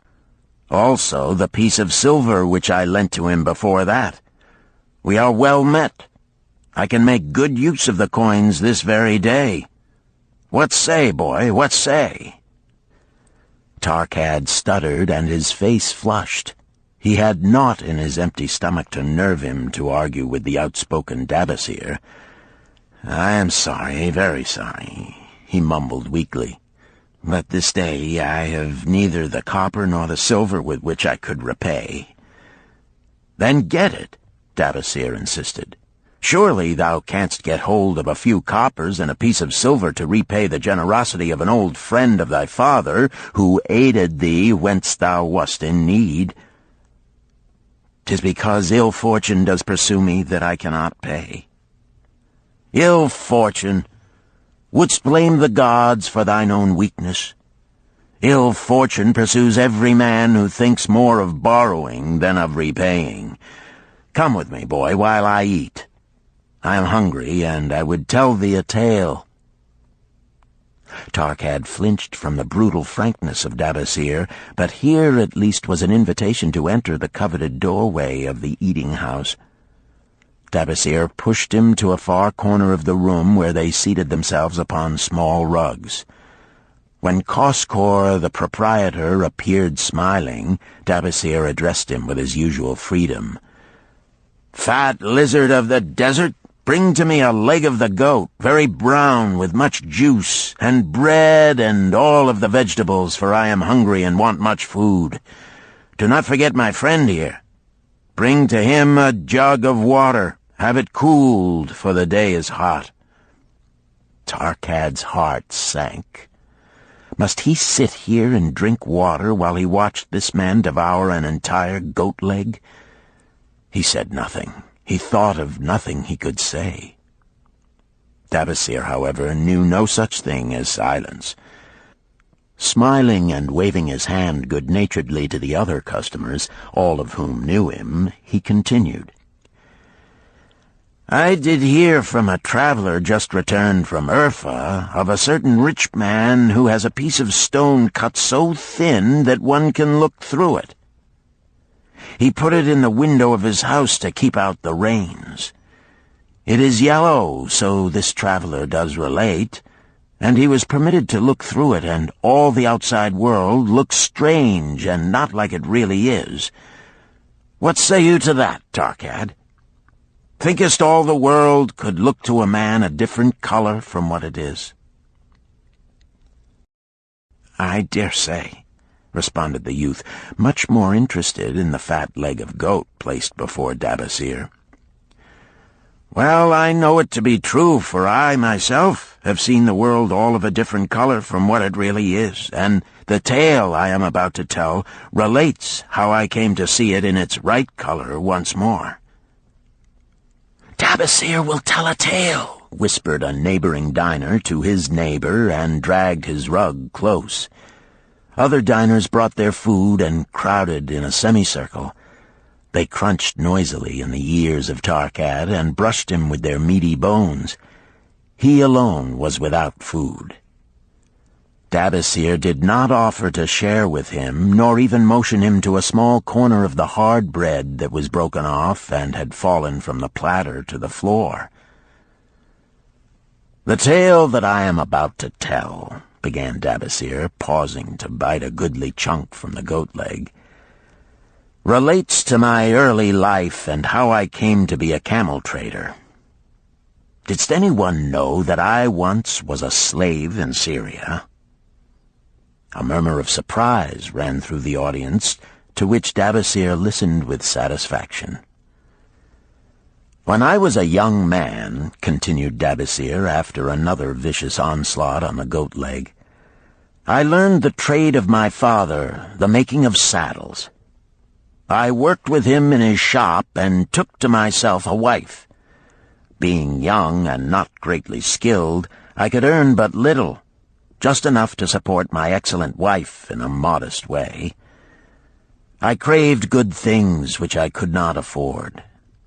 Soon I found that the shopkeepers would trust me to pay later, even though I could not pay at the time. Being young and without experience, I did not know that he who spends more than he earns is sowing the winds of needless self-indulgence from which he is sure to reap the whirlwinds of trouble and humiliation. So I indulged my whims for fine raiment and bought luxuries for my good wife and our home beyond our means. I paid as I could, and for a while all went well. But in time I discovered I could not use my earnings both to live upon and to pay my debts. Creditors began to pursue me to pay for my extravagant purchases, and my life became miserable. I borrowed from my friends, but could not repay them either. Things went from bad to worse. My wife returned to her father, and I decided to leave Babylon and seek another city where a young man might have better chances. For 2 years I had a restless and unsuccessful life working for caravan traders. From this I fell in with a set of likable robbers who scoured the desert for unarmed caravans. Such deeds were unworthy of the son of my father, but I was seeing the world through a colored stone and did not realize to what degradation I had fallen. We met with success on our first trip, capturing a rich haul of gold and silks and valuable merchandise. This loot we took to Ganir and squandered. The second time we were not so fortunate. Just after we had made our capture, we were attacked by the spearsmen of a native chief to whom the caravans paid for protection. Our 2 leaders were killed, and the rest of us were taken to Damascus, where we were stripped of our clothing and sold as slaves. I was purchased for 2 pieces of silver by a Syrian desert chief. With my hair shorn and but a loincloth to wear, I was not so different from the other slaves. Being a reckless youth, I thought it merely an adventure until my master took me before his 4 wives and told them they could have me for a eunuch. Then, indeed, did I realize the hopelessness of my situation. These men of the desert were fierce and warlike. I was subject to their will without weapons or means of escape. Fearful I stood as those 4 women looked me over. I wondered if I could expect pity from them. Sirah, the first wife, was older than the others. Her face was impassive as she looked upon me. I turned from her with little consolation. The next was a contemptuous beauty who gazed at me as indifferently as if I had been a worm of the earth. The 2 younger ones tittered as though it were all an exciting joke. It seemed an age that I stood waiting sentence. Each woman appeared willing for the others to decide. Finally, Sirah spoke up in a cold voice. "Of eunuchs we have plenty, but of camel-tenders we have few, and they are a worthless lot. Even this day I would visit my mother who is sick with the fever, and there is no slave I would trust to lead my camel. Ask this slave if he can lead a camel." My master thereupon questioned me, "What know you of camels?" Striving to conceal my eagerness, I replied, "I can make them kneel, I can load them, I can lead them on long trips without tiring. If need be, I can repair their trappings." "The slave speaks forward enough," observed my master. "If thou so desire, Sirah, take this man for thy camel-tender." So I was turned over to Sirah, and that day I led her camel upon a long journey to her sick mother. I took the occasion to thank her for her intercession, and also to tell her that I was not a slave by birth, but the son of a freeman, an honorable saddle-maker of Babylon. I also told her much of my story.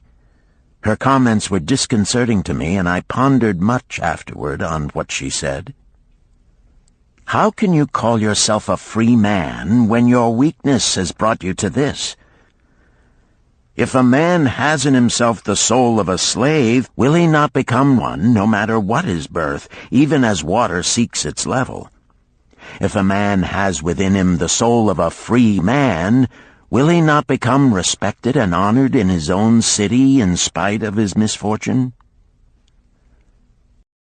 For over a year I was a slave and lived with the slaves, but I could not become as one of them. One day Sira asked me, "In the eventime, when the other slaves can mingle and enjoy the society of each other, why dost thou sit in thy tent alone?" To which I responded, "I am pondering what you have said to me. I wonder if I have the soul of a slave. I cannot join them, so I must sit apart." "I, too, must sit apart," she confided. "My dowry was large, and my lord married me because of it. Yet he does not desire me. What every woman longs for is to be desired. Because of this, and because I am barren and have neither son nor daughter, must I sit apart. Were I a man, I would rather die than be such a slave, but the conventions of our tribe make slaves of women." "What think thou of me by this time?" I asked her suddenly. "Have I the soul of a man, or have I the soul of a slave?" "Have you a desire to repay the just debts you owe in Babylon?" she parried. "Yes, I have the desire, but I see no way." "If thou contentedly let the years slip by and make no effort to repay, then thou hast but the contemptible soul of a slave. No man is otherwise who cannot respect himself, and no man can respect himself who does not repay honest debts." "But what can I do who am a slave in Syria?" "Stay a slave in Syria, thou weakling." "I am not a weakling," I denied hotly. "Then prove it." "How?" "Does not thy great king fight his enemies in every way he can and with every force he has? Thy debts are thy enemies. They ran thee out of Babylon. You left them alone, and they grew too strong for thee. Hadst fought them as a man, thou couldst have conquered them and been one honored among the townspeople. But thou had not the soul to fight them, and behold, thy pride hast gone down until thou art a slave in Syria." Much I thought over her unkind accusations, and many defensive phrases I worded to prove myself not a slave at heart. But I was not to have the chance to use them. 3 days later, the maid of Sira took me to her mistress. "My mother is again very sick," she said. "Saddle the 2 best camels in my husband's herd.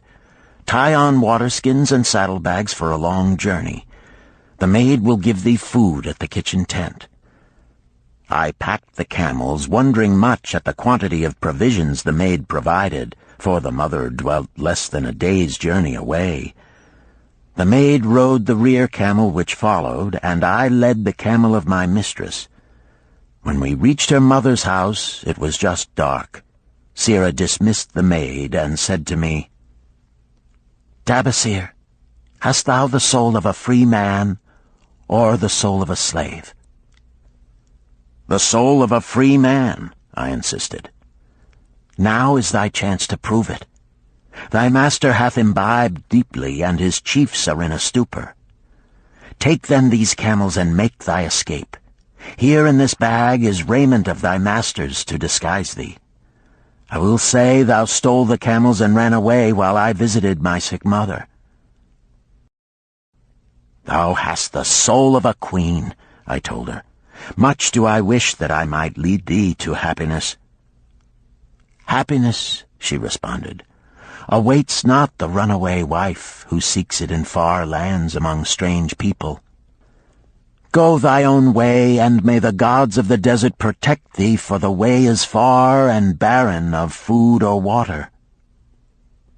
I needed no further urging, but thanked her warmly and was away into the night. I knew not this strange country, and had only a dim idea of the direction in which lay Babylon, but struck out bravely across the desert toward the hills. One camel I rode, and the other I led.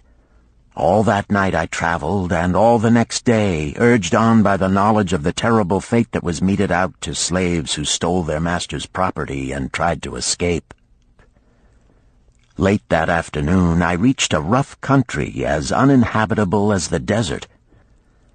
The sharp rocks bruised the feet of my faithful camels, and soon they were picking their way slowly and painfully along. I met neither man nor beast, and could well understand why they shunned this inhospitable land.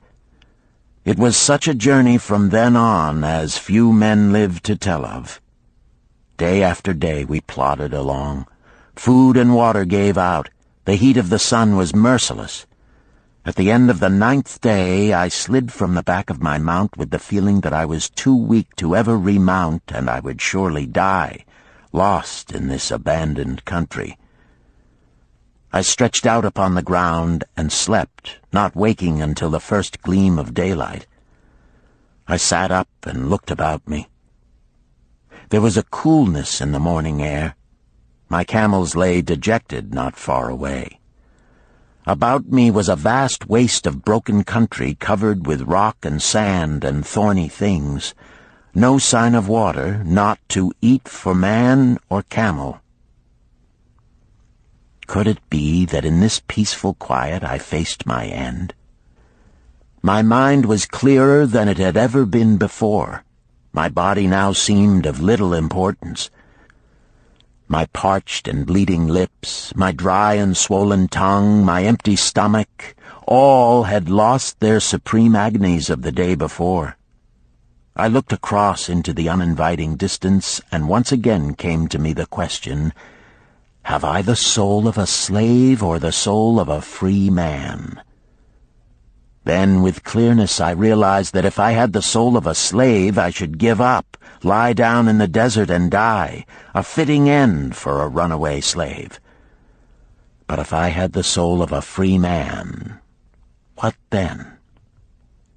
Surely I would force my way back to Babylon, repay the people who had trusted me, bring happiness to my wife who truly loved me, and bring peace and contentment to my parents.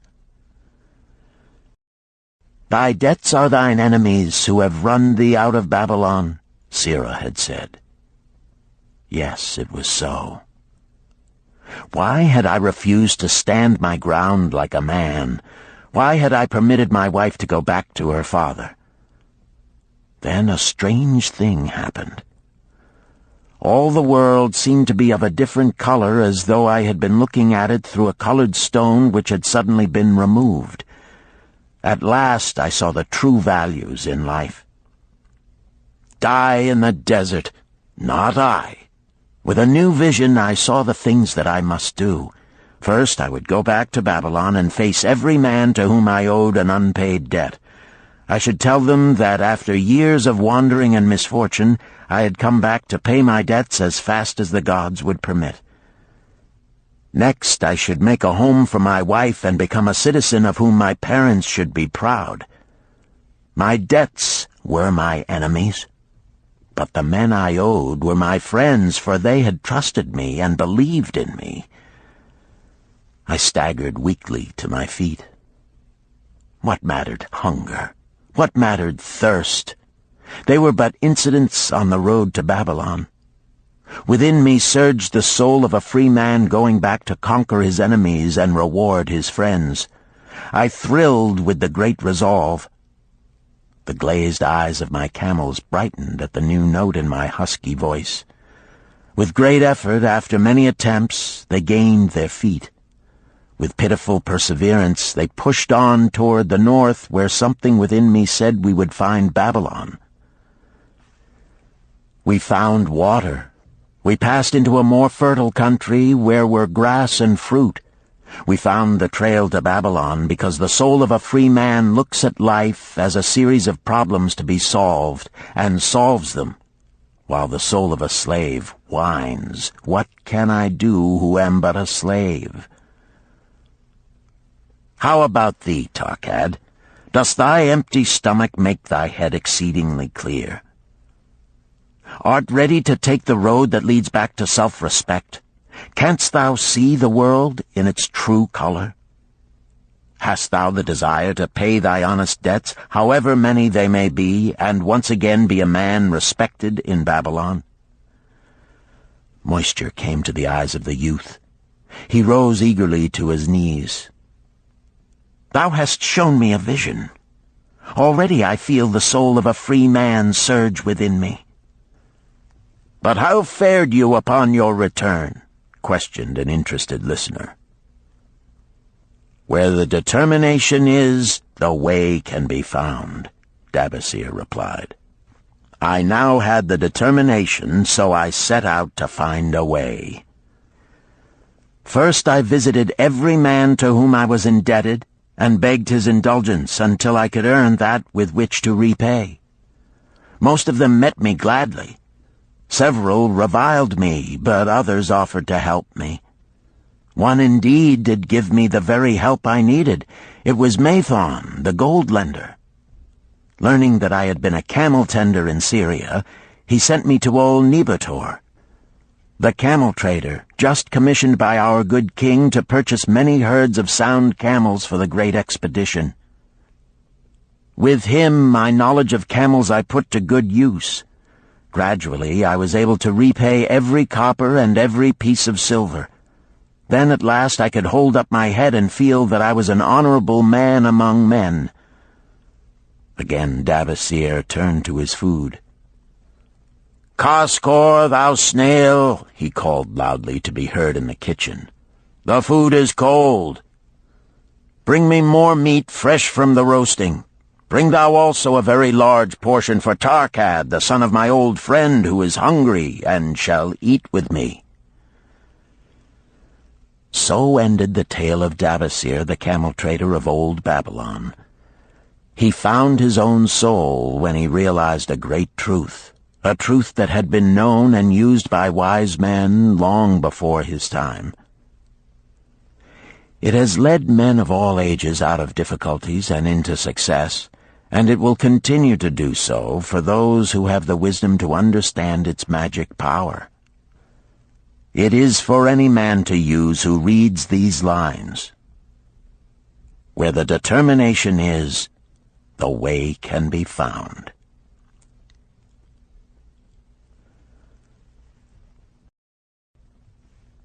Chapter 9. The Clay Tablets from Babylon. St. Swithin's College, Nottingham University, Newark-on-Trent, Nottingham. October 21st, 1934. Professor Franklin Caldwell, care of British Scientific Expedition, Hilla, Mesopotamia. My dear Professor, the 5 clay tablets from your recent excavation in the ruins of Babylon arrived on the same boat with your letter. I have been fascinated no end and have spent many pleasant hours translating their inscriptions. I should have answered your letter at once, but delayed until I could complete the translations which are attached. The tablets arrived without damage thanks to your careful use of preservatives and excellent packing. You will be as astonished as we in the laboratory at the story they relate. One expects the dim and distant past to speak of romance and adventure. Arabian Nights sort of things, you know. When instead it discloses the problem of a person named Dabasir to pay off his debts, one realizes that conditions upon this old world have not changed as much in 5,000 years as one might expect. It's odd, you know, but these old inscriptions rather rag me, as the students say. Being a college professor, I am supposed to be a thinking human being possessing a working knowledge of most subjects. Yet here comes this old chap out of the dust-covered ruins of Babylon to offer a way I had never heard of to pay off my debts and at the same time acquire gold to jingle in my wallet. Pleasant thought, I say, and interesting to prove whether it will work as well nowadays as it did in old Babylon. Mrs. Shrewsbury and myself are planning to try out his plan upon our own affairs, which could be much improved. Wishing you the best of luck in your worthy undertaking, and waiting eagerly another opportunity to assist, I am, yours sincerely, Alfred H. Shrewsbury, Department of Archaeology. Tablet 1. Now, when the moon becometh full, I, Dabasir, who am but recently returned from slavery in Syria, with the determination to pay my many just debts and become a man of means worthy of respect in my native city of Babylon, do here engrave upon the clay a permanent record of my affairs to guide and assist me in carrying through my high desires. Under the wise advice of my good friend Mathon, the gold lender, I am determined to follow an exact plan that he doth say will lead any honorable man out of debt into means and self-respect. This plan includeth 3 purposes which are my hope and desire. First, the plan doth provide for my future prosperity. Therefore, 1/10 of all I earn shall be set aside as my own to keep. For Mathon speaketh wisely when he saith, That man who keepeth in his purse both gold and silver that he need not spend is good to his family and loyal to his king. The man who hath but a few coppers in his purse is indifferent to his family and indifferent to his king. But the man who hath naught in his purse is unkind to his family and disloyal to his king, for his own heart is bitter. Therefore the man who wisheth to achieve must have coin that he may keep to jingle in his purse, that he have in his heart love for his family and loyalty to his king. Second, the plan doth provide that I shall support and clothe my good wife who hath returned to me with loyalty from the house of her father. For Mathon doth say that to take good care of a faithful wife putteth self-respect into the heart of a man, and addeth strength and determination to his purposes. Therefore 7/10 of all I earn shall be used to provide a home, clothes to wear, and food to eat, with a bit extra to spend, that our lives be not lacking in pleasure and enjoyment. But he doth further enjoin the greatest care that we spend not greater than 7/10 of what I earn for these worthy purposes. Herein lieth the success of the plan. I must live upon this portion, and never use more, nor buy what I may not pay for out of this portion. This ends Disc 3. The Richest Man in Babylon, Disc 4. Tablet 2. Third, the plan doth provide that out of my earnings my debts shall be paid. Therefore each time the moon is full, 2/10 of all I have earned shall be divided honorably and fairly among those who have trusted me and to whom I am indebted. Thus in due time will all my indebtedness be surely paid. Therefore do I here engrave the name of every man to whom I am indebted, and the honest amount of my debt. Faru the cloth weaver, 2 silver, 6 copper. Sinjar the couch maker, 1 silver. Amar my friend, 3 silver, 1 copper. Zankar my friend, 4 silver, 7 copper. Askamir my friend, 1 silver, 3 copper. Haransir the jewel maker, 6 silver, 2 copper. Diarbakir, my father's friend, 4 silver, 1 copper. Alkahad, the house owner, 14 silver. Mathon, the gold lender, 9 silver. Birajik, the farmer, 1 silver, 7 copper. From here on, disintegrated, cannot be deciphered. Tablet 3. To these creditors do I owe in total 119 pieces of silver and 141 pieces of copper. Because I did owe these sums and saw no way to repay, in my folly I did permit my wife to return to her father, and didst leave my native city and seek easy wealth elsewhere, only to find disaster and to see myself sold into the degradation of slavery. Now that Mathon doth show me how I can repay my debts in small sums of my earnings, do I realize the great extent of my folly in running away from the results of my extravagances.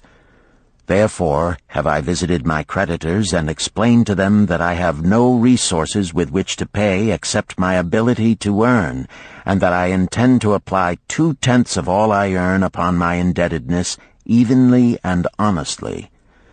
This much can I pay, but no more. Therefore, if they be patient, in time my obligations will be paid in full. Amar, whom I thought my best friend, reviled me bitterly, and I left him in humiliation. Birajik, the farmer, pleaded that I pay him first, as he didst badly need help. Alcahad, the house owner, was indeed disagreeable, and insisted that he would make me trouble unless I did soon settle in full with him. All the rest willingly accepted my proposal. Therefore am I more determined than ever to carry through, being convinced that it is easier to pay one's just debts than to avoid them. Even though I cannot meet the needs and demands of a few of my creditors, I will deal impartially with all. Tablet 4. Again the moon shines full. I have worked hard with a free mind. My good wife hath supported my intentions to pay my creditors.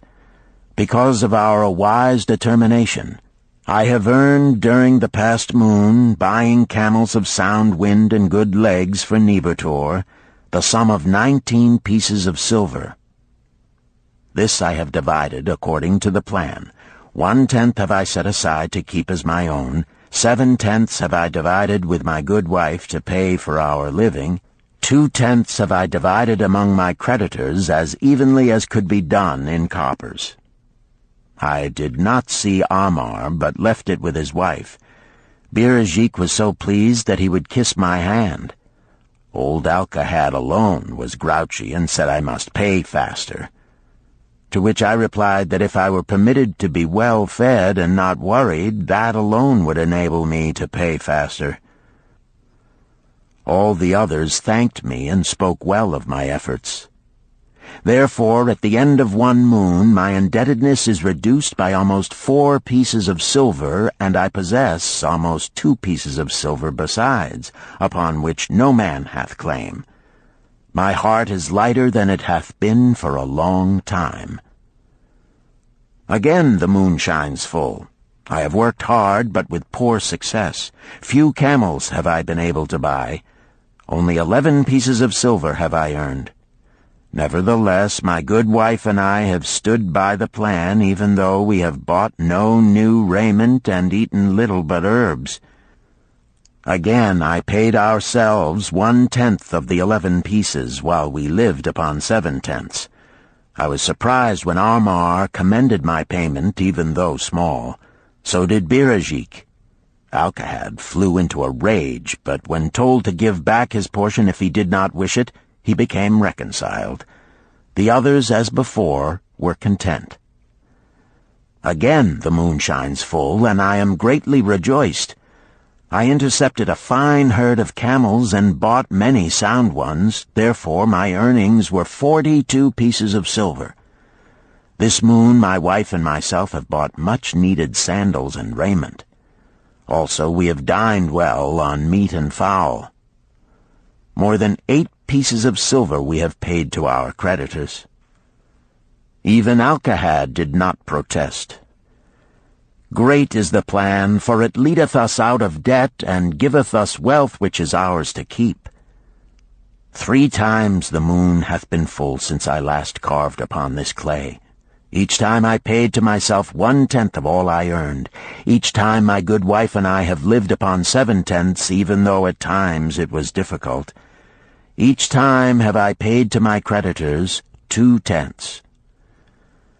In my purse I now have 21 pieces of silver that are mine. It maketh my head to stand straight upon my shoulders, and maketh me proud to walk among my friends. My wife keepeth well our home, and is becomingly gowned. We are happy to live together. The plan is of untold value. Hath it not made an honorable man of an ex-slave? Tablet 5. Again the moon shines full, and I remember that it is long since I carved upon the clay. 12 moons in truth have come and gone. But this day I will not neglect my record, because upon this day I have paid the last of my debts. This is the day upon which my good wife and my thankful self celebrate with great feasting that our determination hath been achieved. Many things occurred upon my final visit to my creditors that I shall long remember. Amar begged my forgiveness for his unkind words, and said that I was one of all others he most desired for a friend. Old Alcahad is not so bad after all, for he said, "Thou wert once a piece of soft clay to be pressed and molded by any hand that touched thee. But now thou art a piece of bronze, capable of holding an edge. If thou needst silver or gold at any time, come to me." Nor is he the only one who holdeth me in high regard. Many others speak deferentially to me. My good wife looketh upon me with a light in her eyes that doth make a man have confidence in himself. Yet it is the plan that hath made my success. It hath enabled me to pay all my debts and to jingle both gold and silver in my purse. I do commend it to all who wish to get ahead. For truly, if it will enable an ex-slave to pay his debts and have gold in his purse, will it not aid any man to find independence? Nor am I, myself, finished with it, for I am convinced that if I follow it further, it will make me rich among men. St. Swithin's College, Nottingham University, Newark-on-Trent, Nottingham, November 7th, 1936. Professor Franklin Caldwell, care of British Scientific Expedition, Hilla, Mesopotamia. My dear Professor, if in your further digging into those ruins of Babylon you encounter the ghost of a former resident, an old camel-trader named Dabasir, do me a favor. Tell him that his scribbling upon those clay tablets so long ago has earned for him the lifelong gratitude of a couple of college folks back here in England. You will possibly remember my writing a year ago that Mrs. Shrewsbury and myself intended to try his plan for getting out of debt and at the same time having gold to jingle. You may have guessed, even though we tried to keep it from our friends, our desperate straits. We were frightfully humiliated for years by a lot of old debts, and worried sick for fear some of the tradespeople might start a scandal that would force me out of the college. We paid and paid, every shilling we could squeeze out of income, but it was hardly enough to hold things even. Besides, we were forced to do all our buying where we could get further credit regardless of higher costs. It developed into one of those vicious circles that grow worse instead of better. Our struggles were getting hopeless. We could not move to less costly rooms because we owed the landlord. There did not appear to be anything we could do to improve our situation. Then here comes your acquaintance, the old camel-trader from Babylon, with a plan to do just what we wished to accomplish. He jolly well stirred us up to follow his system. We made a list of all our debts, and I took it around and showed it to every one we owed. I explained how it was simply impossible for me to ever repay them the way things were going along. They could readily see this themselves from the figures. Then I explained that the only way I saw to pay in full was to set aside 20% of my income each month to be divided pro rata, which would pay them in full in a little over 2 years. That in the meantime we would go on a cash basis and give them the further benefit of our cash purchases. They were really quite decent. Our greengrocer, a wise old chap, put it in a way that helped to bring around the rest. If you pay for all you buy and then pay some on what you owe, that is better than you have done, for you ain't paid down the account none in 3 years. Finally, I secured all their names to an agreement binding them not to molest us as long as the 20% of income was paid regularly. Then we began scheming on how to live upon 70%. We were determined to keep that extra 10% to jingle. The thought of silver and possibly gold was most alluring. It was like having an adventure to make the change. We enjoyed figuring this way and that to live comfortably upon that remaining 70%. We started with rent and managed to secure a fair reduction. Next, we put our favorite brands of tea and such under suspicion, and were agreeably surprised how often we could purchase superior qualities at less cost. It is too long a story for a letter, but anyhow it did not prove difficult. We managed, and right cheerfully at that. What a relief it proved to have our affairs in such a shape we were no longer persecuted by past due accounts. I must not neglect, however, to tell you about that extra 10% we were supposed to jingle. Well, we did jingle it for some time. Now, don't laugh too soon. You see, that is the sporty part. It is the real fun to start accumulating money that you do not want to spend. There is more pleasure in running up such a surplus than there could be in spending it. After we had jingled to our heart's content, we found a more profitable use for it. We took up an investment upon which we could pay that 10% each month. This is proving to be the most satisfying part of our regeneration. It is the first thing we pay out of my check. There is a most gratifying sense of security to know our investment is growing steadily. By the time my teaching days are over, it should be a snug sum, large enough so the income will take care of us from then on. All this out of my same old check. Difficult to believe, yet absolutely true. All our debts being gradually paid, and at the same time our investment increasing. Besides, we get along financially even better than before. Who would believe there could be such a difference in results between following a financial plan and just drifting along?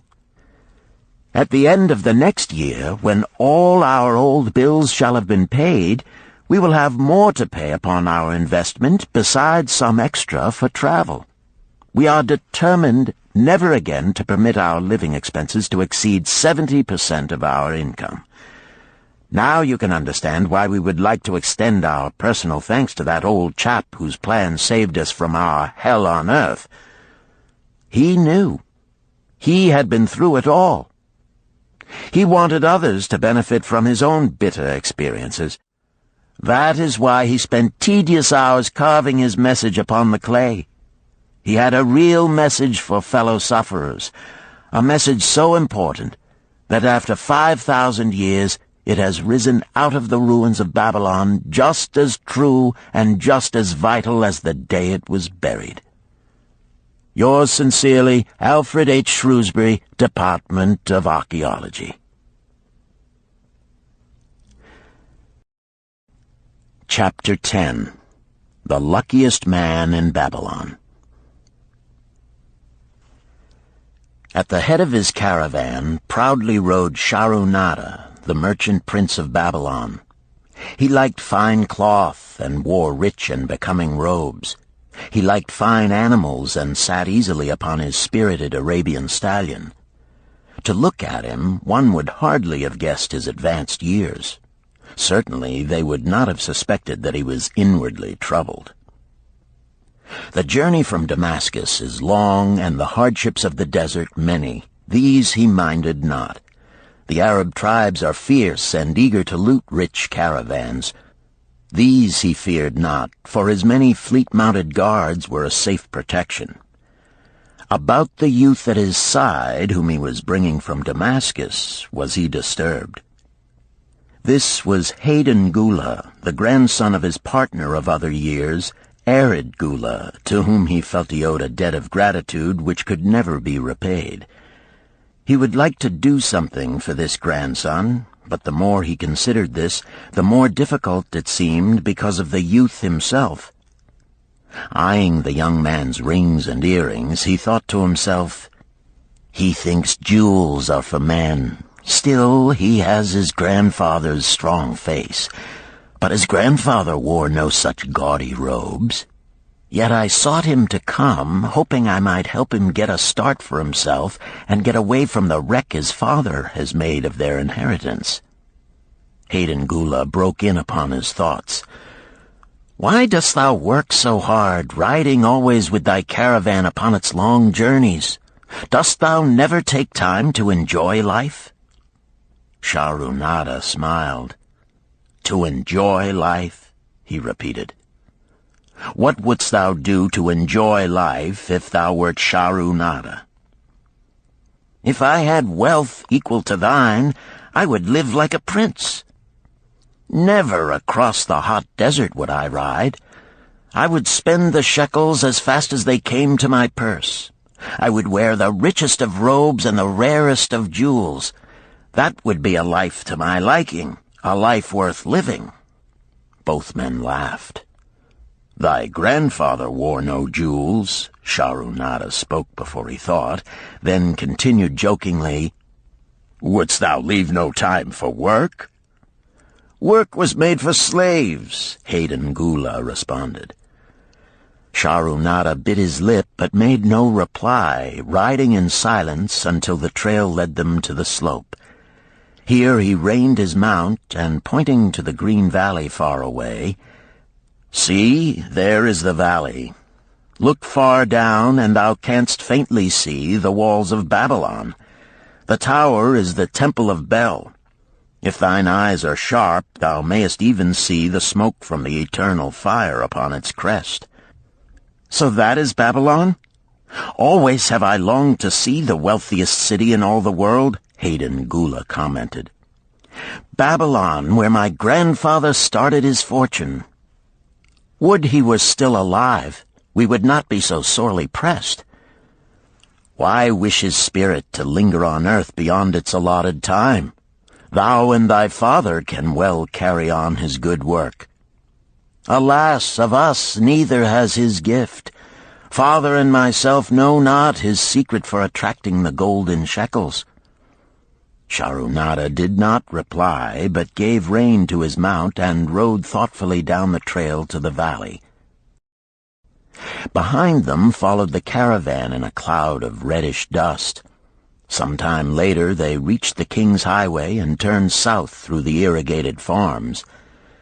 3 old men plowing a field caught Shahrunada's attention. They seemed strangely familiar. How ridiculous! One does not pass a field after 40 years and find the same men plowing there. Yet something within him said they were the same. One, with an uncertain grip, held the plow. The others laboriously plodded beside the oxen, ineffectually beating them with their barrel staves to keep them pulling. 40 years ago, he had envied these men. How gladly he would have exchanged places. But what a difference now! With pride he looked back at his trailing caravan, well-chosen camels and donkeys loaded high with valuable goods from Damascus. All this was but one of his possessions. He pointed to the plowers, saying, "Still plowing the same field where they were 40 years ago. They look it, but why thinkest thou they are the same?" "I saw them there," Shahrunada replied. Recollections were racing rapidly through his mind. Why could he not bury the past and live in the present? Then he saw, as in a picture, the smiling face of Arid Gula. The barrier between himself and the cynical youth beside him dissolved. But how could he help such a superior youth with his spendthrift ideas and bejeweled hands? Work he could offer in plenty to willing workers, but not for men who considered themselves too good for work. Yet he owed it to Arid Gula to do something, not a half-hearted attempt. He and Arid Gula had never done things that way. They were not that sort of men. A plan came almost in a flash. There were objections. He must consider his own family and his own standing. It would be cruel. It would hurt. Being a man of quick decisions, he waived objections and decided to act.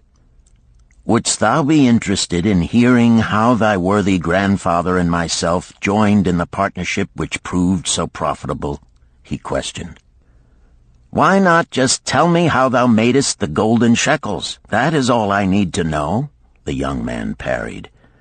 Sharunada ignored the reply and continued, "We start with those men plowing.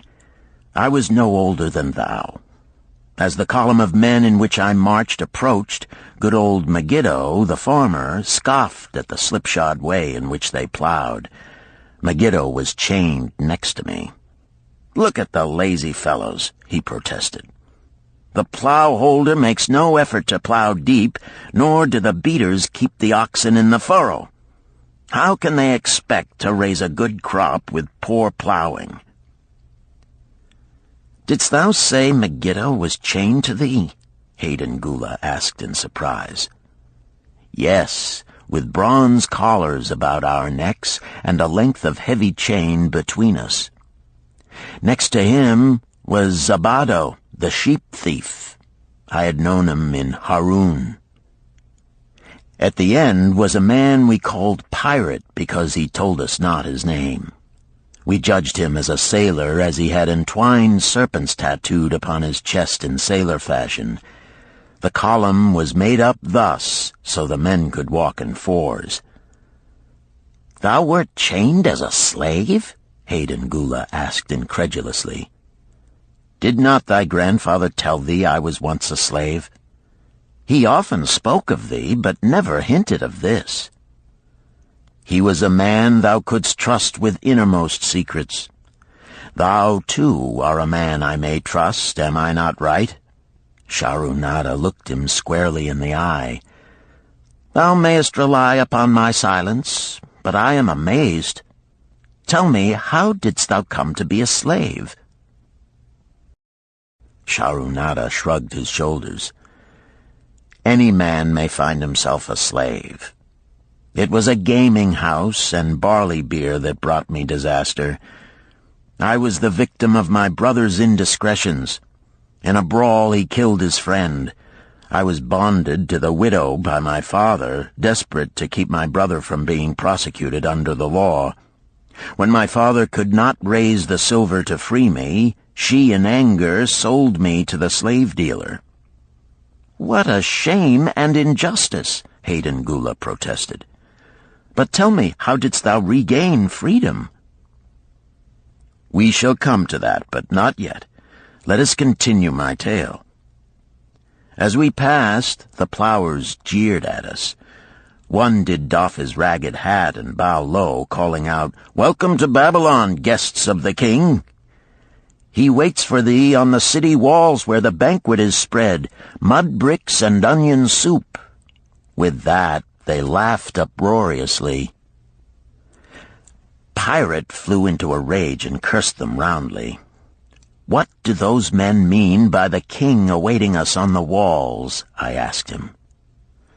'To the city walls ye march to carry bricks until the back breaks. Maybe they beat thee to death before it breaks. They won't beat me. I'll kill 'em.' Then Megiddo spoke up. 'It doesn't make sense to me to talk of masters beating willing, hard-working slaves to death. Masters like good slaves and treat them well." "Who wants to work hard?" commented Zabato. "Those plowers are wise fellows. They're not breaking their backs, just letting on as if they be." "Thou can't get ahead by shirking," Megiddo protested.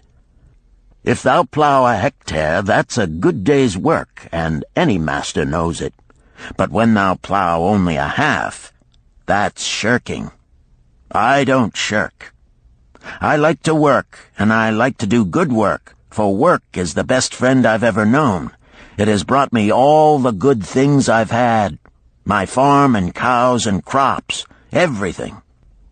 "Yea, and where be these things now?" scoffed Zabato. "I figure it pays better to be smart and get by without working. You watch Zabato. If we're sold to the walls, he'll be carrying the water bag or some easy job, when thou, who like to work, will be breaking thy back carrying bricks." He laughed his silly laugh. Terror gripped me that night. I could not sleep. I crowded close to the guard rope, and when the others slept, I attracted the attention of Godoso, who was doing the first guard watch. He was one of those brigand Arabs, the sort of rogue who, if he robbed thee of thy purse, would think he must also cut thy throat. "Tell me, Godoso," I whispered, "when we get to Babylon, will we be sold to the walls?" "Why want to know?" he questioned cautiously. "Canst thou not understand?" I pleaded. "I am young. I want to live. I don't want to be worked or beaten to death on the walls. Is there any chance for me to get a good master?" He whispered back, "I tell something. Thou good fellow, give Godoso no trouble. Most times we go first to slave market. Listen now. When buyers come, tell 'em you good worker, like to work hard for good master, make 'em want to buy. You not make 'em buy, next day you carry brick. Mighty hard work." After he walked away, I lay in the warm sand looking up at the stars and thinking about work. What Megiddo had said about it being his best friend made me wonder if it would be my best friend. Certainly it would be if it helped me out of this. When Megiddo awoke, I whispered my good news to him.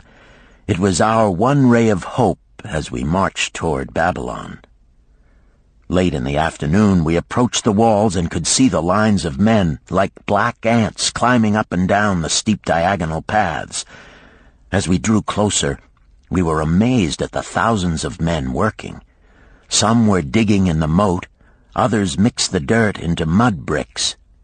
The greatest number were carrying the bricks in large baskets up those steep trails to the masons. Overseers cursed the laggards and cracked bullock whips over the backs of those who failed to keep in line. Poor, worn-out fellows were seen to stagger and fall beneath their heavy baskets, unable to rise again. If the lash failed to bring them to their feet, they were pushed to the side of the paths and left writhing in agony. Soon they would be dragged down to join other craven bodies beside the roadway to await unsanctified graves. As I beheld the ghastly sight, I shuddered. So this was what awaited my father's son if he failed at the slave market. Godoso had been right. We were taken through the gates of the city to the slave prison, and next morning marched to the pens in the market. Here the rest of the men huddled in fear, and only the whips of our guard could keep them moving so the buyers could examine them. Megiddo and myself eagerly talked to every man who permitted us to address him. The slave dealer brought soldiers from the king's guard who shackled Pirate and brutally beat him when he protested. As they led him away, I felt sorry for him. Megiddo felt that we would soon part. When no buyers were near, he talked to me earnestly to impress upon me how valuable work would be to me in the future. Some men hate it. They make it their enemy. better to treat it like a friend. Make thyself like it. Don't mind because it is hard. If thou thinkest about what a good house thou build, then who cares if the beams are heavy and it is far from the well to carry the water for the plaster? Promise me, boy, if thou get a master, work for him as hard as thou canst. If he does not appreciate all thou do, never mind. Remember, work well done does good to the man who does it. It makes him a better man. He stopped as a burly farmer came to the enclosure and looked at us critically. Megiddo asked about his farm and crops, soon convincing him that he would be a valuable man. After violent bargaining with the slave dealer, the farmer drew a fat purse from beneath his robe, and soon Megiddo had followed his new master out of sight. A few other men were sold during the morning. At noon, Godoso confided to me that the dealer was disgusted and would not stay over another night, but would take all who remained at sundown to the king's buyer. I was becoming desperate when a fat, good-natured man walked up to the wall and inquired if there was a baker among us. I approached him, saying, "Why should a good baker like thyself seek another baker of inferior ways? Would it not be easier to teach a willing man like myself thy skilled ways? Look at me. I am young, strong, and like to work.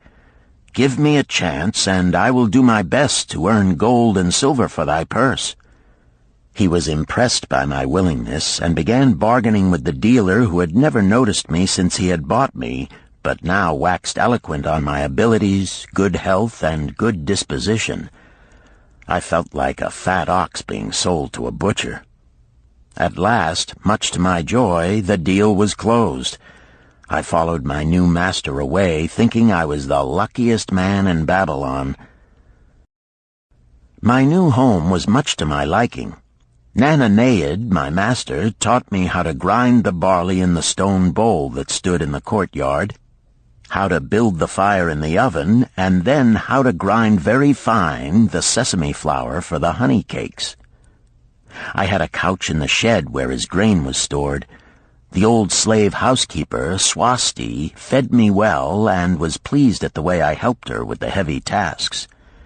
Here was the chance I had longed for to make myself valuable to my master, and, I hoped, to find a way to earn my freedom. I asked Nananeid to show me how to knead the bread and to bake. This he did, much pleased at my willingness. Later, when I could do this well, I asked him to show me how to make the honey cakes, and soon I was doing all the baking. My master was glad to be idle, but Swasti shook her head in disapproval. "No work to do is bad for any man," she declared. I felt it was time for me to think of a way by which I might start to earn coins to buy my freedom. As the baking was finished at noon, I thought Nananeid would approve if I found profitable employment for the afternoons and might share my earnings with me. Then the thought came to me, why not bake more of the honey cakes and peddle them to hungry men upon the streets of the city? I presented my plan to Nananeid this way. "If I can use my afternoons after the baking is finished to earn for thee coins, would it be only fair for thee to share my earnings with me, that I might have money of my own to spend for those things which every man desires and needs?" Fair enough," he admitted. When I told him of my plan to peddle our honey cakes, he was well pleased. "Here is what we will do," he suggested. "Thou sellest them at 2 for a penny, then half of the pennies will be mine to pay for the flour and the honey and the wood to bake them. Of the rest I shall take half, and thou shalt keep half." I was much pleased by this generous offer that I might keep for myself 1/4 of my sales. That night I worked late to make a tray upon which to display them. Nananeid gave me one of his worn robes that I might look well, and Swasti helped me patch it and wash it clean. The next day I baked an extra supply of honey cakes. They looked brown and tempting upon the tray as I went along the street, loudly calling my wares. At first no one seemed interested, and I became discouraged. I kept on, and later in the afternoon, as men became hungry, the cakes began to sell, and soon my tray was empty. Nananeid was well pleased with my success and gladly paid me my share. I was delighted to own pennies. Megiddo had been right when he said a master appreciated good work from his slaves. That night I was so excited over my success I could hardly sleep, and tried to figure how much I could earn in a year and how many years would be required to buy my freedom. As I went forth with my tray of cakes every day, I soon found regular customers. One of these was none other than thy grandfather, Arid Gula. He was a rug merchant and sold to the housewives, going from one end of the city to the other, accompanied by a donkey loaded high with rugs and a black slave to tend it. He would buy 2 cakes for himself and 2 for his slave, always tarrying to talk with me while they ate them. Thy grandfather said something to me one day that I shall always remember. "I like thy cakes, boy. But better still, I like the fine enterprise with which thou offerest them. Such spirit can carry thee far on the road to success." But how canst thou understand, Hayden Gula, what such words of encouragement could mean to a slave boy, lonesome in a great city, struggling with all he had in him to find a way out of his humiliation? As the months went by, I continued to add pennies to my purse. It began to have a comforting weight upon my belt. Work was proving to be my best friend, just as Megiddo had said. I was happy, but Swasti was worried.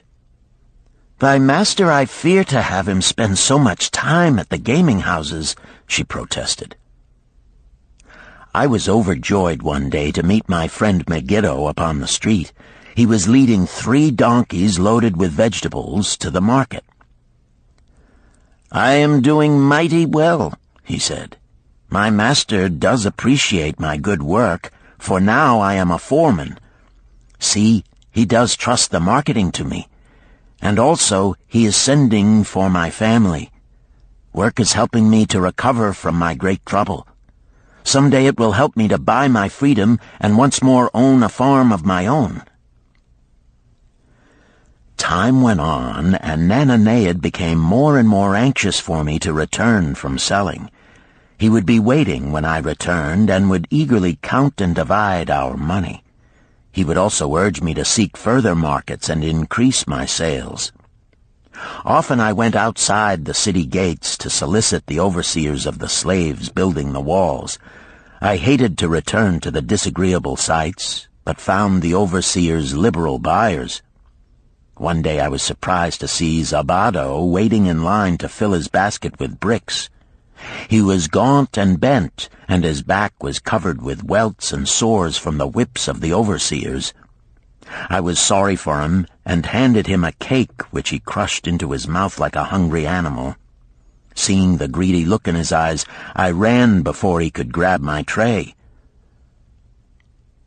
"Why dost thou work so hard?" Arid Gula said to me one day. "Almost the same question thou asked of me today, dost thou remember?" I told him what Megiddo had said about work and how it was proving to be my best friend. I showed him with pride my wallet of pennies and explained how I was saving them to buy my freedom. "When thou art free, what wilt thou do?" he inquired. "Then," I answered, "I intend to become a merchant."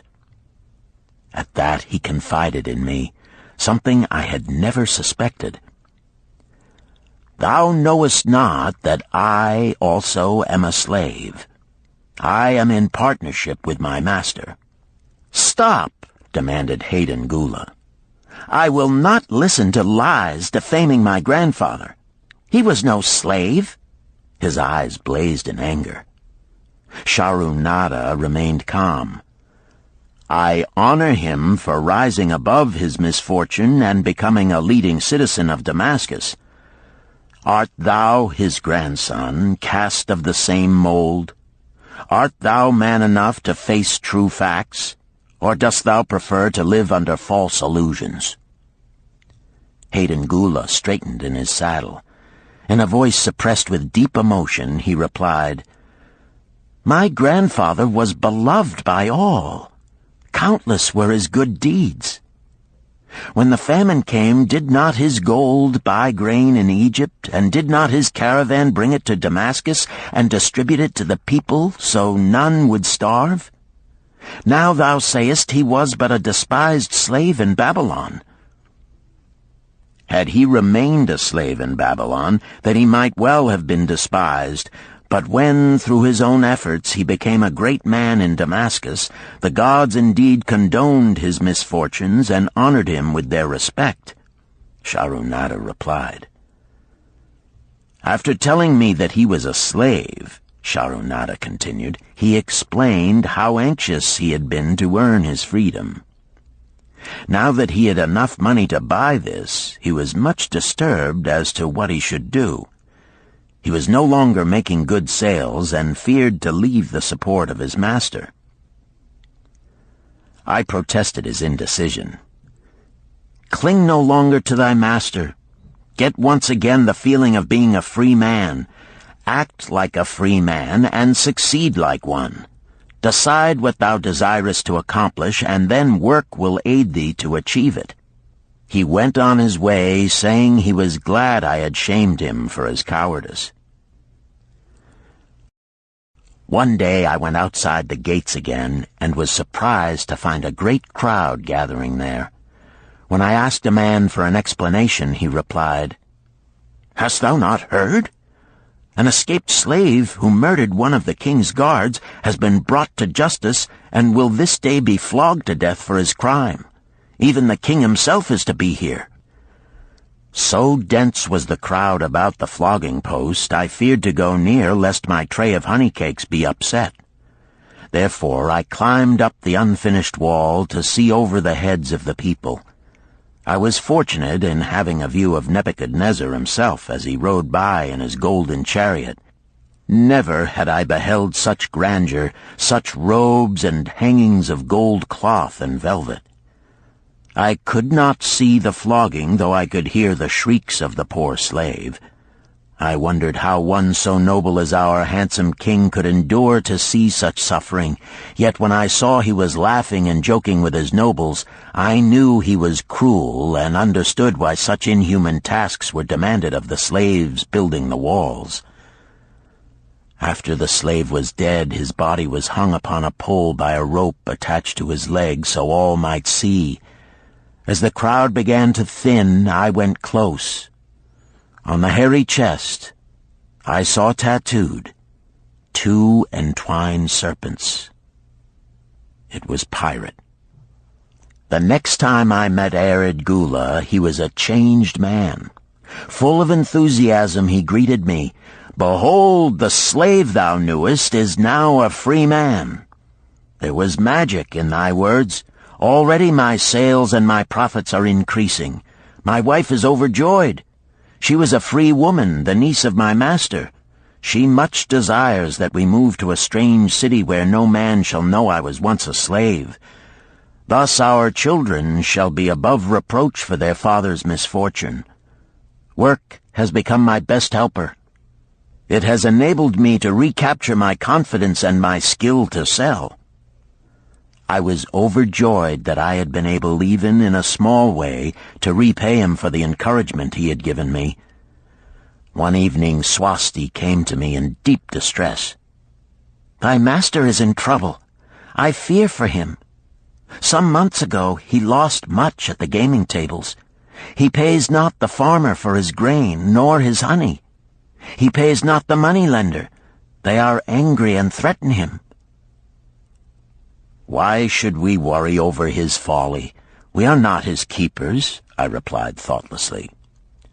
"Foolish youth, thou understandest not. To the moneylender didst he give thy title to secure a loan? Under the law he can claim thee and sell thee. I know not what to do. He is a good master. Why, oh, why should such trouble come upon him? Not were Swasti's fears groundless. While I was doing the baking next morning, the moneylender returned with a man he called Sasi. This man looked me over and said I would do. The moneylender waited not for my master to return, but told Swasti to tell him he had taken me. With only the robe on my back and the purse of pennies hanging safely from my belt, I was hurried away from the unfinished baking. I was whirled away from my dearest hopes as the hurricane snatches the tree from the forest and casts it into the surging sea. Again a gaming house and barley beer had caused me disaster. Sasi was a blunt, gruff man. As he led me across the city, I told him of the good work I had been doing for Nananeid, and said I hoped to do good work for him. His reply offered no encouragement. I like not this work. My master likes it not. The king has told him to send me to build a section of the Grand Canal. Master tells Sasi to buy more slaves, work hard, and finish quick. Bah! How can any man finish a big job quick? Picture a desert with not a tree, just low shrubs and a sun burning with such fury the water in our barrels became so hot we could scarcely drink it. Then picture rows of men going down into the deep excavation and lugging heavy baskets of dirt up soft, dusty trails from daylight until dark. Picture food served in open troughs from which we helped ourselves like swine. We had no tents, no straw for beds. That was the situation in which I found myself. I buried my wallet in a marked spot, wondering if I would ever dig it up again. At first I worked with good will, but as the months dragged on I felt my spirit breaking. Then the heat fever took hold of my weary body. I lost my appetite and could scarcely eat the mutton and vegetables. At night I would toss in unhappy wakefulness. In my misery I wondered if Zabado had not the best plan, to shirk and keep his back from being broken in work. Then I recalled my last sight of him and knew his plan was not good. I thought of Pirate with his bitterness and wondered if it might be just as well to fight and kill. The memory of his bleeding body reminded me that his plan was also useless. Then I remembered my last sight of Megiddo. His hands were deeply calloused from hard work, but his heart was light and there was happiness on his face. His was the best plan. Yet I was just as willing to work as Megiddo. He could not have worked harder than I. Why did not my work bring me happiness and success? Was it work that brought Megiddo happiness, or was happiness and success merely in the laps of the gods? Was I to work the rest of my life without gaining my desires, without happiness and success? All of these questions were jumbled in my mind, and I had not an answer. Indeed, I was sorely confused. Several days later, when it seemed that I was at the end of my endurance and my questions still unanswered, Sasi sent for me. A messenger had come from my master to take me back to Babylon.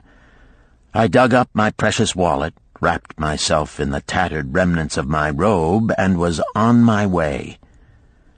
As we rode, the same thoughts of a hurricane whirling me hither and thither kept racing through my feverish brain. I seemed to be living the weird words of a chant from my native town of Harun. Besetting a man like a whirlwind, driving him like a storm, whose course no one can follow, whose destiny no one can foretell. Was I destined to be ever thus punished for I knew not what? What new miseries and disappointments awaited me? When we rode to the courtyard of my master's house, imagine my surprise when I saw Irid Gula awaiting me. He helped me down and hugged me like a long-lost brother.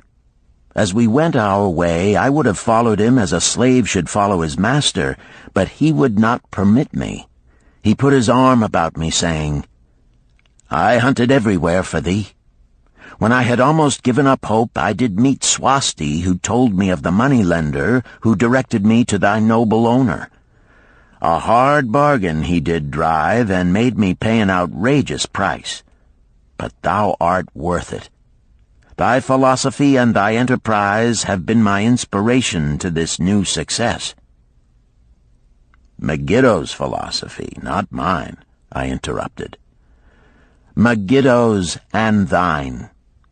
Thanks to thee both, we are going to Damascus, and I need thee for my partner." "See," he exclaimed, "in one moment thou wilt be a free man."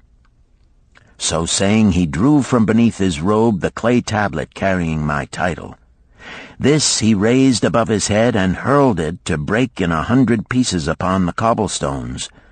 With glee he stamped upon the fragments until they were but dust. Tears of gratitude filled my eyes.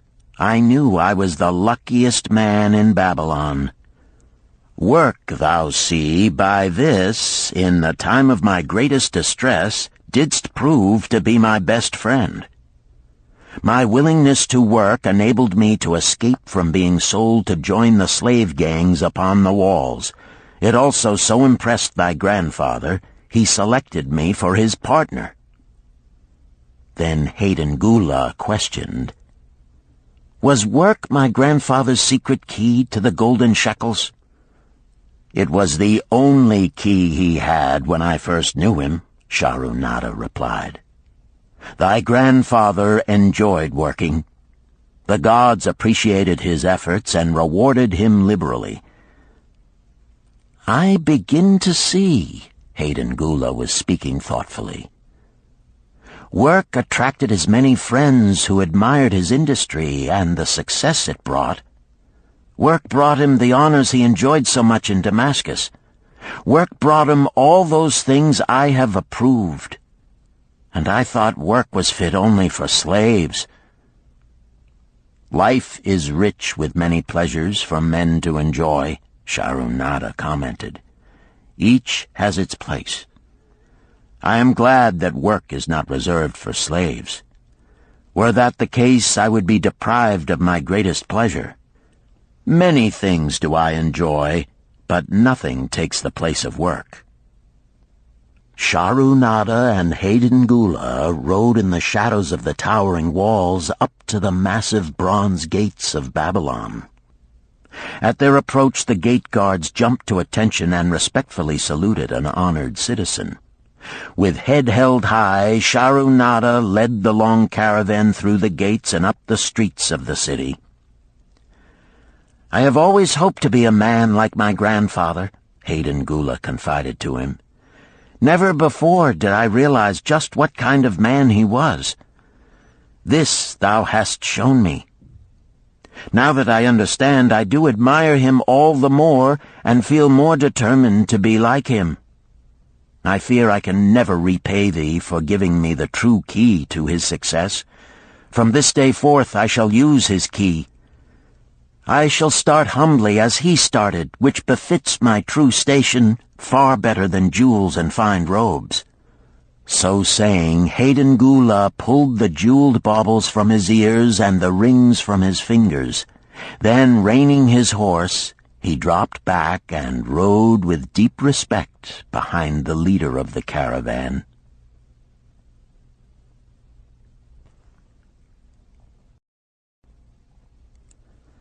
Chapter 11. An Historical Sketch of Babylon.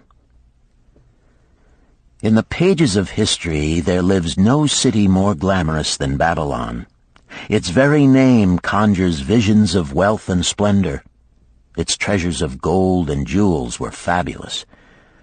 One naturally pictures such a wealthy city as located in a suitable setting of tropical luxury, surrounded by rich natural resources of forests and mines. Such was not the case.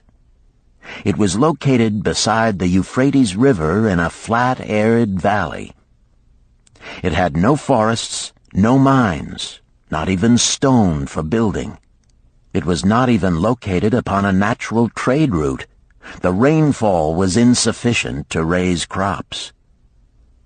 Babylon is an outstanding example of man's ability to achieve great objectives using whatever means are at his disposal. All of the resources supporting this large city were man-developed.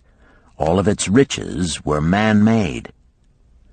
Babylon possessed just two natural resources: a fertile soil and water in the river.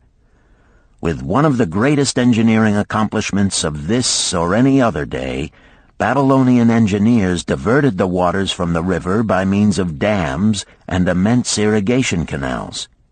Far out across that arid valley went these canals to pour the life-giving waters over the fertile soil. This ranks among the first engineering feats known to history. Such abundant crops as were the reward of this irrigation system the world had never seen before. Fortunately, during its long existence, Babylon was ruled by successive lines of kings to whom conquest and plunder were but incidental. While it engaged in many wars, most of these were local or defensive against ambitious conquerors from other countries who coveted the fabulous treasures of Babylon. The outstanding rulers of Babylon live in history because of their wisdom, enterprise, and justice. Babylon produced no strutting monarchs who sought to conquer the known world that all nations might pay homage to their egotism. As a city, Babylon exists no more. When those energizing human forces that built and maintained the city for thousands of years were withdrawn, it soon became a deserted ruin. The site of the city is in Asia, about 600 miles east of the Suez Canal, just north of the Persian Gulf. The latitude is about 30 degrees above the equator, practically the same as that of Yuma, Arizona. It possessed a climate similar to that of this American city, hot and dry.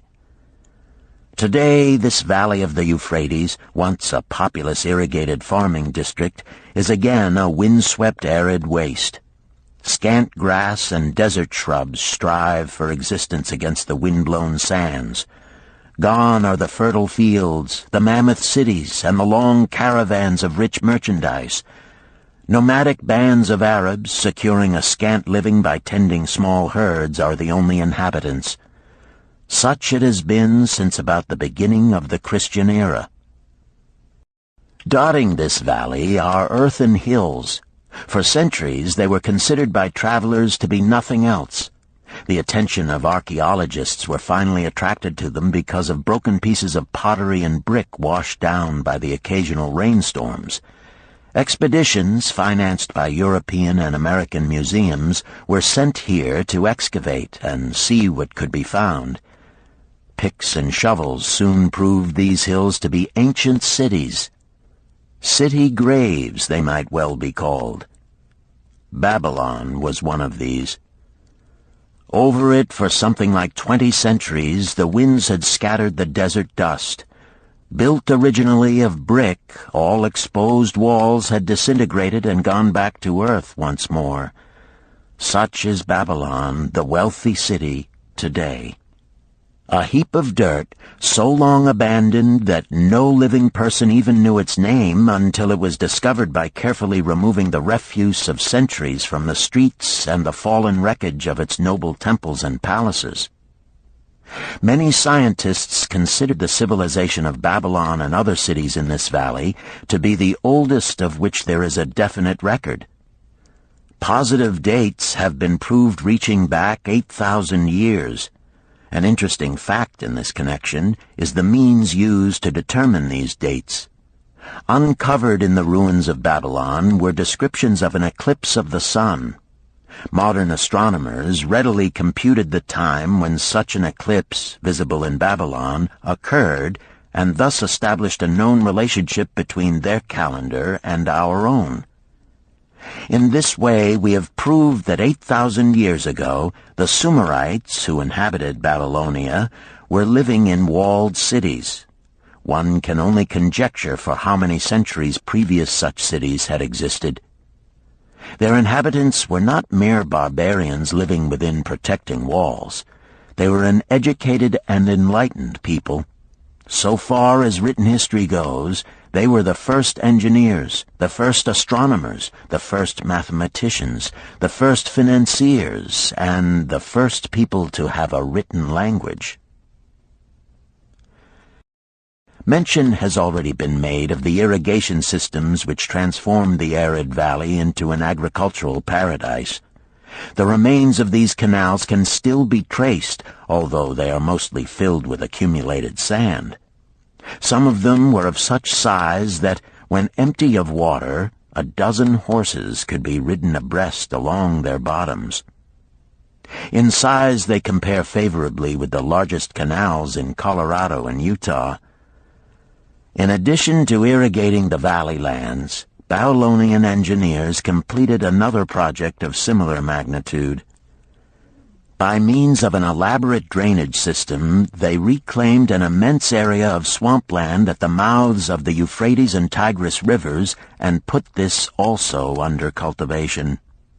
Herodotus, the Greek traveler and historian, visited Babylon while it was in its prime and has given us the only known description by an outsider. His writings give a graphic description of the city and some of the unusual customs of its people. He mentions the remarkable fertility of the soil and the bountiful harvest of wheat and barley which they produced. The glory of Babylon has faded, but its wisdom has been preserved for us. For this we are indebted to their form of records. In that distant day, the use of paper had not been invented. Instead, they laboriously engraved their writing upon tablets of moist clay. When completed, these were baked and became hard tile. In size, they were about 6 by 8 inches and an inch in thickness. These clay tablets, as they are commonly called, were used much as we use modern forms of writing. Upon them were engraved legends, poetry, history, transcriptions of royal decrees, the laws of the land, titles to property, promissory notes, and even letters which were dispatched by messengers to distant cities. From these clay tablets we are permitted an insight into the intimate personal affairs of the people. For example, one tablet, evidently from the records of a country storekeeper, relates that upon the given date, a certain named customer brought in a cow and exchanged it for 7 sacks of wheat, 3 being delivered at the time, and the other 4 to await the customer's pleasure. Safely buried in the wrecked cities, archaeologists have recovered entire libraries of these tablets, hundreds of thousands of them. One of the outstanding wonders of Babylon was the immense walls surrounding the city. The ancients ranked them with the Great Pyramid of Egypt as belonging to the 7 wonders of the world. Queen Semiramis is credited with having erected the first walls during the early history of the city. Modern excavators have been unable to find any trace of the original walls, nor is their exact height known.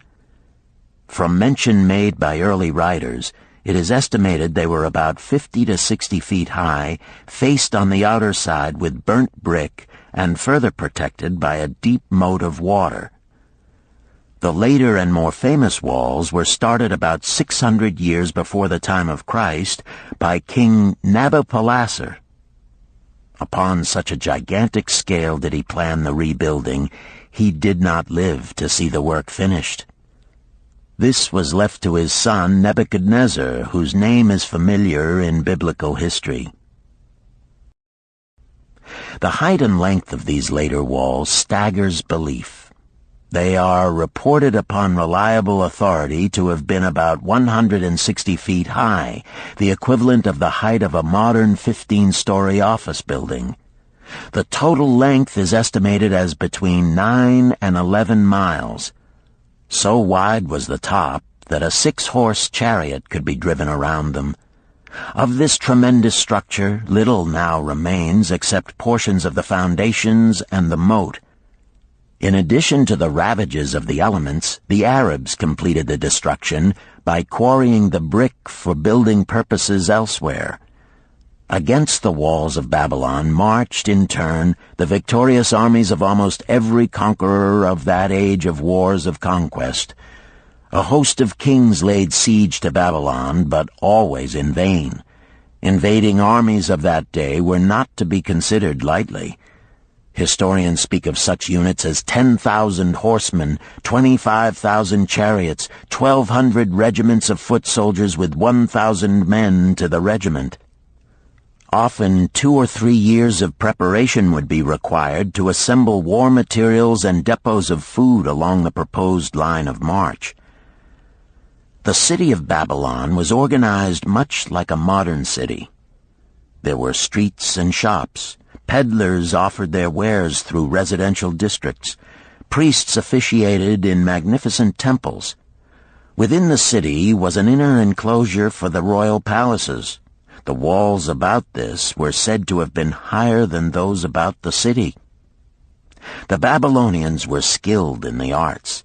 These included sculpture, painting, weaving, gold working, and the manufacture of metal weapons and agricultural implements. Their jewelers created most artistic jewelry. Many samples have been recovered from the graves of its wealthy citizens and are now on exhibition in the leading museums of the world. At a very early period, when the rest of the world was still hacking at trees with stone-headed axes, or hunting and fighting with flint-pointed spears and arrows, the Babylonians were using axes, spears, and arrows with metal heads. The Babylonians were clever financiers and traders. So far as we know, they were the original inventors of money as a means of exchange, of promissory notes, and written titles to property. Babylon was never entered by hostile armies until about 540 years before the birth of Christ. Even then, the walls were not captured. The story of the fall of Babylon is most unusual.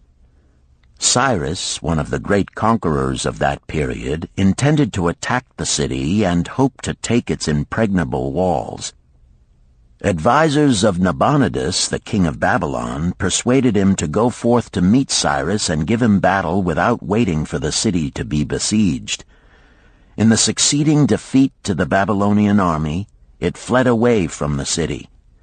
Cyrus thereupon entered the open gates and took possession without resistance.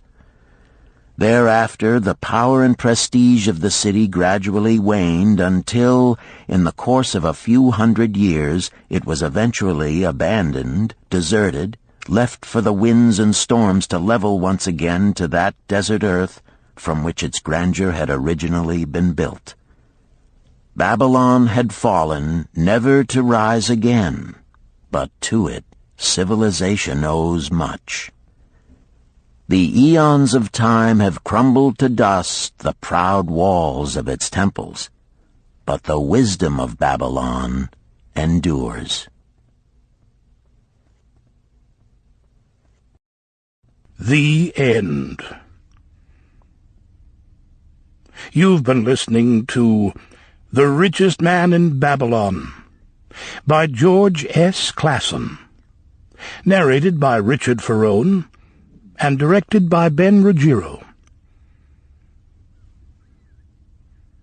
If you've enjoyed this book and this performance, Recorded Books recommends The Art of War by Sun Tzu, narrated by Joe Mantegna. This classic of military strategy includes a detailed introduction and commentary on the history of Chinese warfare and military thought. We also recommend Nickel and Dimed by Barbara Ehrenreich, narrated by Christine McMurdo Wallace. Nickel and Dimed reveals low-wage America in all its tenacity, anxiety, and surprising generosity. A land of big boxes, fast food, and 1,000 desperate stratagems for survival. You'll find a wide selection of titles in the Recorded Books catalog, including bestsellers, mysteries, classics, histories, and more. So to order another recorded book, or for a copy of our latest listing, please call the toll-free number found on the back of this book. Don't forget to ask about easy 30-day rentals by mail. On our website, you can browse our catalog, place orders, hear about our latest releases, or tune into narrator profiles and author interviews. So visit us there at www.recordedbooks.com. And thank you for being a Recorded Books reader.